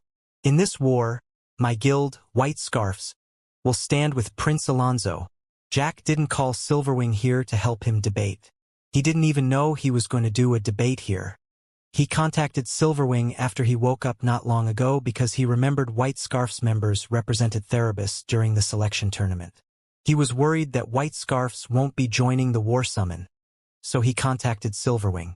Silverwing assured him they would help Prince Alonso, and he was heading to Guilds Association to handle the formal process. Humph! Everyone knows you two are friends. How can we know you are not conspiring? Manager Steelhand, who was also amongst the crowd, said. Then what if I add my words? Another person said. Everyone turned and saw it was David, from Dogs of War. This was Jack's second helper. Jack didn't have him on his friend list, but Genie did. He was worried about Dogs of War for the same reason he was worried about White Scarfs, so he asked Genie to contact David. Genie assured him that David's guild would also support Prince Alonso. Everyone knows I represented Prince Therebus during the tournament, David continued. You have seen me during the tournament broadcast, so you will know for sure I have contact with the Crown Prince. And I also assure you, Mr. Stormwind's words are not lies. My guild is joining the war effort to help Prince Alonso. Hearing David, the tournament runner-up who represented Prince Therebus, said something like that, carried a weight that many could not ignore. The representatives of the average guilds started murmuring between themselves. Seeing the unfavorable situation, Earmouth, who was still massaging his pained cheek, uttered, Everyone, perhaps Prince Therebus was slightly unfriendly with players. However, the ones who serve him receive proper treatments. Look at our guild, for example. When Prince Therebus becomes king, and he for sure will, the players who have supported him will be accepted into his court, while those who don't will face the consequences. Just from seeing the number of troops between the two princes, we can already know the winner for sure.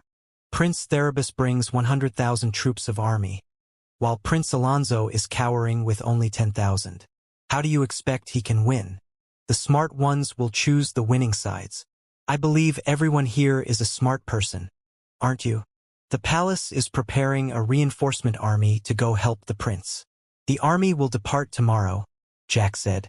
If everyone here is willing to join the reinforcement army, who is the winner and who is the loser is not yet determined.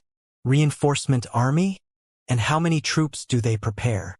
Earmouth said with a snicker. Let me guess. Not more than 30,000? Jack frowned. How did Earmouth get the number of troops the palace could muster? Jack thought of the answer as soon as the question surfaced. The place was still full of the Crown Prince's supporters. It would be easy for Therebus to gain this information. The prince must have relayed this information to Earmouth to use as an argument tool. 30,000? Haha, might as well don't come at all, Queen Magenta said with a laugh. That's right. My friends, if you join Prince Alonso's side, you will surely get crushed badly, Manager Steelhand added. Our amulet of rebirth cheap? I believe most everyone here had used that amulet from time to time. It is getting exponentially expensive with every use. Do you truly willing to squander it? Not to mention fighting on the losing side will net you no reward. Are you willing to take the risk of fighting for the side that is sure to lose? Risking your amulet of rebirth, your reward, and the wrath of the Crown Prince once he becomes king? Be smart, my friends. Make the right choice. Jack saw Scarface among the Death Associate players. The bald guy was strangely silent. Jack found it weird. Usually, it would be him who was the spokesperson for the guild. Smart? How about doing something right? Bowler yelled. We are fighting for Prince Alonso for our freedom, for the good of all players. You fight for Therebus only for your own gains, to secure your own well-being while the rest of the other players face the prince's discrimination. All for your selfish needs. What's wrong with being selfish? Earmouth countered. We all fight for dominance in this new world. If you are smart, then join us. Be the winner. Join you and let you backstab us later? Another voice was heard, a female voice. Everyone turned around and saw Red Death approach. Jack had also messaged her and told her that he was coming to the Guilds Association to check things out. It appeared she decided to come as well after receiving the message. You, Earmouth uttered. Yes, me. You backstabber cunt. Red Death scolded. Why do you betray Remus? He had been good to our guild. Is this how you repay the favor? By selling him to his enemy. That's right. Red Death has also seen the act where Prince Therabus ambushed Prince Remus. And guess who was there at Therabus' side? Him. Jack was not about to let go of the chance. Red Death didn't exactly see what Jack claimed she saw. It was his dragon eye that did. But he thought a tiny lie should be okay. He and his guild who has been supporting the second prince all this time, only to betray him when the opportunity arises.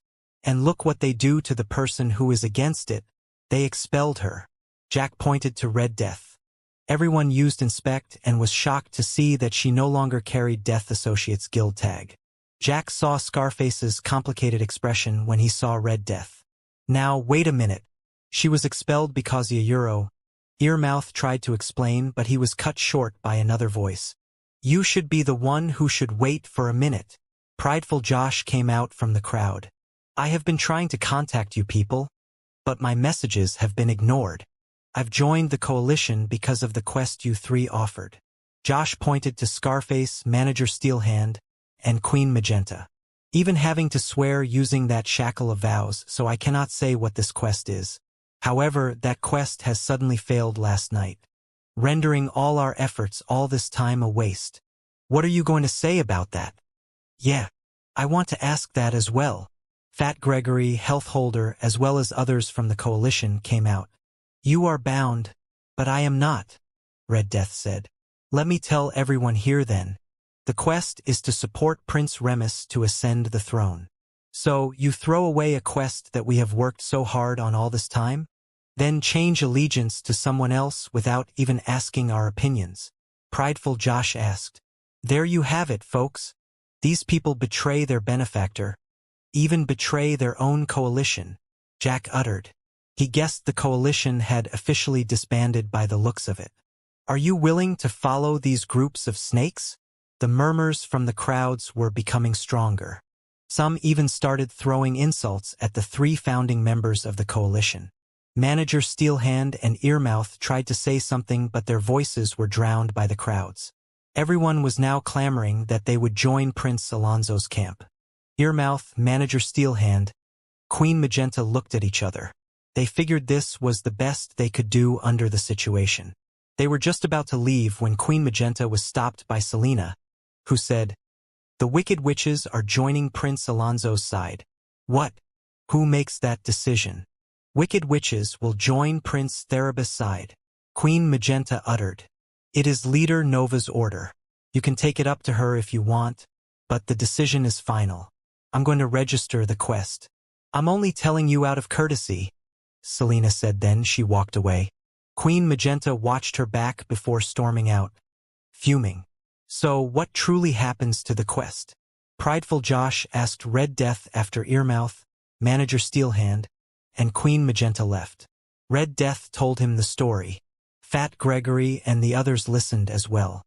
She informed them about how she received a message about an assassination attempt on Prince Remus and was on her way to warn the prince, but was instead stopped by her guildmates.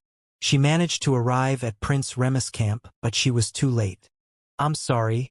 I only found out about the ploy after notification about the quest failing. Scarface, who was still there, said. He was looking at Red Death with a complicated stare. I also only found out about their attempt on you later as well, he added. They are all planned by White and Yellow. You did send us messages to go help Prince Remus last night, Josh said, confirming Scarface's words. But we don't have any force nearby. So, are you okay with White Death's decision in supporting Prince Therabus? Red Death asked. He is the leader of the Guild Euro, Scarface replied. He is not the leader of the guild, Red Death uttered. A Euro it might be so, but until Madame Black returned. He is the next in power. I'm a guild member. I have to follow his decision. Then we will meet on the battlefield. Scarface nodded, then said, Blue is quite concerned about you after finding out you are expelled. He then turned to Jack. He blames you for Red's situation. You should be careful. Aren't you supposed to give him that advice instead? Jack returned. Scarface chuckled before sighing. I'm really not sure whose side I'm leaning on. This has become too complicated. You can always quit your guild and join us, Jack offered. Scarface chuckled again. Tempting. But no, I have too much investment in the guild. Well, I'll see you all on the battlefield then. Try to avoid me and you might live, Jack said. This time, Scarface laughed. I will try to do that. After Scarface left, prideful Josh asked Jack, So, do you think we can win this war? If this is a war between only players, I will have no doubt, but there are many powerful natives in Therabus' army. Prideful Josh nodded. Jack was indeed powerful amongst players. He could charge in all by himself. With the others providing support, they should be able to win even if the opponent greatly outnumbered them. But against natives with high levels and also high health point, this was an entirely different setup. We can only do our best, Jack said. Everyone go register your guild. We will depart with the army tomorrow morning. Can't we just teleport to Theenward? Fat Gregory asked. You can do that, but don't engage the enemies before we arrived, Jack answered. Still, I advise you to join the marching army. This way, we can get used to each other and learn to work together before we clash with the enemy. Jack left the guild leaders who were still hanging inside the guild's association. He had his own preparation to do. Red Death left to go somewhere else again. She said she would meet Jack tomorrow morning when the army gathered. Before leaving Amy's bakery, Jack had collected his profits from the bakery and restaurant. He collected 235 gold coins. With the coins still in his pocket, he now had 425 gold coins. He went around the shops in the capital spending 150 coins to buy up all the available ores as well as lots of low-grade weapons and equipment for fusing using his transformation prism. He also donated 100 gold coins to the guild again, leaving him with 175 gold coins for emergency use. He then went to the Leagues of Champions base. At the counter, he asked for Gruff. He just did it in passing. He was sure the dude was evading him again. But unexpectedly, the counter staff asked him to wait. Not long after, Gruff's large figure was seen coming out of the door that was reserved for the senior members of the faction. Now, look who has finally graced us with his presence? The mighty champion of the World Tournament. Gruff's voice resonated loudly in the hall, making everyone turn to look at him. Would you lower your voice, you oversized ape? Jack chided. Haha, never pegged you for being shy. What's wrong with a little recognition? Gruff said with a laugh. I'm surprised, Jack said. I was expecting you to again tell the staff here to say that you are not around if I visit. I'm hurt. How can you think that I'm that kind of person? Gruff protested. Actually, he has asked exactly that. Only this morning that he changed it to, call him when storm wind comes, the counter staff said after hearing them. Gruff glared at the staff, but the staff acted as if he didn't notice. Jack just gave Gruff a raised eyebrow. Don't listen to him. Come, let's go talk somewhere private, Gruff said. Gruff took them to a courtyard with an open garden. Not many people there. They sat on a bench. So I heard there will be a civil war. I bet you are involving your ass in that. I do. I have to help Prince Alonso. His situation doesn't look good. Will you help as well? Jack asked. I can't. We League factions have to stay neutral. We might provide some indirect support, but we can't be involved directly in a country's politics. Especially not help in a war. If we did, you will be worried because our faction support is to Therabus, not Alonso, even if I personally prefer Alonso. I see. 2 €. Hey. But you said you are part of the Kingdom faction as well, right? Why can't you involve yourself by using your Kingdom faction status? Because my position in this League faction is more prominent than my Kingdom faction status. People will see my act as the act of Leagues of Champions rather than other factions. Bailey is different. I have asked him to go in my stead, with another capable member who is a member of both factions but not too prominent in this faction. I have asked both of them to serve under you. Under me? Jack asked. Yes. You haven't heard? The royal advisor is planning to have you lead a regiment, Gruff answered. He did. Jack was surprised to hear it, but also very happy. If he could utilize this regiment, he might reap a large EXP gain in this war. Gruff nodded and showed his faction badge. I can't help with the war, so I will help in another way. Here, take out your Leagues of Champions badge. Jack did as he asked. A stream of light flowed from Gruff's badge to Jack's. After the stream stopped, Gruff gave Jack a piece of chest armor. Here is a super rare grade armor, and I've transferred 3,000 glory points to your badge. I hope this can help with the war effort, Gruff said. Jack's mouth twitched hearing that. He took out his Stormbreaker. You asshole. That is the deal for our bet. You still dare say it's to help the war effort. I don't care if you are stronger. You are asking for a beating. Hold your horses. I'm just joking. Haha. It's not funny, Jack said, still brandishing his Stormbreaker. Sit down, you are creating a scene. Here, this is the real help for the war effort, Gruff said and revealed a small token in his hand. Jack used Inspect on the token. Twilight Champion, unique insignia. For guild purpose only, allow the training of Twilight Champions, another unique insignia, Jack exclaimed. With this, his guild would have 3 units of such a grade. The Eagle Rider Hunter was a ranged unit while the Blood Count was rogue type. This Twilight Champion sounded like a melee unit. If it was so, then it would be perfect. Gruff confirmed Jack thought. The Twilight Champions are primarily close-contact warriors who have magic in their arsenal, so they should perform well in melee as well, possessing a few long-range capabilities, similar to Outworlder's Mage Knight class. Thank you. Jack expressed his gratitude. Gruff added, as I said before, I can't help the war effort directly. Since your guild will be fighting for Alonso's side, I figure I can help Alonso by strengthening your guild. You can only get this insignia after you reach the Angusticlavian rank in this faction, which is my current rank.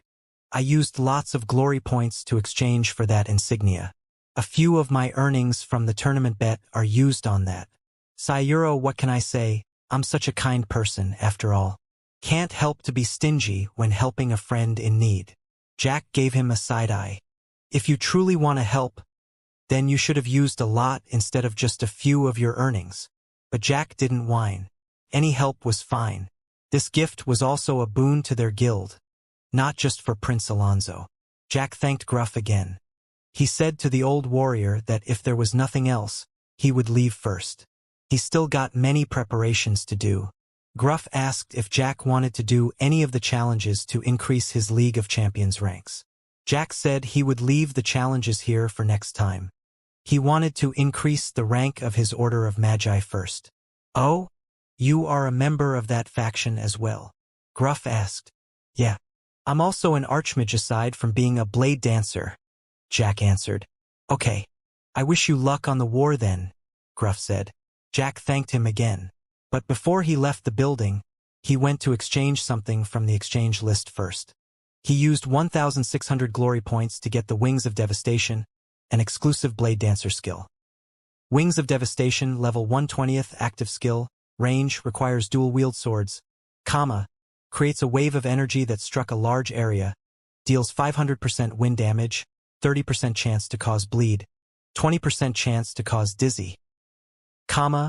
Range, 50 meters, cooldown 3 hours, stamina 120, 50 meters, that's a long distance. Longer range than a hidden weapon specialist's standard skills. Not to mention this is an area of effect skill. He will be able to hit lots of grouped enemies with this skill. It is a perfect skill to be used during a battlefield situation, Jack thought. Satisfied with his exchange, he left the place.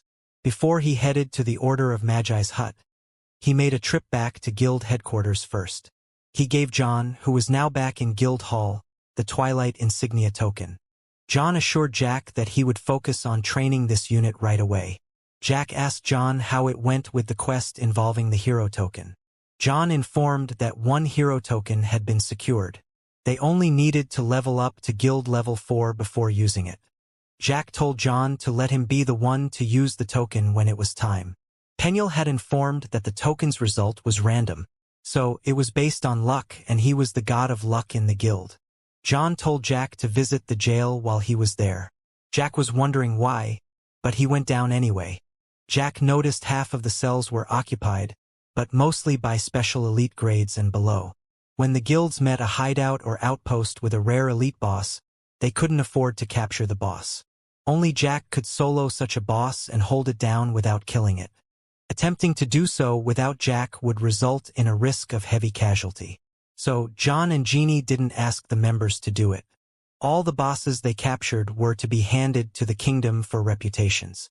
There was a cooldown period of handing in captured boss. That's why the ones here were sitting in the jails, waiting to be handed in. You! Jack heard a voice from the 5th occupied cell which he had yet to check. Jack approached the cell to take a better look and found that it was Sinful Pleasure inside. You!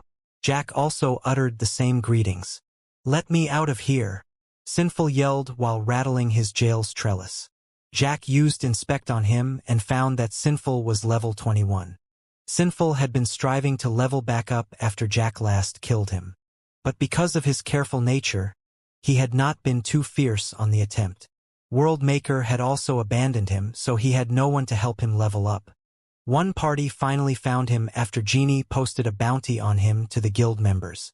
They used a restraining rope to capture him alive before bringing him back to Heavenly Citadel. He was immediately tossed into jail. Let me go! How long are you people going to hold me here? You can't do this to me! Sinful was still yelling from inside the jail.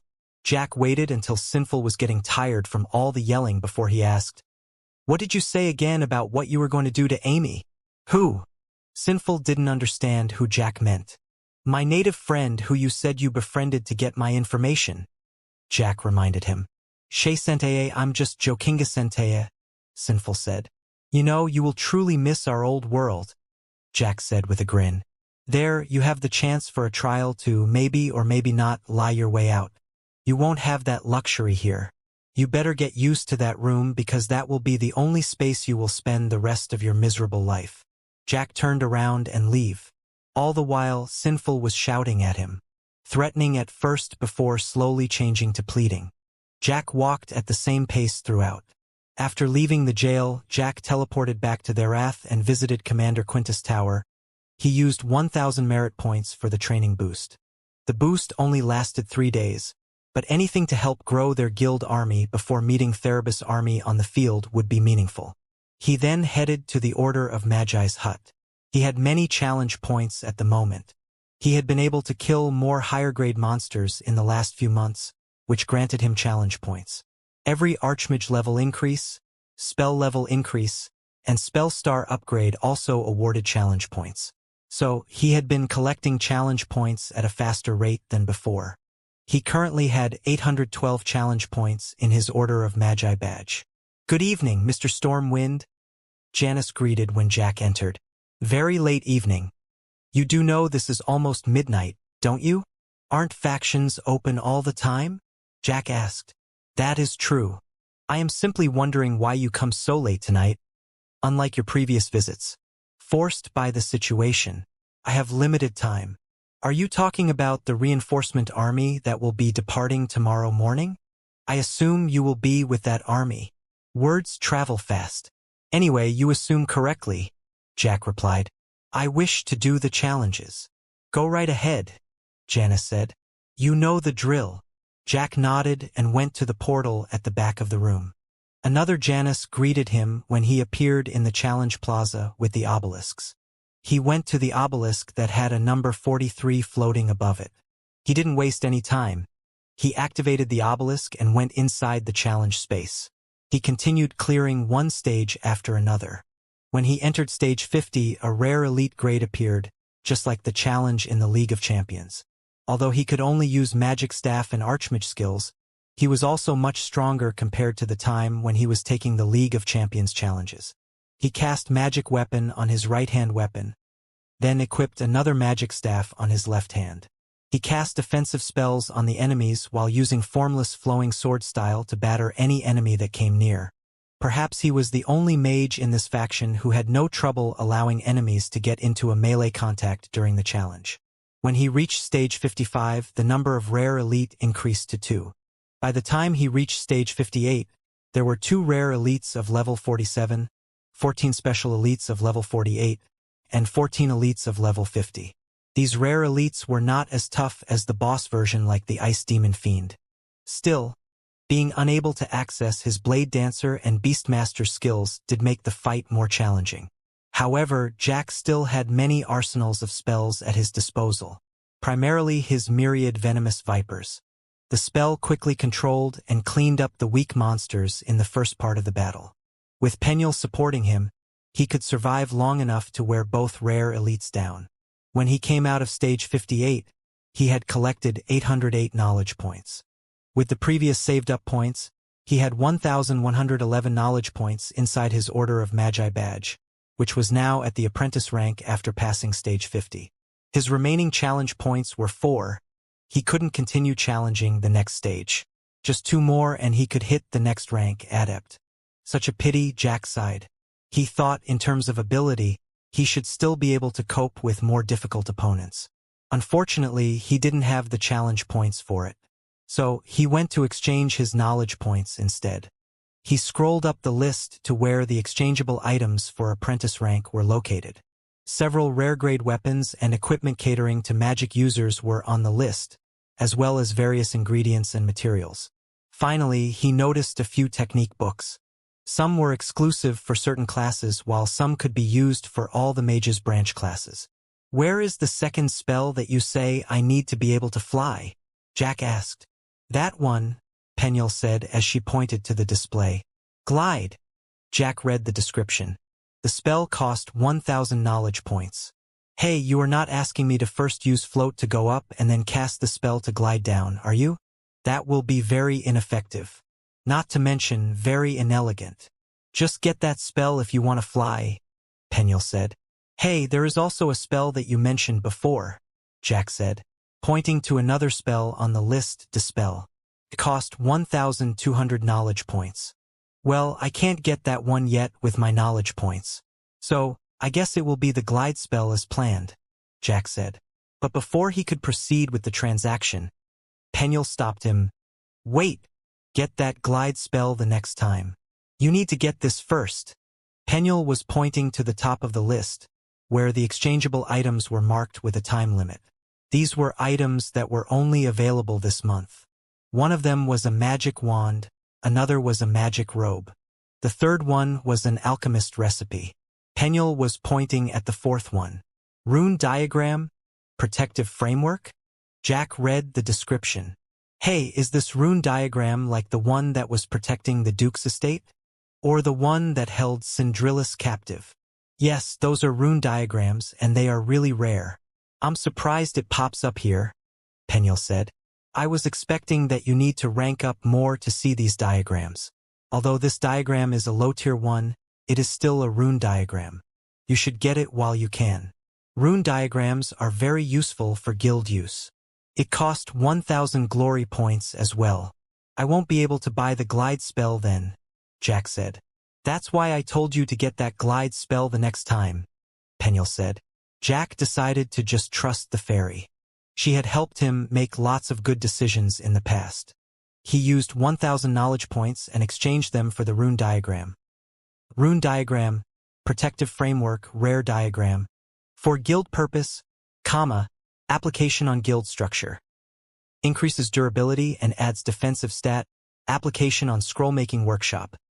Allow the creation of magic scroll. Enhanced defensive ability. Do I have to choose between using this rune diagram on guild structures or the scroll-making workshop? Jack asked after reading the description. "No, you only need to register this diagram to your guild," Penuel explained. "Once it is registered, it can be used for both. You need members with at least basic expert scroll-making skills, though. This member will be able to tap into the registered diagram and etch runes onto a guild structure or create the magic scroll. In the case of creating magic scrolls, its creation still needs materials as usual. While for etching runes onto guild structures, it only needs time and mana consumption from guild's mana cell. So, with enough time, we can just etch as many of this diagram to our structures?" Jack asked. Not really. After the diagram is etched into structures, they will require daily upkeep of mana, Penuel answered. So, you better choose only the important structure for applying the diagram. Daily mana upkeep? Jack said. Their guild's mana cell was currently at level 3. Produced 30 mana every hour. The mana was used for various purposes. Mana was used for the construction and training of high-level units. Some advanced structures and units even had daily upkeep of mana. Members could donate mana cores to increase the mana, but because of Genie's divine treasure, mana core donation was no longer used to fill this mana cell. Hence, their need for guild mana was also urgent. Luckily, mana was considered a resource, so they also received mana from the 2 guild hostage tokens they possessed. Finished with the exchange, Jack summoned the portal that took him back to the hut. When Jack was about to exit, Janice called him. Mr. Stormwind, if I may have a minute of your time. Of course you may. What can I help you with, Mr. Young Janice? Jack replied with equal poise. Janice smiled at Jack's amusing response. He then said, I've heard of your exploits. I wonder if you are willing to accept a task from the Order of Magi. Oh, you have?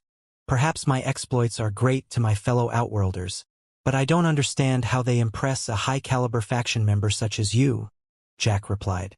And why didn't you send your request to my guild?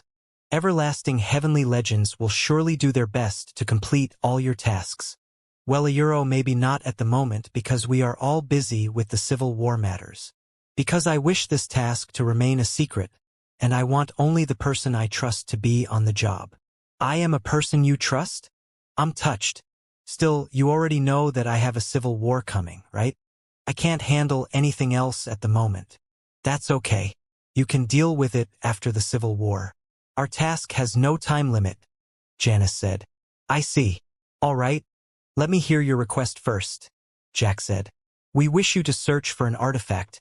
The name is the Eye of Ilios, Janice said. At the same time, Jack heard the notification of a quest request. Search for the Eye of Ilios. The Eye of Ilios? Penuel blurted after hearing the name. You know what that is? Jack asked Penuel. It is a legendary artifact, Penuel answered. However, this artifact was dangerous as it will burn anyone weak that dares to come near it. How does the artifact define weak?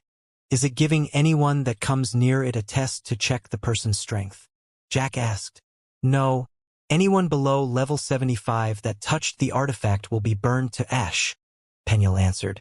Jack turned to Janice. You mentioned this task has no time limit. Do you mean to ask me to look for it later when I'm level 75? We prefer to not wait that long. If you can confirm its location and let us know, we can consider your task completed, Janice said. He then produced a glass cube. Or if you happen to come near the artifact, you can activate this cube. It will contain the Eye of Ilios and prevent it from harming you. But of course, telling us the confirmed location and bringing us the artifact will give you different rewards. Euro that something is a legendary artifact, right? What makes you think I won't keep it for myself if I find it? As I said, I trust you. Then you are a very trusting person. Although we have known each other for a long time, we are not truly close. I'm not even sure if I have met the real you, considering there are a lot of you. Are you sure you can trust me that much?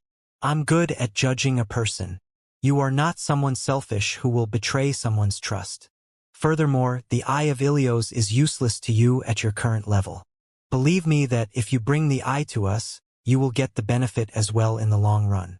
Aside from that, if we find out that you keep the Eye of Ilios for yourself, we will hunt you down to the end of the world.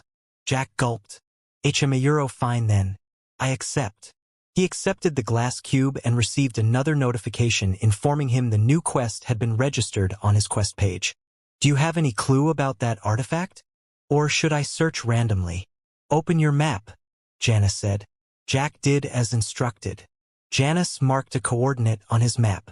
It was somewhere within the Republic of Palgrost, a place he had not yet traveled to. Janice's mark was a simple dot in a sea of fog on his map. We traced the energy of the eye to that place, but we can't find any other clues there. Perhaps an outworlder's set of eyes will see something that we miss. Is that place a city or a town? Jack asked. Janus shook his head. It is the wilderness. A simple field of barren land. All right, I will check it out when I have the time. I can't promise anything though, Jack said. Janus simply nodded and smiled. Jack checked the quest on his quest page. Search for the Eye of Ilios. Difficulty SS. Rewards. Unknown. Inform Janus of the confirmed location of the Eye of Ilios or bring it back to Janus. SS? For a quest that involves a legendary artifact, I thought it will be an SSS grade quest, Jack thought. Perhaps because you can still complete it if you just confirm its location, so the difficulty is not that high, Penuel offered her opinion.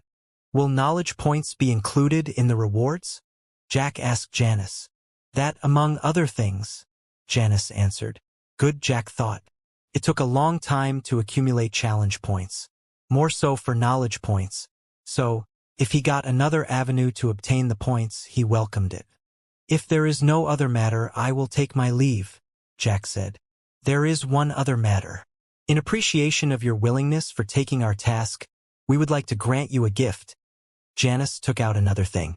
Jack recognized it as a runestone. We know that our patron, Remus, had been slain by his older brother, but we can't involve ourselves in a country struggle.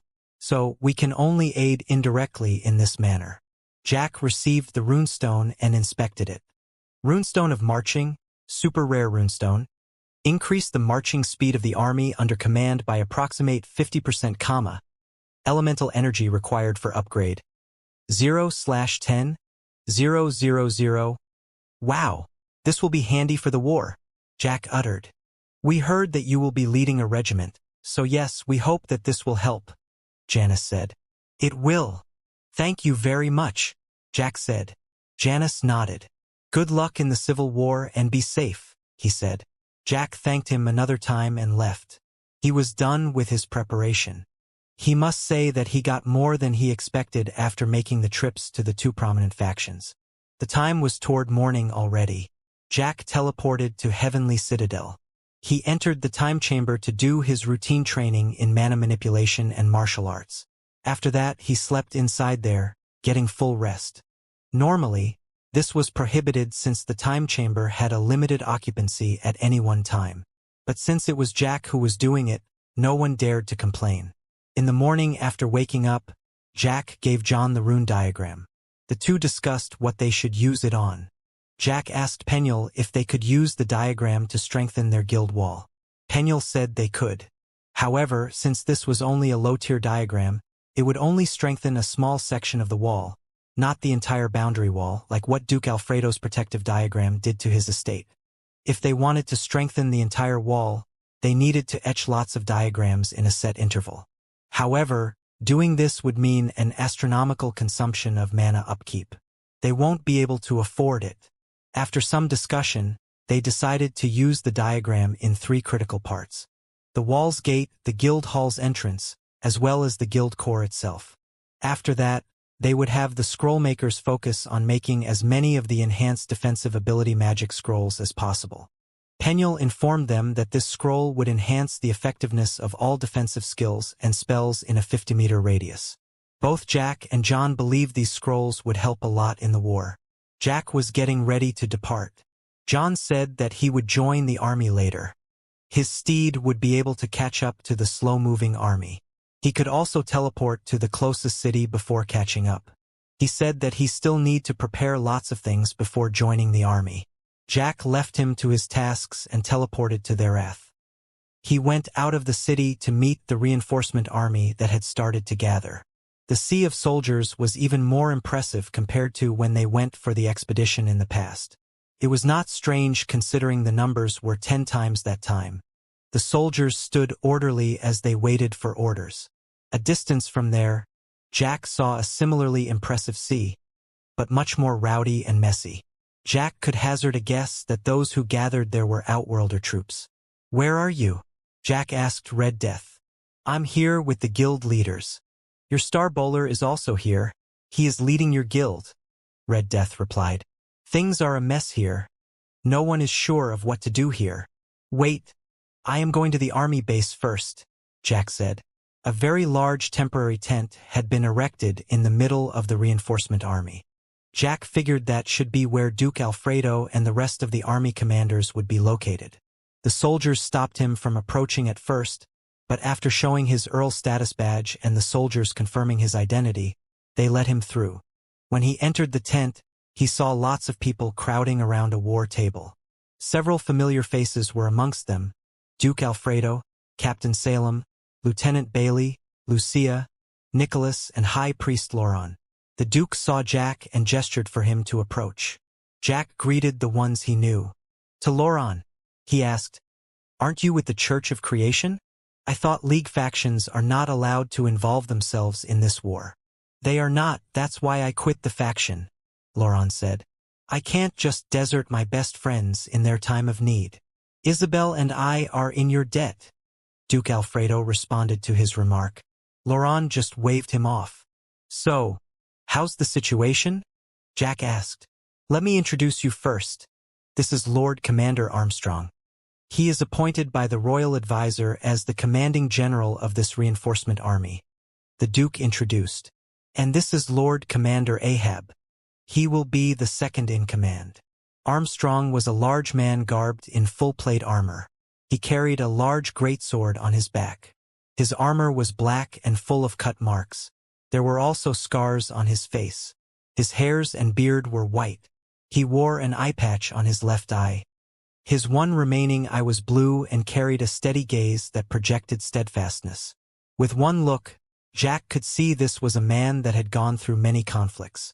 Ahab was a leaner man, yet almost as tall as Armstrong. He wore a functioning robe with lavish etchings. The etchings glowed periodically. He held a long staff in one of his hands. His face was calm and composed, yet his eyes seemed impatient.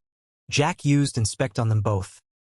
Armstrong, rare elite human, Lord Commander, level 75, health point 890,000. Ahab, rare elite human, Lord Commander, level 70, health point 780,000. From their attires, Jack could deduce that Armstrong was a melee type while Ahab was a magic type. Jack greeted both of them politely. "You must be that outworlder the royal advisor had mentioned," Armstrong said. "I don't see the wisdom in letting this outworlder command a regiment of our troops," Ahab said to Armstrong, not responding to Jack's greeting. "It is 1/10 of our army. We are already low on manpower as of now. Giving such a large portion to an untested outsider will be a waste of resources." Duke Alfredo hurriedly said, "I assured you, Mr. Stormwind here is more than capable of leading an army. He had done so during a military expedition with me in the past. Umayuro with the help of my friends," Jack thought. He didn't know squat about leading an army. He was rather nervous about this himself. "Nevertheless, it is a request from the royal advisor," Armstrong said. "But you are the commanding general. You have the final say about the arrangement of the army," Ahab argued. "Umayuro." Armstrong's one eye stared at Jack, who returned the gaze. Jack was indeed nervous, but the thought of the possible EXP bonus from leading a regiment made him determined to get this commanding post. "I promise you, Sir Lord Commander Armstrong, I will not disappoint," Jack uttered. "Euro, I see the determination in you. All right, I will follow Mason's request. You will be in command of a regiment of 3,000 soldiers. Bailey and Miller will serve under you." Jack looked to the man beside Bailey. Maybe that was the man Gruff mentioned yesterday? He used his inspect. "Miller, special elite human, Knight Lieutenant, level 65, health point 290,000. Great. With this high-level native at his command, his regiment should perform well," Jack thought. Jack inspected Bailey as well. As he thought, Bailey's level had also increased. Jack assumed she was another individual who Prince Alonso had selected to receive the Council of Virtus blessing and training. She had even received a better breakthrough compared to Duke Alfredo. She was now at level 55. Not only that, but her grade had also increased to Special Elite. Ahab showed a disappointed expression for Armstrong's decision but otherwise didn't express any more objection. Now let us bring you up to speed, Duke Alfredo said. On the map was a 3D projection of the Themisphere map. It was now zoomed in to the region around the inward city, particularly a structure that looked like a classic medieval fort. This is Fort Garradhor. Prince Alonso and his troops are now settling inside this fort as we speak. They are hiring blacksmiths from the city to repair the fort's defenses. But with such limited time, it is questionable how many of these defenses can be brought back to life before Therebus' army attacks. From the intel we have gathered, they will have only 5 to 6 days top before Therebus' army arrives. Jack knew about this as well. Aside from hiring native blacksmiths, Genie had also summoned their guild members with high blacksmith skills to help with the fortifications. Genie informed them that several catapults and ballistae were there and might be able to be repaired as long as they had enough time. Some Death Associates and Corporate United members had tried harassing the players en route there. But fortunately, Genie had put security details on them. They are also bringing supplies to the fort in preparation for a siege battle. However, many merchants are limiting their wares. It seemed that Therebus' influence was rather strong in the inward. They would only be able to secure supplies for around 3 weeks' worth. If the siege goes longer than that, it will be a problem. We should arrive before their supplies run out, right? Jack asked. We will, but the situation doesn't look too good even if we arrive, Armstrong said. From the intel we have secured, Therebus' army would be around 100,000 strong. They were further reinforced by around 10,000 outworlders. Jack understood several guilds had still decided to support Therebus, mainly because they were following the 2 top guilds, Death Associates and Corporate United. Of those guilds supporting Therebus, 4 possessed guild headquarters inside this country: Death Associates, Corporate United, Warriors of Solidarity, and Jackal Crew. Jackal Crew had invaded a guild headquarters owned by another guild and claimed the headquarters as their own. These 4 guilds had the potential of raising Therebus' army count when they summoned their troops. On Alonso's side, they only had 10,000 soldiers, added by a few hundred outworlders that had chosen to join them there after the war summon quest. Armstrong continued. They should be able to resist the siege as long as Therebus didn't go all out, which I suspect he won't. He will lose lots of soldiers as well if he did.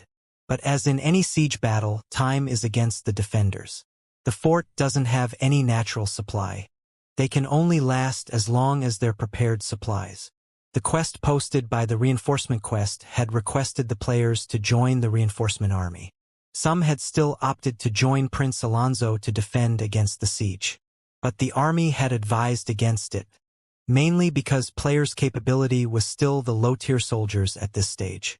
All they did by joining the siege was suck up the supplies required by the natives. There was no teleportation device on the fort, so they couldn't teleport to the cities to get more supplies. On our side here, we are barely 30,000 strong. But the outworlders that had gathered outside have reached 30,000 as well, Armstrong said. Although the outworlders have doubled our man count, their battle capabilities won't match Therebus' army's average level. In other words, we are still grossly outnumbered by the enemy.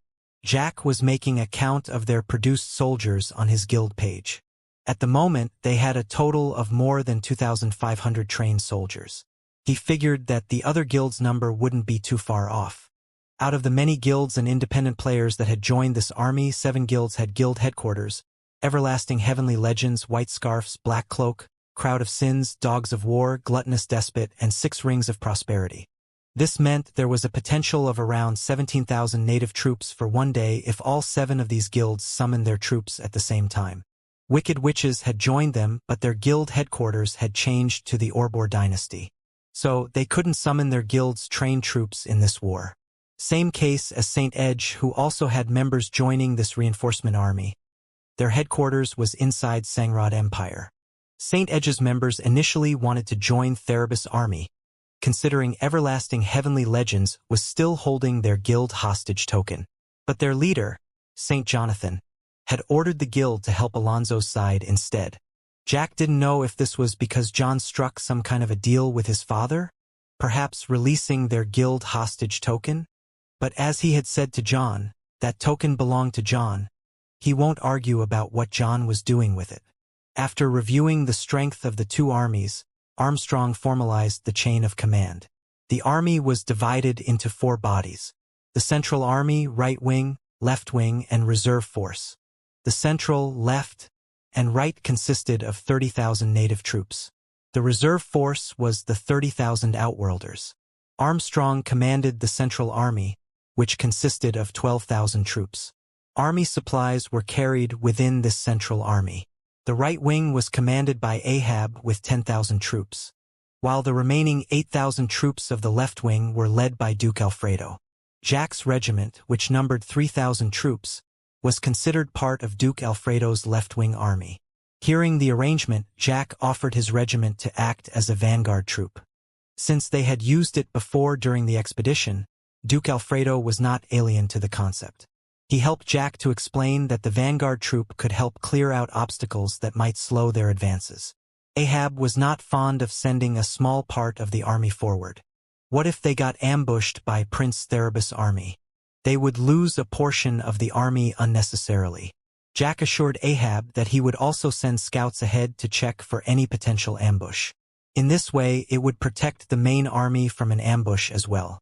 With small-sized troops, he would be able to escape even if there was an ambush. He summoned his runestone of marching and showed it to the officers here. With this runestone, his troops would be able to move fast if enemies appeared. Jack had fused with this runestone the night before inside the time chamber. This runestone was of the wind element. He had to suffer the agony of having his body shredded inside a tornado of sharp winds. Seeing the runestone as well as Duke Alfredo's support, Lord Commander Armstrong agreed to the arrangement. When it came to the Outworlder army, it was a bit more complicated. Their thought at first was to divide the Outworlders and integrated them into the army. However, no one was sure if the Outworlders would listen to commands. Everyone was worried that their unruly nature would instead disrupt the orderly formation of the army. Hence, this idea was scrapped. They were kept as a separate body that would be sent to battle if needed. Considering this player army was formed by various guilds and also independent players, Jack thought that the decision was correct. It would be a headache to organize these ragtag groups. The Outworlder force will follow at the back of the army. For their detailed arrangements, I will leave them to you, Armstrong said while looking at Jack. Me? Jack pointed to himself. You are the only Outworlder in this command center. Of course, the responsibility of organizing your kind is left to you, Ahab said. It seems Theta Euro the headache is mine, Jack sighed within, but he thought their reasoning made sense, so he agreed to it. Any order for the Outworlder reserve force, I will send them through you, Armstrong said to Jack. Understood. I will take care of them, Jack said. Good. We will depart an hour from now. You are all dismissed, Armstrong uttered. Jack first followed Duke Alfredo to the left-wing army and met the regiment he was entrusted to. These soldiers had been told that Jack would be their leader. They gave him an official salute when he arrived. Jack felt weird seeing so many soldiers saluting him. He felt Euro-empowered. He could send these people to their deaths with his command. This responsibility was both unnerving as it was stimulating. He drove the nervous feeling away. With a firm voice, he addressed the troops. Everyone, my name is Stormwind. I am an Outworlder, but believe me that I don't consider myself any different from you. We are here for one sole reason, to rescue Prince Alonso. For that cause, I will willingly sacrifice myself, and I expect you to do the same. None of us will return home until Prince Alonso was rescued. We march in the name of Honora Euro. Jack lifted his sword high as he uttered his battle cry. Bailey and Miller that were behind followed suit. The soldiers before him all did the same. The surrounding army all turned to them. Wondering what was the ruckus? The actual fight was still a lot of days ahead. Jack was glad these soldiers jumped on the bandwagon. Otherwise, it would be truly awkward if he was the only one uttering the battle cry. He guessed he watched too many of those war movies in the past. He was getting too excited by the idea of having so many soldiers under his command. He then divided the regiment into 3 battalions, 1,000 soldiers each. He led the 1st Battalion while Bailey and Miller led the other 2.